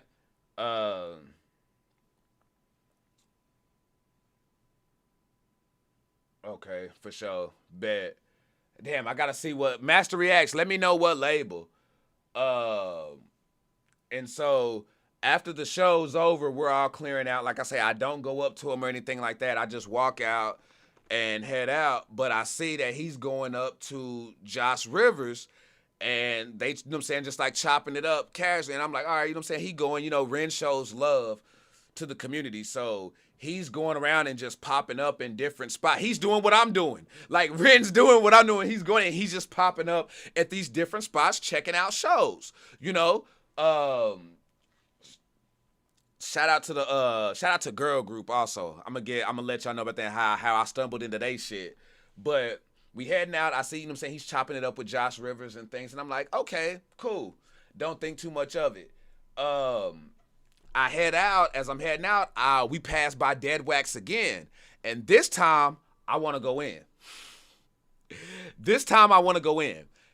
I don't just get a picture of the building. I get a picture in front of the building, and I want to go in. So we go in. We ask if I can get a picture like just by the stage and shit like that, because that's really, I just wanted to go and get a picture on that stage, be in the spot where they rocked out and did the damn thing at. And so that's what I do. Went, got my picture. I don't know if I posted it yet, but I know there's one where I'm sitting down, like on the stage, and I got it's still in the green fit, but I'm kind of like sitting down on the stage or whatever with my glasses on. That was it. That was inside Dead Wax. If not, I'm gonna post it. But I go in Dead Wax. After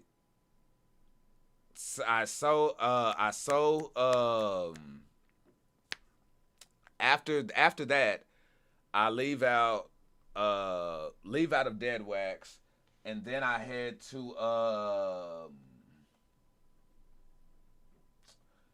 back to quarters for the Skinner Bros show. So now we're heading back to quarters for the Skinner Bros show after seeing Josh Rivers. But the Skinner Bros don't come on until like 9 something. So I'm trying to think. There was somebody. What did we do? We left that.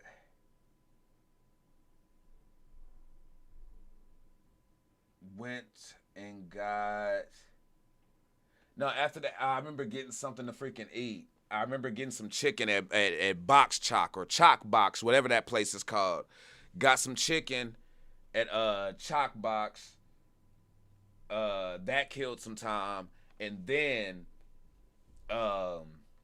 continued down to quarters.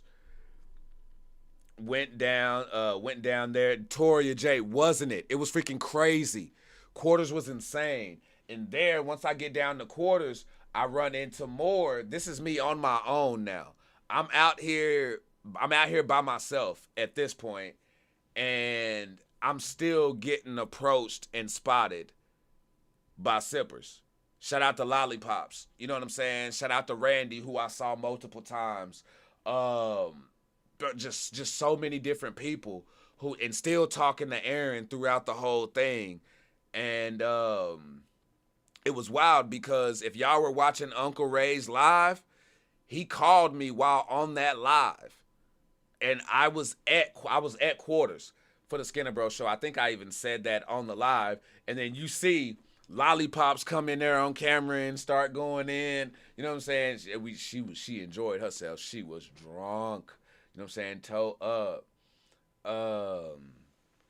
Hey Lisa, po up. Well, I did tell him about the live show and how you want your jacket back, and also helping put me on game with the hold on, let me fix my camera there. With my is my shit moving again? Okay, it's not. With Josh shit, fuck.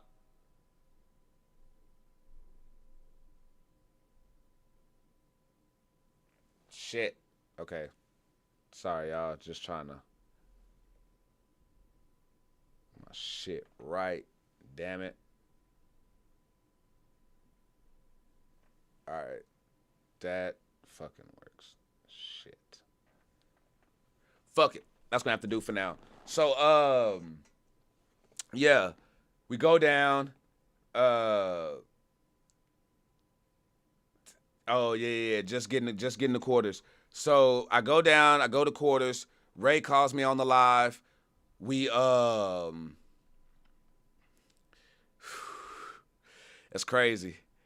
We go back and I meet Clara, Zach's wife. She's at the merch table. Cool as fuck.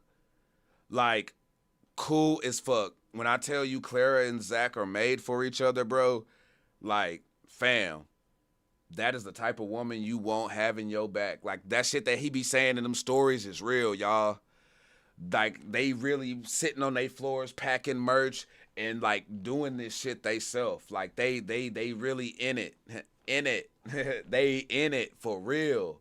Oh, that's a shirt. In it for real. Oh, I just did one. Holla at your boy. Look, UK, I'm even doing merch for y'all niggas. Po up. That's what, hey, it's like that. Now, I met Clara, chopped it up with her.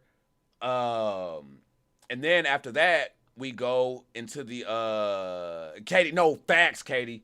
Facts. She's fucking amazing. Seeing him on Insta wearing it, and it's just, oh, you gave it to him? Oh, you are fucking. I mean, does he know that? Did you tell him already? If you have or haven't yet, it's gonna make his day when you do. If you already have, I know he was freaking excited about that shit right there. Oh, you the real MVP on that. I know you really cared about that jacket too, for real. But anywho, we're in quarters and getting ready for the Skinner Bros to perform, but they have an opening act on. And I'm not gonna lie, they were kind of intriguing. It was a black guy with dreads, a guy obviously from the UK, you know what I mean? And then there was an Asian guy, who I saw a lot of Asians in the UK too, by the way, a lot of Asians. Ray asked a question too. He was like, I wonder the Hispanics in UK, if they speak Spanish, if their Spanish has a UK accent on it. And that was the most hit blunt moment. I was like, nigga, you crazy. You may be onto something here. And yeah, that's been fucking me up ever since, because now I needs to hear it. But we go in there, this opening act for the Skinner Bros is performing, and it started jumping off for a minute, and I'm like, okay, people actually feeling they shit. But they had, like, while they were performing, you started getting that like nasty static starts coming through the speakers. And we're like, oh, shit. So they stop it, go back, take a couple minutes, fix it. They go back up, start performing. They getting it hyped. They get a little bit more into the song. Oh, shit. They go again. Takes a little bit longer to where we getting that intermission music now. And they come back out. They get through a good amount of this. And that shit hits again. And to the point where the technical difficulties basically ruined their set. They didn't even get through their set. And I feel for them because that was definitely a moment you would have wanted to seize. The room was lit. The room was filling them. It was full. But somebody dropped the ball on that. I don't know if they were either late and didn't get to sound check, didn't do sound check, but the music engineer side of me, the artist side of me, peeping it from afar, felt like artists showed up ready, everybody showed up ready, saw that they had levels, and thought that that was good enough. Anytime you're doing a set and you have a DJ involved, his equalizing setup is completely different from the shit that you have to hook up to at the venue itself. The venue has their shit, but then the DJ also has his shit. That's why you have sound check to make sure, hey, when we at full max, can my shit handle and pump out what's needed? And do I have my levels where they need to be for this spot? That's just my assumption. I don't know if I'm right or what, Kyle. It could have been a short or something. That's just like my POV. That's what it seemed like. Okay. They didn't get to finish their set. You know what I mean? That was it. They're done. Skinner Bros come out. And yeah, it was on freaking 10. We were nervous at first because we were like, bro, they better have this shit by the time Zach come out or he is gonna be pissed the fuck off. Like, he ain't gonna go for that shit. And I know, because that's why I like reacting to Ren and Skinner Bros so much, because even though they over in the UK, I see a lot of like my personality in them. Like, they would do a lot of things the way I would and handle them in that way. So we were nervous and scared for a sec, but they came out, started jumping, doing the damn thing. Nothing really crazy like crazy happened, like audio wise or nothing like that. Zach was hype. He crowd surfed out there. I thought that was clean as hell. And y'all already know from this video, because see, I didn't tell y'all about the Josh Rivers one and me being there for that. This one, though, y'all knew because y'all were hitting me up about it before I even posted my video. They were like, hey, bro, you were there and saw when Ren popped out? Did the surprise pop up at the Skinner Bros show? Yup, and y'all saw where I was. Once again, not far at all.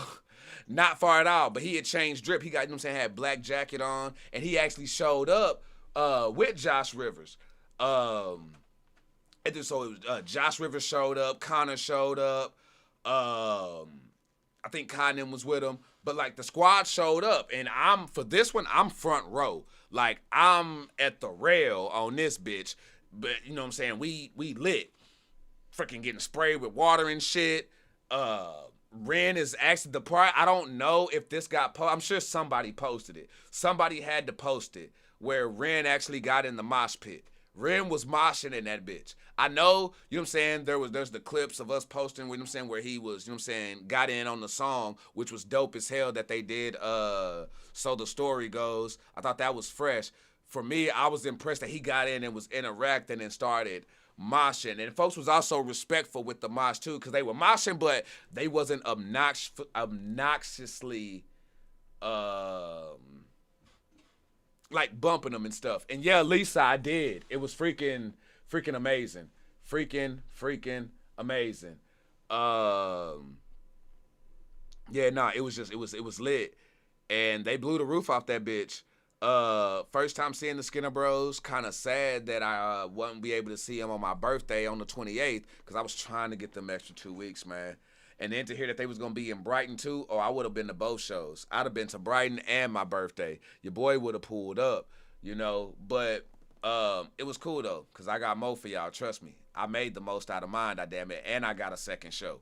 But we leaving out, you know what I'm saying? Again, I told you I had my first interaction with Connor or whatever. But then as we walking out, he see me and it's, hey, what's up, bro? You know what I'm saying? You know what I'm saying? Do what we do and shit like that. And then we keep it pushing. I go on by my business. Some people did which I don't blame them at this point. It just didn't seem like the time for me and who I, you know what I'm saying, and just the position that I'm in to do it. But some people went, you know what I'm saying, got their pictures and stuff like that and started doing that whole bit. Nah, like, yeah. Yeah, yeah, and and the sippers told me that these shits exclusives. You can't even buy these. You can only get these from homie. Oh yeah, like a motherfucker, like a motherfucker. Man, say, hey, boy, man, say, boy, I'm about Streets of Rage. Hey, I'm on that shit. So we go. Oh, and sippers, if y'all sipping, let's see if we can do this. Since I can't make it to the Scholar Show on May 28th, can y'all see if y'all can, I don't know, spam the comments, hit Zach Nam up, see if we can get a Kool-Aid shout out for your boy. You know what I'm saying? I think that'd be dope. Like, at least, I mean, since I can't make it, you know what I'm saying? Since I can't make it to the show and I tried, I just want to see if we could get, you know what I'm saying? See if we could get a shout out or something like that. I know I may sound crazy. That's because I am. I just ain't got my doctor's note for it yet. But, yeah, shit was fucking lit. But we leave, people get their photos and stuff like that. Afterwards, you know, we gotta kill time to till later, because now you got after that Skinner Bros show, the next thing that we know for sure on the docket is the secret show. So they announced a secret show. I don't know when, but it wasn't long after, because right when it got announced, people started hitting me up asking me if I knew about it. And by the time y'all were hitting me up asking if I knew, I was already like, yep, no, I'm already there. You know what I'm saying? Ticket there, good, locked in, like I just clocked in the whole bit. But in the meantime, we go and we see some more groups. And we pull up to this group called the Girl Group, and it's like it's an all woman group, you know what I'm saying? Well, and a proud feminist group too, which I love because I love the messaging behind what they do. Like, nothing that they did was disrespectful, and they had a point. And also, these girls are fucking talented. I mean, they had keyboards, guitars, and was switching. Like, one will be the lead, and then the next thing you know, who you saw in the lead is now in the back playing keyboard. Oh, girl who was just on the keyboard, she just went and grabbed a guitar. Oh, she just put the guitar down, now she's singing lead. Oh, damn, she doing the splits, like, what? And she can twerk? Oh, shit. And all of them fine. Like, all of them fine. Ain't no... Yeah, Girl Group. Go hard. I don't know who the hell they was before then, but I knew then, though. It freaking legit. It was freaking, yeah, nah. Girl Group is what that is. But here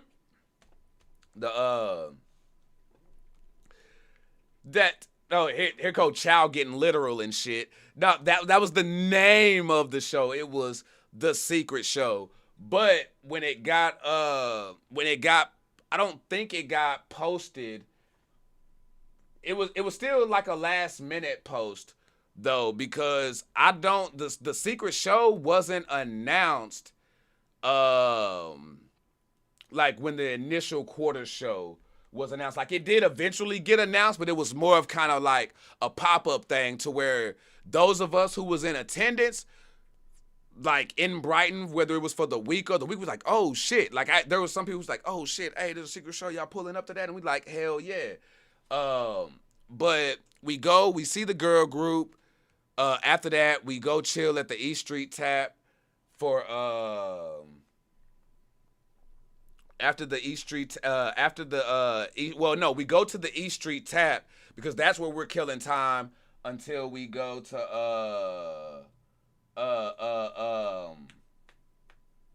the Mesmerist. Mesmerist is where they had it was the secret show location. So we go to the East Street Tap. We get some drinks, and sitting there chilling and shit. Run into some more sippers. That's where I run into Elvira. How's it? Elvira and Denesi. And I ran into some more people at the East Street Tap as well. Got pictures and things. Shit, we was smoking. I ran into Pete again as well. Bro said he had some damn Gorilla Glue and shit. I'm like, all right, bro, my nigga. Yeah, and then after that, we headed up to after that we head up to the Mesmerist and did to the hell yeah, and that's what I'm about to get into. That's what I'm about to get into, because y'all, when we get to the secret show, there's this group coming up named Fever Rouge. Hey, I did not know who these motherfuckers was, but damn, rock that bitch out. Music is nice. Stay sipping with your boy. But Fever, we get to the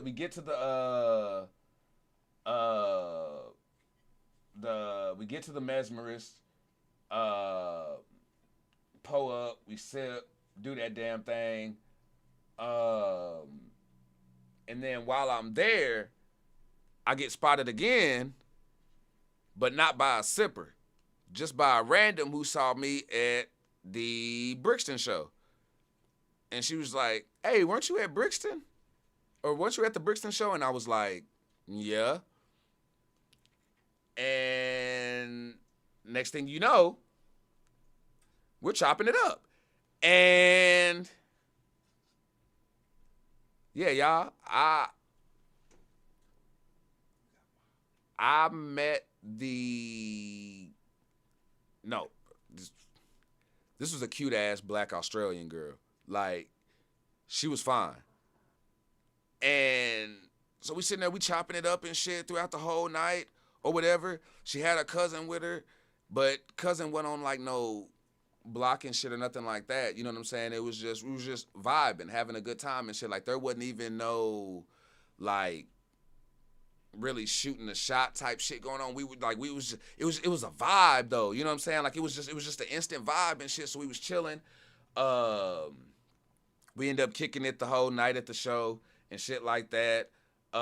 Zach brings out a fan on stage, and that allows the fan to crowd surf, which I thought was hella dope, because the fan been sipping since like early in the Skinner Bros days. So I thought that was hella dope.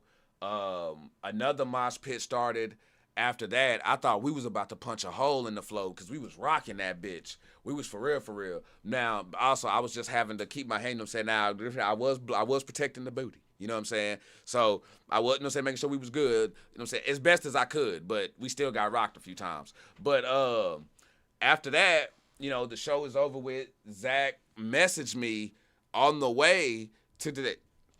Shut the hell up.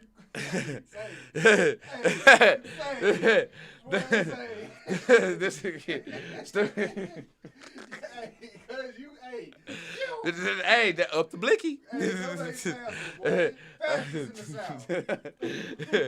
So, before, I thought it was cool because, like, before the show, Zach had messaged me from Skinner Bros. Like, he hit me up and shit, and I was like, I just thought that was just cool. I'm like, oh shit. And he was like, hey bro, let's get them shots. And I'm like, oh shit, this motherfucker want to take shots with a nigga. Like, all right, bet. So after the show was done, he took shots.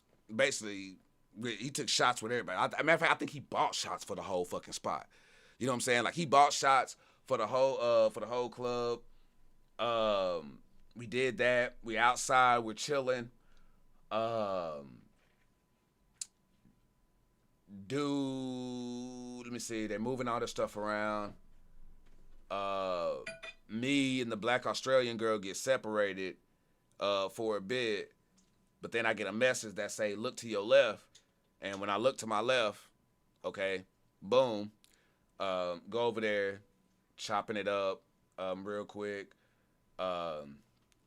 Go get a picture with Zach, and then her and her cousin go on about their business. You know what I'm saying? They go back to the hotel room. Straight like that. Y'all thought I got some ass, didn't you? I mean, I did get lucky. I'm saying I did get lucky while I was down there, though. I ain't gonna sit there and say like I went down there and came back dry. You know what I'm saying? Dry. You know what I'm saying? I did get. You know what I'm saying? I did get. You know what I'm saying? Lucky while I was down there. But not that situation though. But that happens. She go on about her business. Now the show's done. It's after midnight. It's like 1 something. They called it. So that happens. It's like 1 something in the morning. Pippa, because remember I told y'all forgot. Pippa had me down there for this whole show and went on about her thing. But she was there for the secret show though. She made it for that and was there. But afterwards, we got to go back to Pippa's house. That's an 1.5-hour drive, bruh. But this time, I don't know what the hell construction, they put up these damn things and blocked us, man. It felt like we was going in a damn maze. Imagine, y'all remember The Shining, that maze that they were in? Imagine driving around that shit. Yeah. Added like an extra 20 minutes onto the trip because they fucking decided to do some construction work at like 3 o'clock in the morning. Fuck wrong with y'all niggas? Go sleep. So we go back to Pippa's house. Lay down, and like I say, we're supposed to go to London the next day. And when we get back, Pippa is like, hey, just wake me up tomorrow whenever you're ready. You may have to come get me up, but just wake me up whenever you're ready to head out. If you want to go see London, we can go do that. If you want to go do something else, we can go do whatever. You know what I'm saying? If you want to go back to Brighton, if you want to do anything, just let me know, and we'll rock with it. You know what I'm saying? And I was like, damn, because even though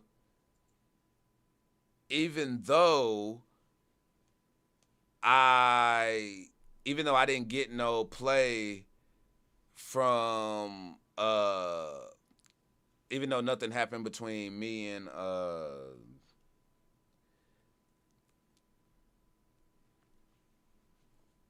it was cool, bro. Like, it was cool as hell because the conversation continued. And basically the next day, it basically ended up getting set up to where I was going back to Brighton. And so Pippa, once again, drives me back to Brighton and does the same thing. Drops me off and goes, post up. Holla at me when you're ready. Damn. 2 days in a row. And like, I was scared, feeling like shit at first because doing everything that she did for me, like, we had to go to London. You know what I'm saying?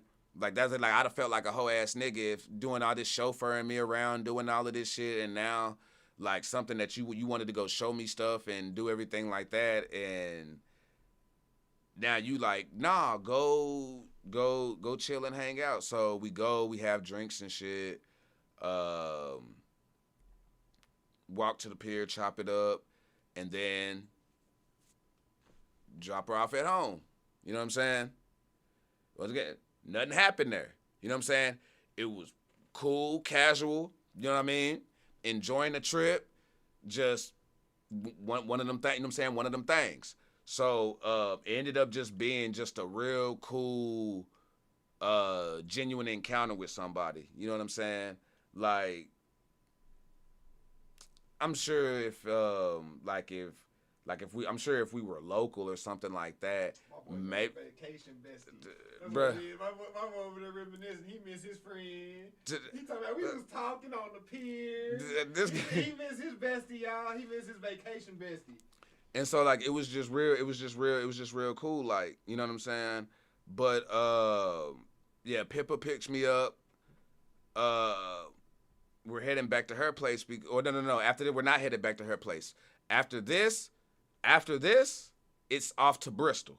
So after I walk, because you just got to be a gentleman regardless. You got to walk up to the house. So after that, Pippa picks me up. It's off to Bristol. This is a 4-hour drive. This is a 4-hour drive. Bruh. This was a 4-hour drive.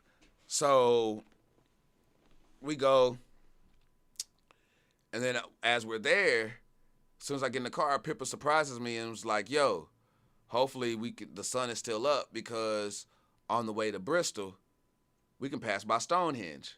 You'll probably be able to get to see Stonehenge. I was like, get the fuck out of here, my nigga. Hell nah, you lying. She's like, no, for real. So we driving, and I saw that motherfucker, and I got the cleanest fucking shot of that bitch too. Like I'm riding, and then it just the sun's it's the some National Geographic. I got the cleanest shot of that bitch. So yeah, bro, and I'm telling you, huh? Y'all get close, or y'all just driving by? No, driving by, but even still, that's good because bro, they try to they ripping tourists off on how much they paid just to walk around. You can't even go up and touch it no more and shit like that. So you can only walk. Man, for that, no, I was perfectly sad. I saw that bitch. I can't wait to see Yeah, it. I saw that bitch. And so I'm like, bro, there's not many people. There's not many people in this city or this state who can say that they seen some shit like that. Been to London or something like that? Yeah, they probably been and traveled to the UK and stuff like that. Yes. But to say that they were able to see Stonehenge, though, yeah, I got picture and video. If you in the Discord, you know, because I posted the picture there. Yeah. That and Easter Island. Bro, it is so fucking cool. It's not overrated. For real? It's not overrated, bro. I know. You know what I'm saying? Get time people like, oh, Stonehenge overrated. It got, bro. No, the fuck it's not. Yeah. No, when you passing by, it's just to know that you witnessing something like that, bro. It do something. It's like going to remember when we went to Niagara Falls when we went out there, bro. That shit was It's like, bro, we on this bitch. Like you hear about it, but no, you like right there. You know what I'm saying? You looking at it. You can like, yeah, that shit was cold. That shit was cold, bro. So. I've been to Carnage. That nigga stupid. That's hard. Yeah, Lisa. That's that Pippa who picked me up from Reading. Yes, that Pippa. So y'all was heading to London from that one? We had to drive through it. You know what I'm saying? In a way, which London traffic is ass. They don't want you to drive in London. They want your ass to take public transit. You better get your ass on that bus. You better. Because hey, so I'm telling you, all that uppity too good to take the public transit and shit like that. Oh no, it ain't none of that shit in the UK. Hell nah, nigga on that bus, nigga on that train, nigga. Hey, niggas doing that shit before Uber. Now Uber came in clutch, but nah, nigga. Hey, hell yeah, love them double-decker buses. I'm going back, and I love them double-decker buses. Them hoes was lit. But, so, did that. She drives me all the way back to Bristol. Pulling up, and she gets me back, drops me off. Everything's cool, but I ain't gonna lie. Again, like, I be living in moments and shit. So when you have a good ass time and that shit be over, I be like, damn, bro, what the fuck my bitch ass gonna do now type shit. So she dropped me off. That shit's in my head. So guess what I do as soon as I walk in the house? Guess what I do? What do y'all think I did as soon as I walked in the house? Oh, I smoked. I smoked. That's the first thing I thought. But I walked in, put my luggage down, I put it in the room, walked right back out the door. Walked right back out the door, like he just said, smoked, just walked. Yeah. Just blindly walked. I'm like, because, bro, again, I'm in the UK, my nigga. It's midnight. It's like midnight. Fuck that staying in the crib shit, going to bed. Nah, nigga, we out here. Yeah. We out here. And on top of that, nigga, I'm too motherfucking fresh to sit in the motherfucking house still, nigga. I don't give a fuck. Nigga, I was feeling fresh in my kid. Everybody ain't seen my Kool-Aid shit yet. Everybody ain't seen the Kool-Aid shit. You know what I'm saying? Nah, fuck that. So I had to go put that logo in their motherfucking face and shit. Hell yeah, I wore the motherfucking, yeah. If you ain't sipping, you're tripping with the motherfucking pull over, hell yeah, the whole bit. So I go, I'm smoking on the way, and I'm staying, like I say, where I'm staying in Bristol, I'm right across from where we're renting the Big Pusher playing at. So I look out my window, the venue is right there. Like right there. So, and it's in College County. So this, bro, you got college kid and folks just running around doing the damn thing. And in the UK, it's different. Pubs and bars and food places is like California. Them bitches be open, like late. Like them niggas be up. You know what I'm saying? And I'm smoking, bust a right, walking up the hill. I don't know where the fuck I'm going. You know what I'm saying? Like I know where I'm going because I went to a store and got some chicken, but I'm just walking back the way I came. Hey, whatever the fuck I find. So I'm walking. I hear music. Matter of fact, I think they're playing Foo Fighters. What was it?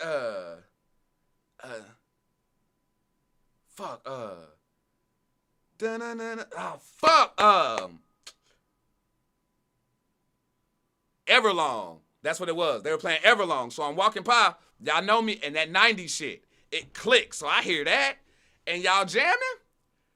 Oh, I walk my ass in. All I know is I walk, hear music, and I walk my ass in. Bartender, 3 shots. Now, to be fair, I didn't just walk in and automatically just bartender 3 shots. I kind of just did. Nah, fuck that dramatic effect. Yes, you did. You know what I'm saying? But I gotta say this part because it's just the story. But damn, I ain't gonna lie, that would have been just motherfucking. Damn, I should have just kept it going. Fuck that, 3 shots. So as I'm waiting, and I'm waiting, because the lady in front of, first off, a dude before her had his drinks. He had like 4 shots. And then the lady was ordering shots for a group, but it was something with like that coffee, that what's it called? Bailey's. So it was Bailey's and something else. They mixed it was a liquor and they topped it off with a little bit of Bailey's. And he made like 7 of these bitches and put them on a fucking look like a damn pizza pan. You know what I'm saying? So he put them on them bitches. He realized he made her too many. She gives him well, nah, you go ahead and take it. Bartender says, all right, fuck yeah.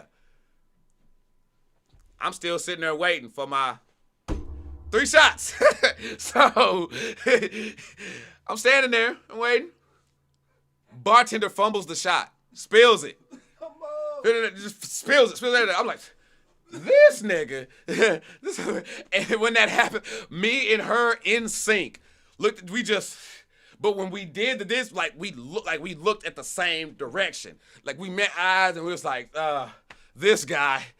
You try to be nice. That's what but she said, you know, saying with the UK accent on it. You try to be nice, and I was like, yeah, I know, right? That was too funny. He tried though. A for effort. Heard the accent.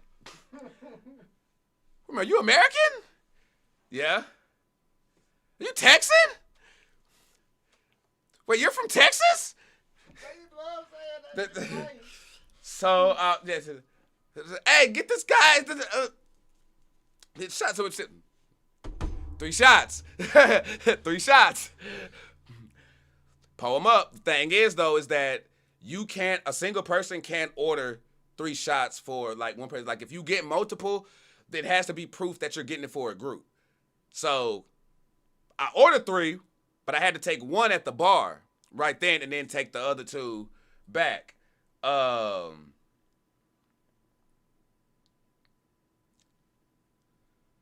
She pays for them. Like she had already paid for hers. I get mine. And he brings it up. She pulls her shit out. Because I already knew what I was going there for. And I had me some of them pounds and shit. Some of them euro monies and shit. So I'm feeling like a citizen in that bitch. I'm fucking ready. I'm hand pocket ready and shit. I got you.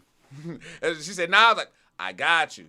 She's like, look, I don't mean to make you feel like a freak or anything like that, but no, I got to show you to my friends. I got to show my friends that I met a real Texan. Would you care to come over here and chill with us in our we got a spot over here. Basically, they had a fucking section or whatever in this spot, and it's cool because I walk in, and the pubs in the UK are different. We so basic. We so basic, and they doing this shit with old ass 1600 ass buildings that they renovating in Victorian Georgia shit, and they shit still fucking walk down, nigga. I bust a right, I walk down some steps, nigga, with a rail in the middle, and then now I'm sitting down in this fucking pit and shit, nigga. I'm like, nigga, yeah. So she fucking invited me over there. She sent me with her friends. Now at first when she said come with my friends and stuff, I ain't gonna lie. I thought I was going to a herd of women. You know what I'm saying? Like, I ain't gonna lie. Like, I thought she was taking me over there. I think I'm about to be sitting with a group of women, nigga. Me up in the bed, nigga. It's past midnight, nigga, with some drinks. Nigga, I know it's about to go down. You got me fucked up, nigga. I know my dick getting wet tonight. No. First off, there was some weird-ass dude at the fucking bar who, you know what I'm saying? And he's not weird because he was gay. He was weird because how he kept like latching onto our conversation, like he made the woman feel uncomfortable. She was like, "Do you know him, man?" Nah. And when we walked back to the section or whatever, this nigga came with us. And she introduced me to her friend Kate. Say, "Hi, Kate, how you doing?" Then the other friend, Susan, I said hi to Susan there. Then I set my little black ass in the motherfucking, you know what I'm saying, like right here next to it. Start chopping up. Y'all real good at just sparking up conversation and shit, too. Like, that small talk, y'all got that shit down to the pound. Like, y'all was on it, so we sitting over there, we chopping it up and shit. And even as I'm sitting there, like, the other girls, "You know him?" Nope. And then she started laughing because she was like, "You just boldly said, like, no, I'm not, like, I do not know this guy." And, like, because he just invited himself over. Like, at first, he was just latching on to our conversation back at the bar when we was waiting for the drinks. And then he followed himself over and just invited himself into the party. And I'd be speaking to them, talking like, because I ain't trying to be rude. You paid for my drinks. You invited me to your section. Yeah, I'm talking to you. I'm talking to your husband. I'm talking to your friend's husband. I'm chopping it up with everybody. You know what I'm saying? Because while, yeah, I probably thought I was steeping into a situation, you know what I'm saying? Ain't got to think with your dick all the time. You know what I'm saying? Like, nigga, when's reality what it is? It's like, all right, be cool. So I'm sitting here, I'm chilling around. Now this done turned into a friendly situation. It's just, I'm kicking it. These folks showing me hospitality and shit. But I got this dude who just done thrown himself in, and we tried to get rid of this motherfucker. We tried to do the fake leave on this nigga. We tried to do and they did it first. It wasn't even me. The wife got up, tried to do the fake leave. Couldn't do the fake leave, so she had to go get some more shots and then brought me back once. So now I'm trying the Bailey drink that the fucking bartender had spilled earlier. You know what I'm saying? Because they asked me what I want. I told her. So now I got my Malibu shot that I ordered on top of this Bailey shot that I done fucking got. Nigga, that's 5 shots. Mind you. This is the most I hit. Every chance I got, I pulled the fuck up. Nigga, I drank now. I drank now, damn. Where them shots at? Where they at, though? Nigga, yeah, I ain't playing. Yeah, nah, I drank now. So, we sit in there, we try to do the fake leave. On them. Hey, Jay Melito, what's happening? Anita, we still in the building, baby. Yeah, we in here. All right, child, no problem. I appreciate you for giving me your time, though. Like, I really, really appreciate it. Thank you for that. Like, that means a lot. I understand that it was probably gonna be like a bit long form and stuff, and y'all may have to go back and stuff like that, but I still appreciate it. No hard feelings whatsoever. So we try to do the fake leave on this nigga, like I say. Unsuccessful, ends up in more shots, brings them back. I don't think she got that nigga one, though. Like, I think he watched us all take a shot in his face. How you get the hint, though. Bro, you know what I'm saying? And the husband's friend, or no, because, yeah, the 2 husbands there. Her husband was there, but then the other couple's husband was there. He tried to do it. But, like, when he tried to do it, I don't think the wife caught the stick. Ooh, what we got? What is that? Tequila. You motherfucker. Hey, look, You motherfucker. I said I drank, nigga, but damn, I got work tomorrow. Hey, look, what's crazy is this one don't give you hangovers like that. 'Cause we were drunk as hell. Ooh.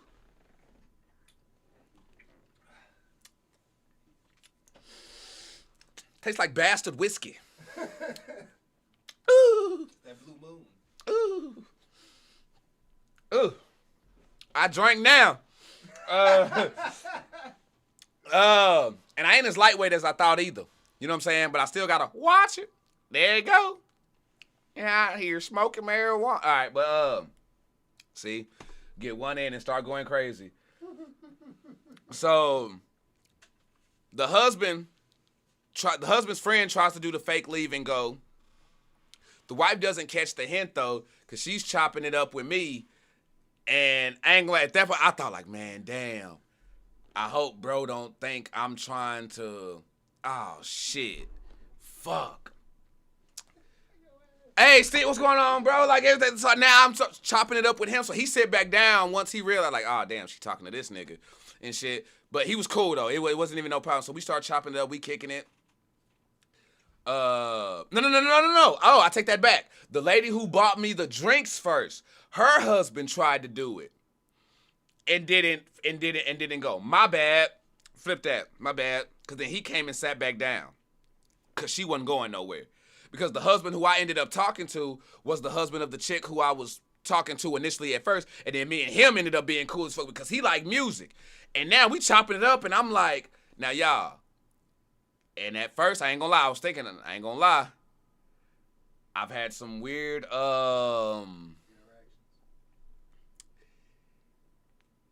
yeah, where there's a, yes, requests. That's the word. Yes, requests. Yes, requests. Because there were some guys who don't mind you tapping their wives. They're Diddy.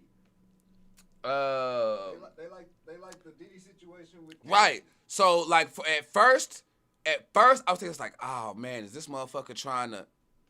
Nah. It was cool. We was chopping it up on music, what on it, and I was like, all right, cool. You know what I'm saying? Like, nah, like not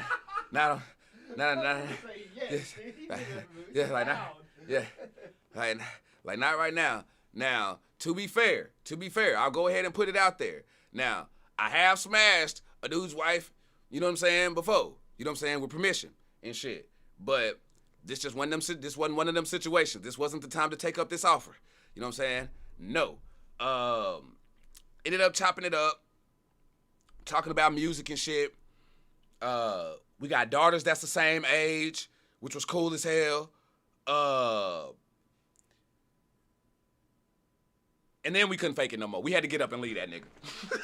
we had to get up and leave that. All right, y'all, we get tired of the bitch. Let's go ahead and just figure out. Yeah. We just had to get up and leave that nigga. Like, I don't know what the fuck happened after that, but I appreciate y'all. Well, damn. They on your ass. Bro, they gonna say, he gonna say a bit long form at the 5-hour mark. A bit? Nah, I ain't heard that shit. Damn. But, nah. They on your ass. I love it though. Keep being y'all though. Oh no, this was Bristol. We in Bristol now. We in Bristol. I done took a few trips back to Brighton, but we in Bristol now. Oh, I didn't clarify that, but yeah, this all Bristol. So yeah, I leave. We leave. We separate. That nigga probably still sitting in that motherfucking spot. Like, where did these niggas go? So I go back to the house. I lay down. And I go to sleep. Because the next day is the show day. The next day is the Big Push show in Bristol. But I wake up like I had a nightmare because I had a dream of what my head looked like. And then I went to the restroom and confirmed what my head looked like. And yeah, we had a situation. See, initially when bro pulled up his comment and shit, I was straight. I was straight. You know what I'm saying? I had the barber thing figured out. But this is what you call a callback. Because when I woke up that day, I immediately thought of this nigga's motherfucking comment on that barber shit. About chronicling the fucking barber situation. I'm like, oh, fuck. I had a real situation here. I text my barber. Hey, bro, I need you to find me because, you know, you can, if anything, you can call the nigga who cut your hair to refer you to somebody in the location that you at. And he told me, he like, hey, bro, if you need a recommendation while you out there, just holler at me. So I look in that mirror. I'm like, hey, dog, you got to help a nigga out, bro. Please help a nigga out, bro. Please tell me you can find somebody in Bristol, bro. Please tell me you can find it, bro. It's a show tonight, nigga. Bro, help me, please. help me, please. I need a barber for my shit. Y'all know if my shit ain't right, I got to put a do-rag on. Thing is, do-rag didn't go with my fit that I had planned for the day. Y'all know the drip was real. Now, he sent me some barbers. But I ain't gonna lie, that nigga took too long. I found one myself. These were some Jamaican niggas. First off, it was Biggs Barbers. Right there, B-I-G-G with a Z at the end. Hey, when we started spelling shit incorrectly on purpose, you found the niggas. So I'm like, all right. I found where the black folks at. You know what I'm saying? Because it's niggas who it's niggas that told me that they cut black folk hair. But then they be like Lebanese and Turkish and shit. What type of hair they got? They got the same type of hair Ren got. You know what I'm saying? The same way they fade Ren, they can't fade. You know what I'm saying? They hit the fade.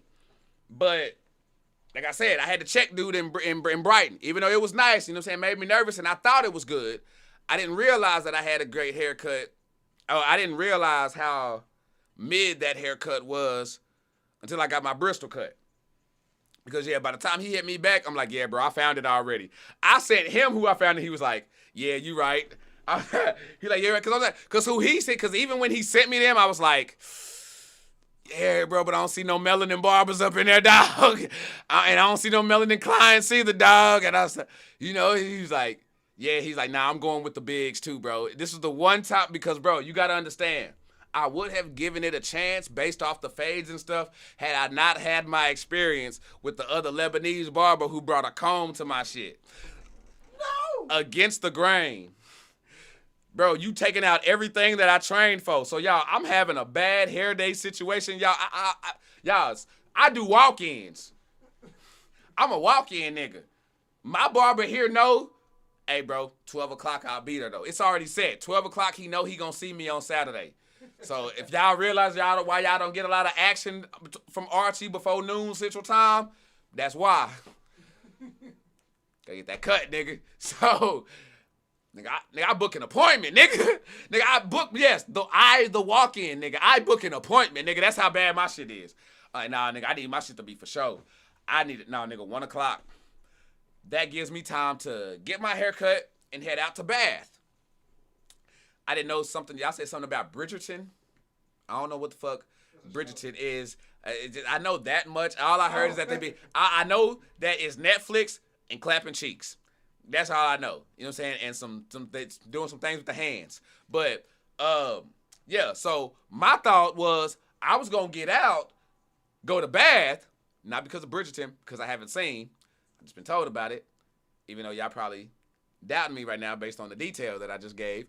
But I was going out there for Abbey's bath, and they got like this Roman bath thing. I don't know. It's like these bath type of spot that's like it's built in though, and they didn't discover them. They excavated them basically. They was digging, and as they was digging, they imagine digging, and as you digging down to the ground, you come across a whole fucking palace, bro. That's what that shit was. So I'm like, okay, I can get my hair cut at 1. Get out, walk to the train station. It's literally one stop. I probably didn't even have to buy a ticket. I could just hop on that bitch. I could dart bust that bitch. Just hop on, go to the next. What they gonna do? Kick me off at the next stop? Cool. I'm getting off here anyway. Fuck it. So I had a plan. For sure, Cash. Stay sipping, my G. Pull up. I had a plan. And I booked my appointment for 1. Bro, don't start cutting my shit till damn near 2. I'm pissed. Because while you have me booked, by 1:40, I'm pissed. First off, the Uber driver dropped me down the street. So I had to walk. Imagine having to walk looking left and right, how difficult that shit is when you don't know where the fuck you at. Nigga, you know, and then on top of y'all know how y'all do in the UK. 1 minute it's somebody's house, the next minute it's a fucking nail shop or jewelry store or corner store and shit. I swear, I was walking down the street. Do I did it, did it. So now, I'm walking down the street, and I see literally, it's like a little sliver of a doorway. And I'm like, all right, nigga, that's just a little alleyway. No, nigga, that is a convenience store. You walk in through that little sliver, and then it just expands out. You just go in, expands to a whole fucking store. You walk through a narrow-ass hallway, and then it expands into a store. So I'm like, man, nigga, this sign ain't gonna be here. Biggs ain't gonna be here. I done bought this Uber for nothing. I'm about to have to go back. I run into Biggs. Waiting 40 minutes, 45 minutes, or it's 1:40. That's when I start getting pissed off. He don't start cutting my shit till 2.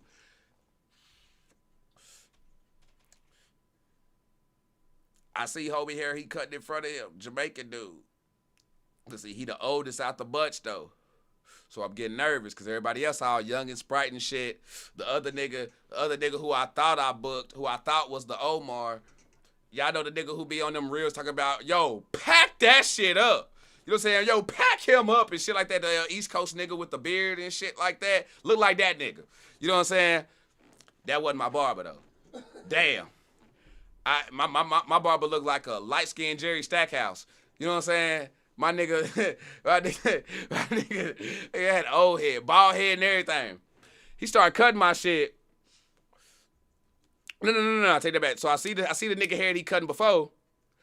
I mean, fade everything right, shit right. But it's a Latin nigga. I can't go off of that. You know what I'm saying? He looked Latin. You know what I'm saying? Like, it looked like he was cutting my nigga straw hat shit. Put to you like that. So, cut this shit. I'm like, damn, man, fade this shit nice, but it's not my texture, though. Like, is he gonna do my shit? Like, by the time the nigga was done, though, I was like, all right, nah, my nigga, you good. Nah, all right, nah, I booked the right nigga to cut my shit. For sure, bet, let's get it. Nigga, I sit in a chair. Y'all see the videos where the barber be cutting, but he be stopping like every 30 seconds to talk to the other barbers. Yeah, that's what happened to me. Bro was cutting my shit, but he kept stopping, talking. I been having long conversations. And it's my fault. It's my fault. Because they go from talking soccer. He asked me where I'm from. I say Texas. Oh, man, all Haitian, Jamaican niggas and shit. Ask me about the guns. Nigga, ask me about the guns. You got guns? You got guns? Yep, got guns. All in the crib. The dude across from me starts, oh, no, we don't do guns here. And, you know, like even the cops don't have guns. It's unnecessary. That's why the crime is out. Man, dude cut my hair and old Mr. Pack that shit up wasn't trying to hear none of that shit. Basically, they don't give a fuck about it. They want guns. Because they agreed with me. Nigga, you come in my crib, shoot your bitch ass. Matter of fact, going so far, the other barber who I thought I booked was like, yo, by any means necessary.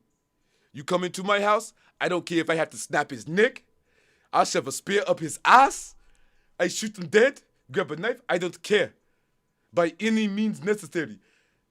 Like he was in there, and then he threw in the Haitian, you know what I'm saying? And all that blood clot, you know what I'm saying? Started doing all that shit, you know what I'm saying? And I'm like, oh shit, hey, these niggas ride with me though. But like I'm pissed off at the same time because bro keeps stopping and pausing in between my shit.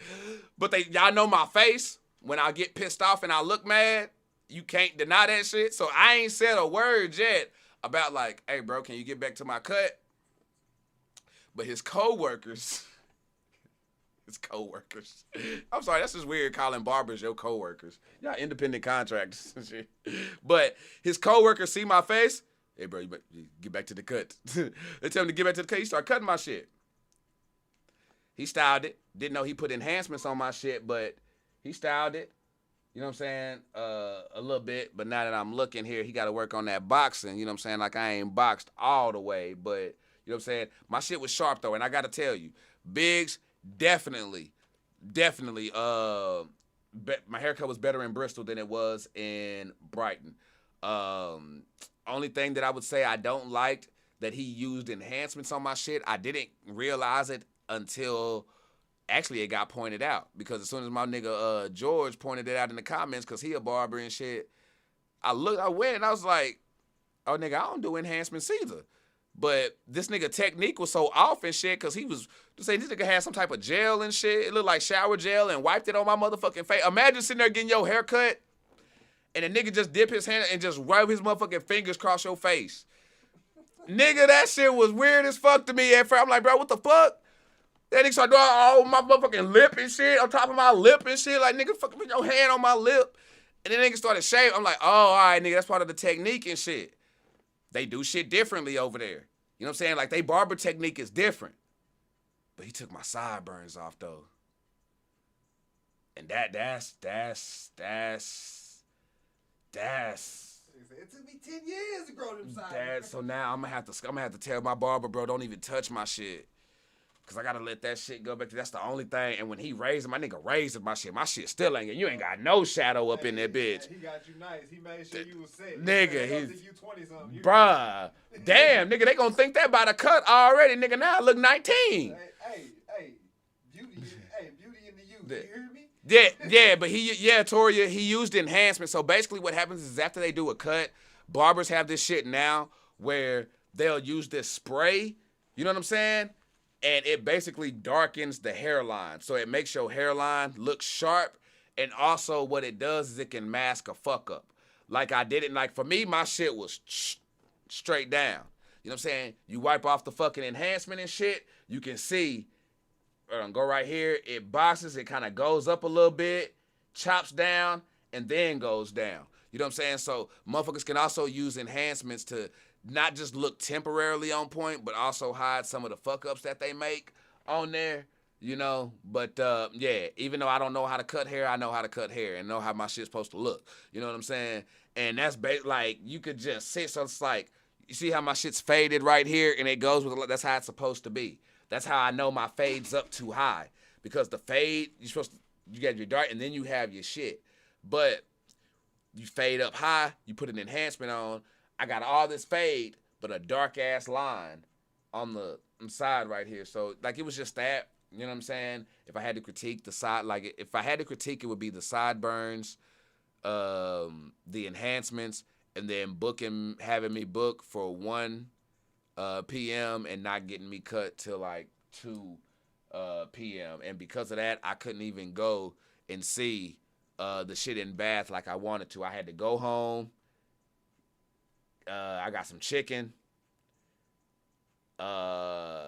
ate, just ate my food, ate some food, got ready, and went to the meetup at Drawbridge, which was literally right down the alley from my house. So I was right by everything where the Sippers and Renegades were meeting at.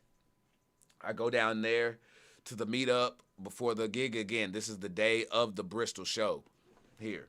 Meeting up with Sippers and Renegades and things like that, same thing. It wasn't like crazy or hectic, like I was actually able to stop, chop it up, and talk to people. But throughout that meetup, while I was talking to people, you constantly had people coming up like, oh, hey, I watch your reactions. And like, I'm still getting the whole Archie getting spotted situation, even on my own out here. And that fucked me up because now there ain't no Ray, there ain't no Wolf, there ain't nobody. It's just me. You see what I'm saying? And it fucked my head up, but it was hella humbling though to know that the shit was still real. So, I go get a couple shots still, and And then I get a message from Christina who say, "Hey, where you at? I got you a priority spot in line." Oh shit. Because I was walking back with Polly and everybody thinking, all right, I'm just about to wait in line. I get in when I get in. I got to like up. Like I'm up in the line. So I'm like, oh shit. And while I'm standing here in the line, still, most sippers, pictures.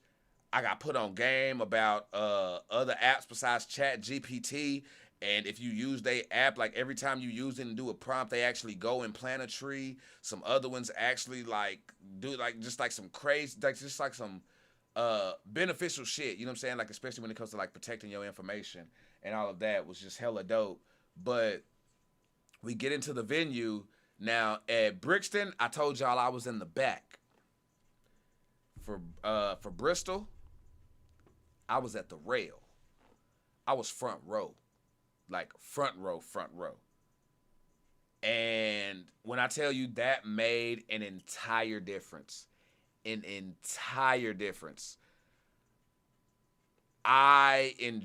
enjoyed the hell out of the goals when they were playing in Brixton, but it sounded like a completely different show being up there at the rail, fam. Like, really, though. That, bro started barring, bro started going crazy. It was refreshing. And when I tell you the Goals know how to rock that fucking stage, dog, they know how to rock that motherfucker. And shout out to the ushers who was going back and forth handing us water and shit. Yeah. Got some amazing clips, got some amazing footage of just being there where I was. The big push, again, the whole show just sounded different. We got our encore, so we came back out. We got It's Alright, which that right there, I'm telling you, like I said on TDIP, that's that song right there. Because no matter where, when you sing it, people are going crazy. They were singing it in the line before we got in. It's like it was that real. And yeah, like I said, I recorded, got a lot of footage. So much so that Romaine even retweeted my shit or reposted it. Romaine reposted it. Glenn reposted it. So the Big Push know who I am. They definitely know who I am. I haven't got like a personal, like I ain't on that level with Ren yet. You know what I'm saying? Like Wolf and Ray and them or anything. But my time will come on that. When it comes, and when it comes, it'll be dope. But I can legit say that the Big Push know who I am. The group does, as a group, they do, and they showed your boy love. They showed your boy love to get those reposts, not once but twice, actually 3 times if you count the Big Push Bands page outside of, because Romaine did it, Glenn did it, and then the Big Push did it. Reposted it when Romaine was crowd surfing, because Romaine crowd surfed during the show, and I got footage of that, and I mean it's a real good freaking clip, like a real good clip. I think I only saw one other clip that was better, and it's because bro was like right there, like in the middle where it happened. But thank you, Pixie, I appreciate it. Yeah, it was cool as hell. It was cool as shit. And then Connor chopped it up with him afterwards. And then yeah, shout out to Christina for that priority spot, because if it wasn't for her, I would have been Rosa parked in the back of that bitch. Like, I'd have been in the back. Like, I wouldn't have got up there. And the overall experience of the show was legit. My section could have been more lit, though. Like, I feel like the lit side was in the middle and on the right. Like, a lot of people around me was just, like, it was a lot of standing around. But at the same time, you couldn't blame us because it was so packed that I felt bad putting my phone up to record shit and even put my hands up to rock out because I didn't want to bump nobody or hit nobody or anything. But it was definitely a hell of a freaking show. I loved it. After that, I went back to we went to the pub, got some more drinks. They were doing karaoke. I almost did karaoke, but didn't. Chilled with Megsy, who was freaking cool. And just like a lot of y'all were cool as fuck to chill out with. Amy was cool to chill with. Amanda was there, I believe. And yeah, you know what I'm saying? I got a drunk pizza, you know what I'm saying? Drunk man eating pizza. Went got that. I'm just on the block out there in the UK standing on the street, just eating pizza, drunk as fuck. We were smoking, and then I get a hold of some shrooms. Yes. So while we're walking, Amy gives me some shrooms, and I'm not like I haven't taken shrooms in a while since I was like a teenager, and we already had planned that we were gonna go to Wake the Tiger the next day. Now, Amanda and Polly and Amy, everybody would say, "Oh man, that shit'll be cool as fuck to just go see this art exhibit on shrooms." Not telling me that the entire exhibit was basically a shroom exhibit. It's a shroom exhibit, and yeah, so I got these shrooms in my pocket, and we're on our way to the shroom exhibit. But me, I'm thinking like, oh shit,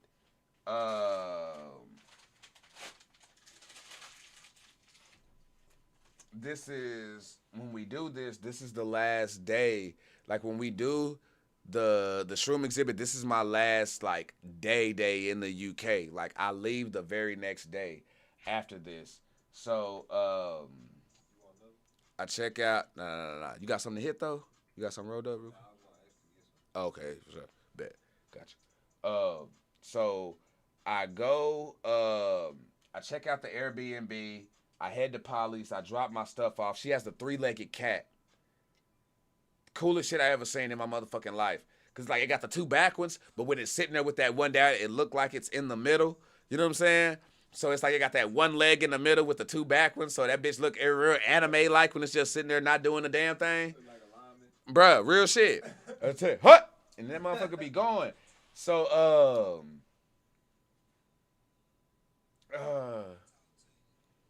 I cannot start as soon as I have work in the morning. Oh, it'll be quick though. So we go to this exhibit, Wake the Tiger, and before that, because we're meeting everybody there, we go get some KFC before then and we're forced to then because I know y'all like, damn, bro, you went to the UK and all you did was eat fried chicken. No, I ate other stuff too. You know what I'm saying? I tried the fish and chips and a bunch of other stuff, but it was literally the only thing right there, and I hadn't ate yet, and it was right there next to the spot. Still got the shrooms in my pocket. But I'm like, I didn't think until we got there and we eating KFC, I was like, hey, how long do these no, my bad, I take that back, because we were already walking back from KFC. We were walking to the exhibit. I was like, hey, how long does it take?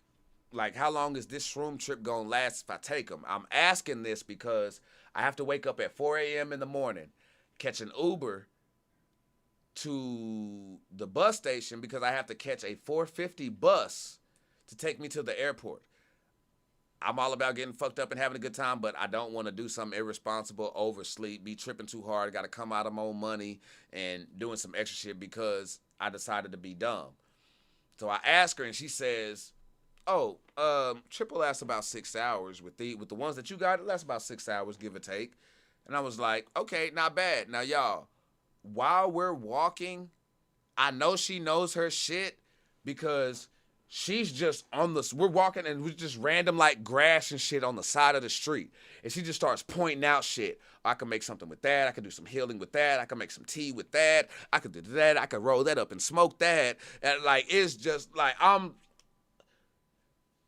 was amazed that in real time this shit was going on. And we're walking back and I'm thinking, she said, all right, it take about 40 minutes to kick in. And it lasts about 6 hours. My nigga trying to do the math. I'm trying to do the math, but I'm thinking I'm too late. You know what I'm saying? I'm thinking because I don't know how long the art exhibit is. You know what I'm saying? And again, mind you, I do not know that the whole entire exhibit is based around shrooms. All I know is when I walked past that motherfucker, I saw a car in the ground. Like a car in the ground. Imagine the parking lot, right? Imagine you park your car, right? You still in your car. You look down. There's a car kind of like, not even melted into the ground because it's not it's still a car. But it's almost like it's almost like a crater happened in the ground. They threw a car in that bitch and put more concrete, but the car's still sticking up out that bitch. I'm thinking still just art exhibit. Walk in. You see a few little mushroom things or whatever like that, but it kind of gives you like, all right, something's being overgrown here, especially you start seeing like the little screens, they got like little Fallout type messages on them and shit. I'm like, oh, this is some type of Fallout experience, little art exhibit or whatever. Man, I go through one window I do this little wall thing and they give me this little lantern around my neck and shit, start talking about secret doors and shit like that. Oh, fuck, I should have took them shrooms. Bro, I should have took them shrooms because this fucking Wake the Tiger exhibit was crazy.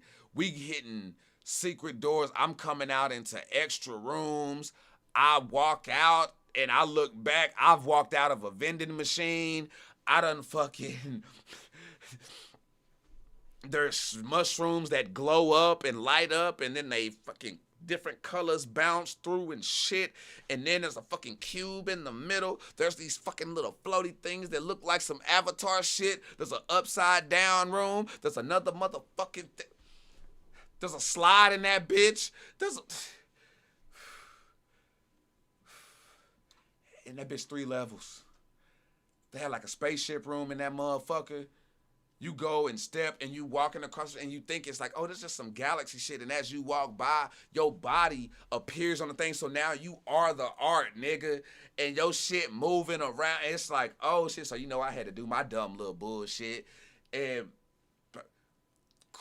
like, when I tell you crazy secret room, it's fucking nuts. Like, it was crazy. So we go to Wake the Tiger. I'm frustrated that I didn't take the shrooms. I had an amazing time, but I got to go back and trip shrooms next time. But because I didn't trip shrooms, I had to get memorabilia. So right here, I have a red fly Agario right here. Now, this isn't real, but I'm sorry. I had to get something. I don't know if I can put that on my desk at work, but you know what I'm saying? It can look nice here at the crib, though. So, little shroom there from the exhibit. I also got my daughter loves buttons and stuff, so I got her a button. What else did I get? I got this painting here. I actually walked into that.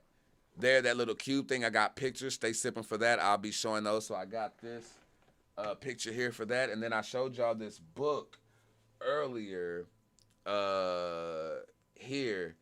And basically what this is a Forager's Almanac, a year of sustainable foraging, wildcraft, and recipes. So not only does it educate you on what mushrooms you can take and can't take and should stay away from, it lets you know when like the wrong type of bacteria and stuff is growing on them and stuff. It also lets you know about other plants. So I can, if something ever happens to me and I'm out in the wild, I can just start grabbing plants and making shit and just really be able to live. So I just think it was I like the self-sufficient aspect, not relying on the man-made shit. If something happened, look at this, a jelly ear. Do you ever get the feeling the trees are listening? Ear-shaped lobes of rubbery jelly gives this fungus the appropriate common names of jelly ear and wood ear, and it is found throughout much of the year. These easily recognizable auricular fruiting bodies jiggle either singularly or in clusters from the branches of the elder all year round. And it's being valued it's a valued mushroom in Chinese cuisines for their immune boosting properties. That just velvet shank, hairy bittercress, wood, just all kinds of shit. Larch pine, conifer trees, just, you know what I'm saying, just different type of shit like that. Just really get on that herbalist shit. So I went ahead, I did that.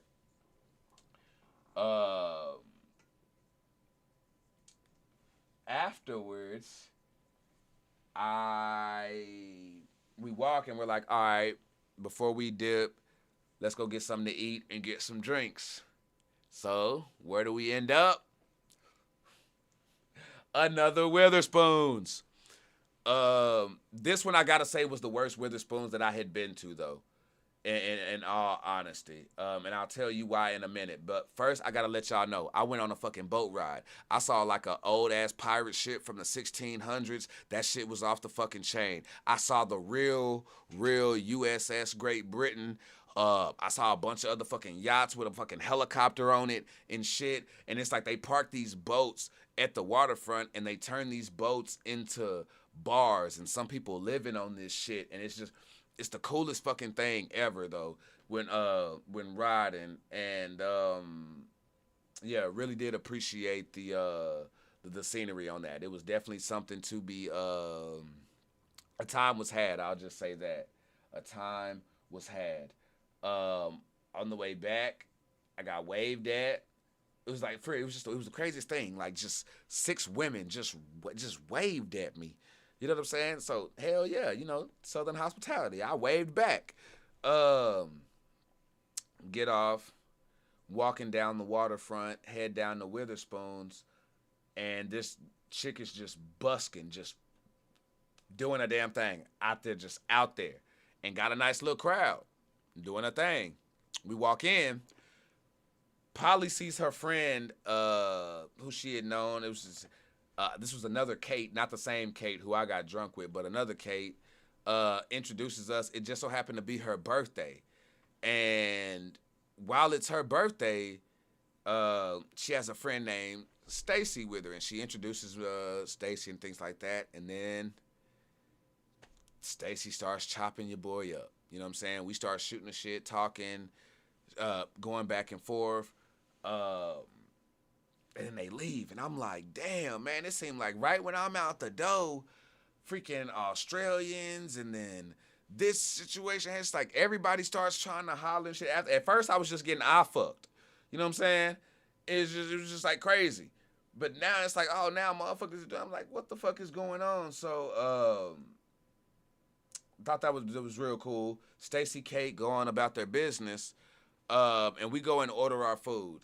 And when I say that this was the worst Witherspoons that I had been to, because ordered my food, first off, got the plates mixed up. They didn't bring me my wings. Forgot my wings, actually. Didn't bring me my napkins or silverware things for my food. Yeah. And then for some damn reason, I ordered an ice cream, which I shouldn't have gave him no more of my money. But Hostess was cute, though. But, yeah, just was real kind of let down. But because all the other Witherspoon experiences that I had were pretty good. That one just and it felt weird because I was the only black person at the table. Like, I'm not saying it was a racist issue or a racial issue or anything like that. I won't go that far or be irresponsible. but it felt weird. You know what I'm saying? Being the only nigga at the table, and you know what I'm saying? So I'm the only male at the table. You know what I'm saying? I'm the only black dude at this table. It was just weird to where the shit felt intentional. For whatever the reason was. You know what I'm saying? Maybe I looked, you know what I'm saying? Maybe I looked at a motherfucker wrong when I walked in or what, but it seemed intentional. But didn't let it ruin my mood though, because went back to Poly Spot. We just chilled, smoked, had some coffee. You know what I'm saying? Weed and coffee is just the best. Just ain't nothing better than blunts and coffee. You know what I'm saying? Weed and coffee, period. It's just, I don't care if you even smoking it out your little peace pipe. Weed and coffee is what that is. Pulled up, sipped with her. Chilled, made sure everything was right for me in the morning. And then stay sipping, because when I do my vlog, y'all are going to see this as well. Y'all, did y'all actually think that I was going to leave the UK without having not just a Brit sip the Kool-Aid, but a white woman? No, yes, I have a I have a UK Brit sipping Kool-Aid for the first time, and I got it on camera. That you made? Huh? That you made? No, I let her make it just based on the sugar content, you know what I'm saying, health reasons and stuff like that. Understood. But, you know what I'm saying, let her put her own amount of sugar content in there that she was cool with, and got it on camera, y'all. So, yes, I have someone from the UK trying the Kool-Aid for the first time. If you are out in the UK and didn't get a Kool-Aid pack but want a Kool-Aid pack, just holler at me and we'll be able to get that sent out to you. Stay sipping with your boy. Yeah, no, it was cool as hell. Lot of wild experiences out there. Like, I saw seagulls fighting. When we were trying to do the busking session with Liv, we had some jackass on a jet ski out there trying to show out, knowing damn well he was cold as fuck. Walking the streets late at night was dope as hell, because me and Wolf stepped out a few times and just had a good time. Even when Ray went back to the spot, that shit was just cold, man. It was cold. And I wake up on time, catch my Uber, and the funniest thing about it, real shit, I swear for God, I get in the Uber. Guess what the fuck comes on immediately? Ghetto Superstar by ODB now. And it just, as I'm riding to the bus station, and it plays the whole way. It plays the entire way. And it just seems so fitting. It just, like, it seemed very fitting, Pixie. Jackass on a jet ski, that's a bar. Nah, facts, Wolf. Fruit punch. Hey, Roots, I had to make it do that red. If your first flavor that you gonna try Kool-Aid, it bet it's gonna be red first. And I lay down all the little things. You know what I'm saying? No, red ain't the cherry, red ain't the strawberry, no. Red is the fruit punch. Yeah, the tropical punch. Yeah. Got on the red Kool-Aid. So the first thing she sipped was the red Kool-Aid. You know what I mean? And then there's variety. I left the watermelon and all that shit. I just didn't want to have like custom issues and shit, thinking that I was trying to smuggle some bullshit up in there. But yeah, I left it. Getting in the Uber though and hearing Ghetto Superstar as you getting dropped off just seemed like the perfect way to just cap off everything. Again, considering where I came from, you know what I'm saying, just upbringing, things that I've been through, the doubts and everything that your boy done had. And then, again, just the Ghetto Superstar song featuring Maya just seemed perfect because, you know, I got up to like 3.6 thousand subs on Facebook before Facebook started saying we don't give a fuck about you streamers. Now they got their content creators over there shit getting hacked and all kinds. So, yeah, it's a mess over there on Facebook. I didn't get a lot of, I got like a lot of temporary and fake love when I was doing my wrestling shit. You know what I'm saying? I got a lot of temporary fake love on there where it was just, motherfuckers was only sipping with me because of what I was doing for them. The second that I stopped doing that, my wrestling shows, some of them motherfuckers stopped showing up. That's why y'all think I praise the ones who do pull up from my wrestling shows, because a lot of them stopped sipping with me. You know what I'm saying? And then I come over here to YouTube and be like, fuck Facebook, throw caution to the wind, go through the, you know what I'm saying, this reaction shit, the learning, and you know what I'm saying, like I'm not with the politics and shit. Like when it comes to this shit, like all that politicking and all that weird shit, I'm not doing that, you know. But to go through everything, the experience and the challenges, and then get to the UK and have everything that y'all said be confirmed and shit, yeah, it's Ghetto Superstar was the perfect way to cap it off, just based on where I come from, how everything, situations in my life and shit, and then how y'all really just treated your boy and showed your boy love out there. It was fucking amazing. Like, it was the best thing to play. Now, before I do sign off, y'all, I do have a few videos that I want to play for y'all. I want to put y'all on game to some of the stuff that I got hip on while out in the UK. I got some Live for y'all. I got some Fever Rouge for y'all. I got some Hutch for y'all. I got some Scarlet Faye for y'all. And I also got some Josh Rivers as well. If y'all want that, pull up in the comment section and let me know. This trip was everything, like, for real, for real.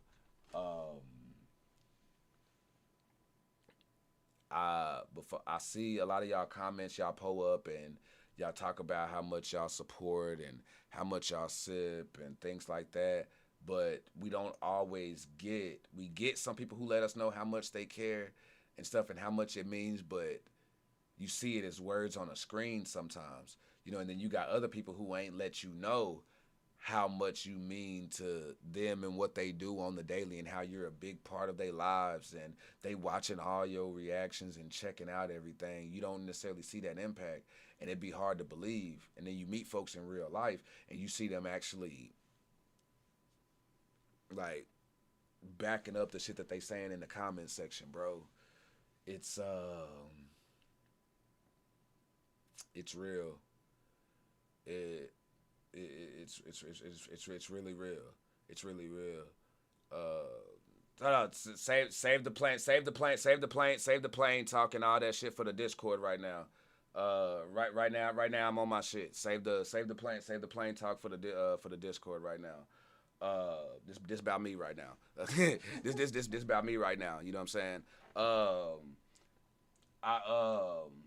I really do appreciate y'all for making this shit happen. Like, I appreciate the mods. Y'all really showed up and showed out. Like, I gotta give a shout out to Debs. I gotta give a shout out to my bros, cause again, we were cool as fuck before getting into these reactions and shit, but then we actually met each other in real life, and again, you don't know how things are gonna go. You don't know how things are gonna be. You know what I'm saying? And if folks is really real and shit, and so to go out there and to see folks really on their shit, yeah, it was dope as hell to see. Yeah, and just to see all that shit confirmed. You know what I'm saying? Like, I didn't think I was a big deal. Like, I thought I still had, and I do personally. I still, like, I know I got a lot of work to do, like, with reactions, because I'm not full time yet. So I can't give y'all the same type of shit in the same way that, you know what I'm saying, like my bros can and shit. But the fact that even me with my 11.3 thousand to be sitting here and seen as an equal with Wolf and Ray, and then to get, you know what I'm saying, all of these people who rock with me the way that they do, like Liv and Skinner Bros and everything. Like it's just, it's amazing to see. It's amazing to see. So like I gotta give a shout out to Debs. Again, shout out to my bros. Shout out to TDIP. You know what I'm saying? For the same thing I said for my bros. Y'all fam too. And for just being who y'all are in real life. And these I got written down just because I don't want to miss anybody. Every sipper that I met out there, big cups up to you. Y'all definitely made your boy feel welcome, important. Y'all made me feel like a superstar out there. Like y'all gave me I don't get celebrity or nothing like that, but it was definitely like that out there with the way that y'all was pulling up, even just at random times and shit. And big cups up to y'all as well for here in the comment section, because even those of y'all who I didn't meet may have missed or been pulling up in the comment section rocking with me. Y'all are like, y'all make this shit. Y'all the reason that all this shit's happened. I didn't go out there on none of my work money. It wasn't my job didn't get me out there. Outside of making sure that I stayed paid throughout those 2 weeks that I was out, that was it. Other than that, this YouTube shit did. And that sat with me every day, every second. And me and my bros made the most of that shit while we were out there. Every minute, every second. We didn't want to waste that. Because if we did, that would have been disrespectful to y'all and ourselves. You know, man, just when people telling you to your face the impact that you have on them and how much they sip with you, it's wild. You know, yeah, we had drinks with the goal, but we ran into the goals multiple times. You know, they pulled up to the at the Scarlet Face show as well. They walked through. You know, it's just it's just amazing shit. Shout out to Christina, shout out to Liv, shout out to Raquel, shout out to Andy, shout out to Aaron, aka Vincent, shout out to the Goals, Glenn from the Big Push and the Big Push for putting on an amazing fucking show. Them and the Goals killed it. Shout out to VIDS. For those of y'all who just now sipping or whatever like that, go back earlier in and find out about what I said about Liv and VIDS. It's gonna be something you don't want to miss. Shout out Vicky, Polly, Pippa, Royal Sipper, Simon, Tori Alliance, Gabby, and Fliss. Appreciate the po-ups. You're major. And and just, yeah, Disco Doc, AJ Marino, Scarlet Face, Sylvia, Vinny with the Sick Boy van, Hutch, Kai, Connor, the Girl Group, Skinner Bros, Andy, the Real Spider-Man, the people of Brighton, really. You know what I'm saying? Making your boy feel welcome. Biggs Barbers, Wilsey, Rob and Elliot. You know what I'm saying? Sorry we kidnapped your wife and mom, but y'all were cool as hell for just lending her to us like that. Look, I'm saying it like Deb's a freaking library book or something. My bad. And shout out to O2 for getting folks in and out. Shout out, let me see, I feel like I missed somebody. Shout out Amy, Amanda, and them. Like, y'all made sure we actually closed out with like the boat ride and stuff like that. Shout out to Tori Alliance. I think I said that already. If not, my bad. Man, shout out to Liv's merchandiser who makes the merch. Shout out to Lisa Marie. Shout out to Lynn. Shout out to Ren Space. Rabbit Hole. Man, so many of y'all. For real, for real. Pete. Randy, homie who bought drinks.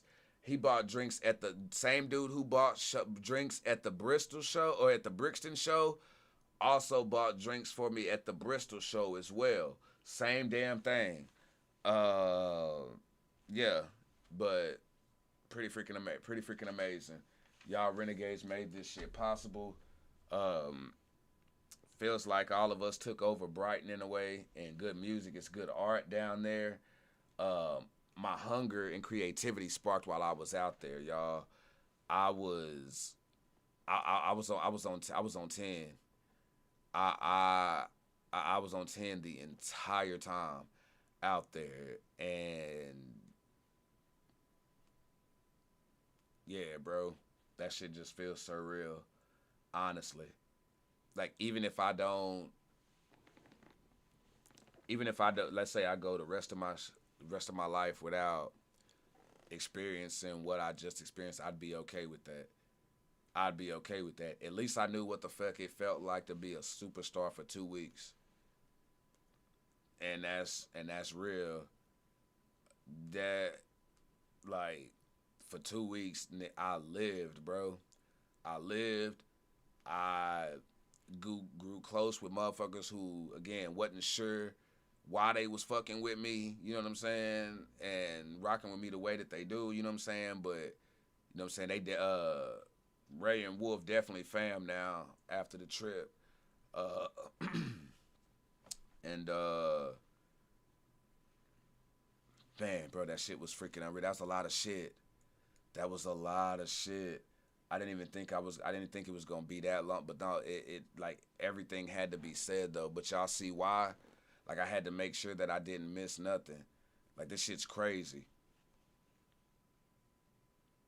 Webby following me, Token hitting my DMs, Liv Invictus want to do a track with your boy, going to the Scarlet Face show, running into Glenn, running into Connor, being in not one but two different spots in the same spot that Ren was in, less than 5 feet away from homie. The Skinner Bros show, running into Zach, not one but we got 2 shows.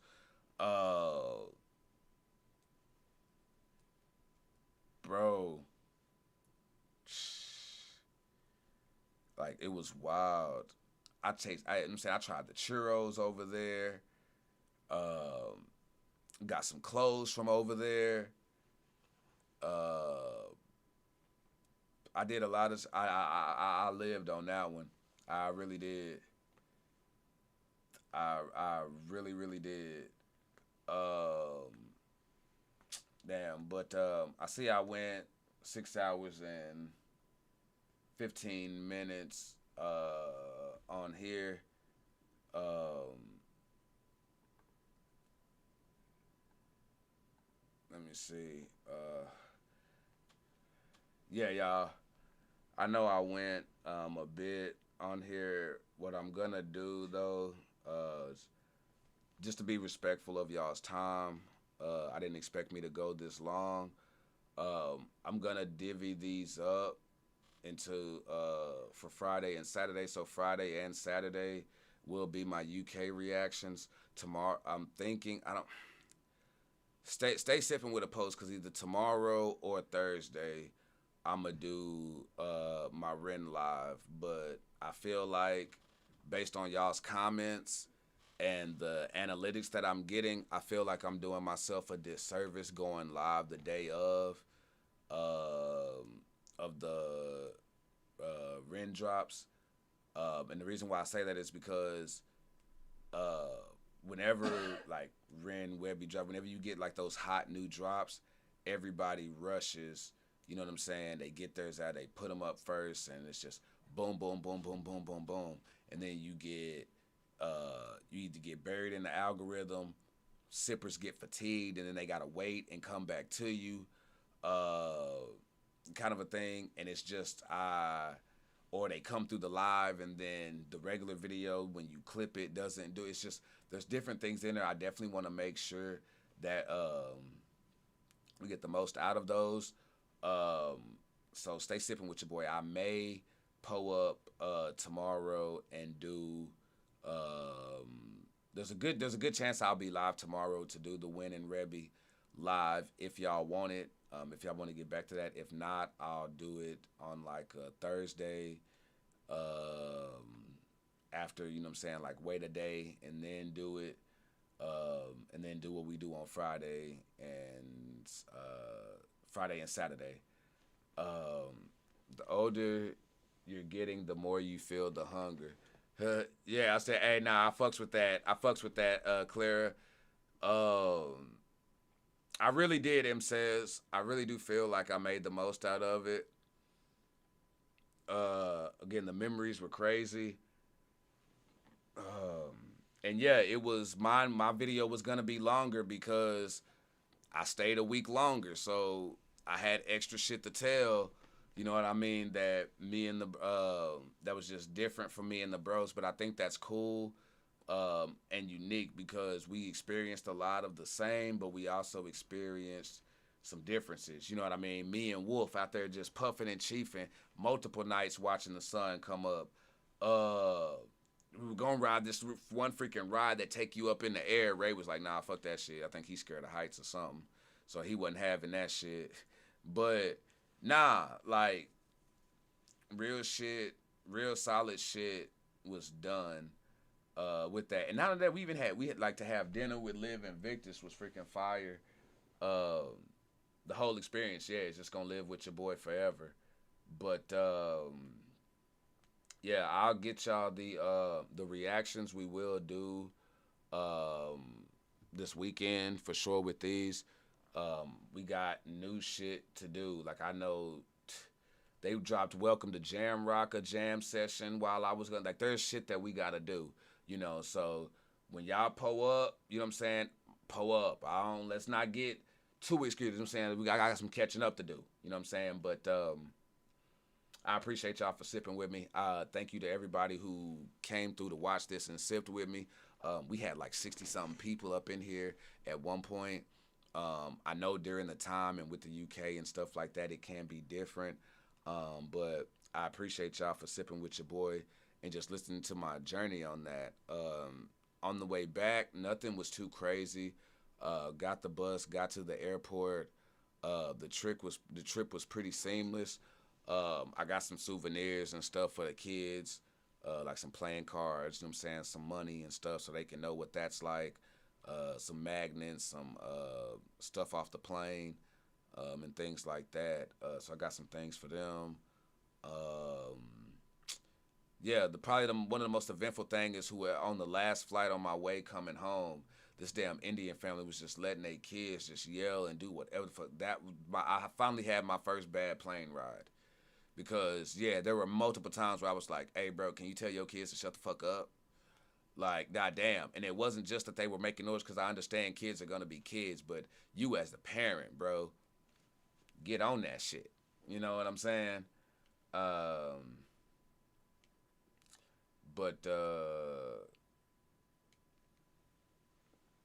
Yeah. I was just... Yeah, Cav, basically just wrapping it up. Like I said, I went almost 6.5 hours here. And I got like 5 videos that I want to react to.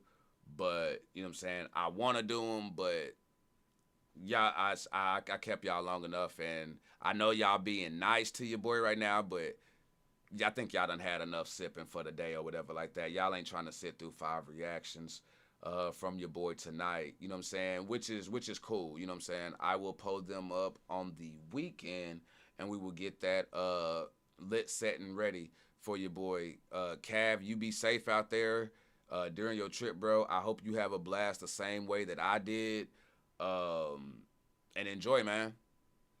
Truly mean that. Enjoy. Thanks to each and every one of you for coming through. It is bittersweet being back. You know what I'm saying? Like, for sure. Because it was an amazing experience, but glad that y'all missed me. And damn, them views and shit showed it. Like, glad that y'all actually just missed your boy and entered. Because now I was wondering, like, man, did I peak already? Is this it? You know what I'm saying? But nah, we still got more to do, y'all. Glad that y'all not tired of your boy yet. I'm glad. Thank y'all for tolerating my realness. You know what I mean? Just the bluntness. Because I know it can come off like real assholeian, but like I just believe in just telling the truth and letting it be known what it is. I don't, you know what I'm saying, really try not to mince words and things. I'm pretty direct, but I'm also honest. And thank y'all for appreciating that, allowing me to just be myself and still, you know what I'm saying, take all that in and show up with your boy. Every little thing that y'all do doesn't go unnoticed, even though it may take me a while to respond to comments now. Speaking of, now that I'm back, I will be getting back to those as well. That was part of my plan today, which I'm likely going to be doing that before I go to bed. Thank y'all for sipping and sipping. Shannon, thank you so much for that 20 piece. I really do appreciate that. Much love. And Shannon, you don't owe me an explanation on nothing. For real, you ain't even gotta let me know. Hey, no, I know. Hey, cause what's understood ain't gotta be explained. You know what I'm saying? I don't mind you being late. I appreciate the love, and you already know family comes first always. And you ain't gonna never get a gripe or anything out of me on that. Handle your business, for real, for real. You gotta handle them duties for sure. But I appreciate y'all. I will see y'all on maybe tomorrow. If not tomorrow, if I don't see y'all tomorrow, I'll see y'all Thursday, and then for sure I will see y'all Friday and Saturday. But we are back. Spilled reactions are back. I'm gonna put the vlog together first of the UK trip. I'm right now in just the editing process of Money Games 2. I tried to have it done before I left. I wasn't able to get that done in time with making sure I was good on uploads, but I have the vlog coming up. I got a Money Games Part 2 spilled reaction, Money Games Part 3 spilled reaction, along with some more ish. So y'all stay sipping with your boy, and thank y'all so much for giving me y'all's time with this today. Whether y'all watching the playback or sipping with me on the live. Thank you. Appreciate it. Appreciate it. Stay sipping, y'all. Love y'all.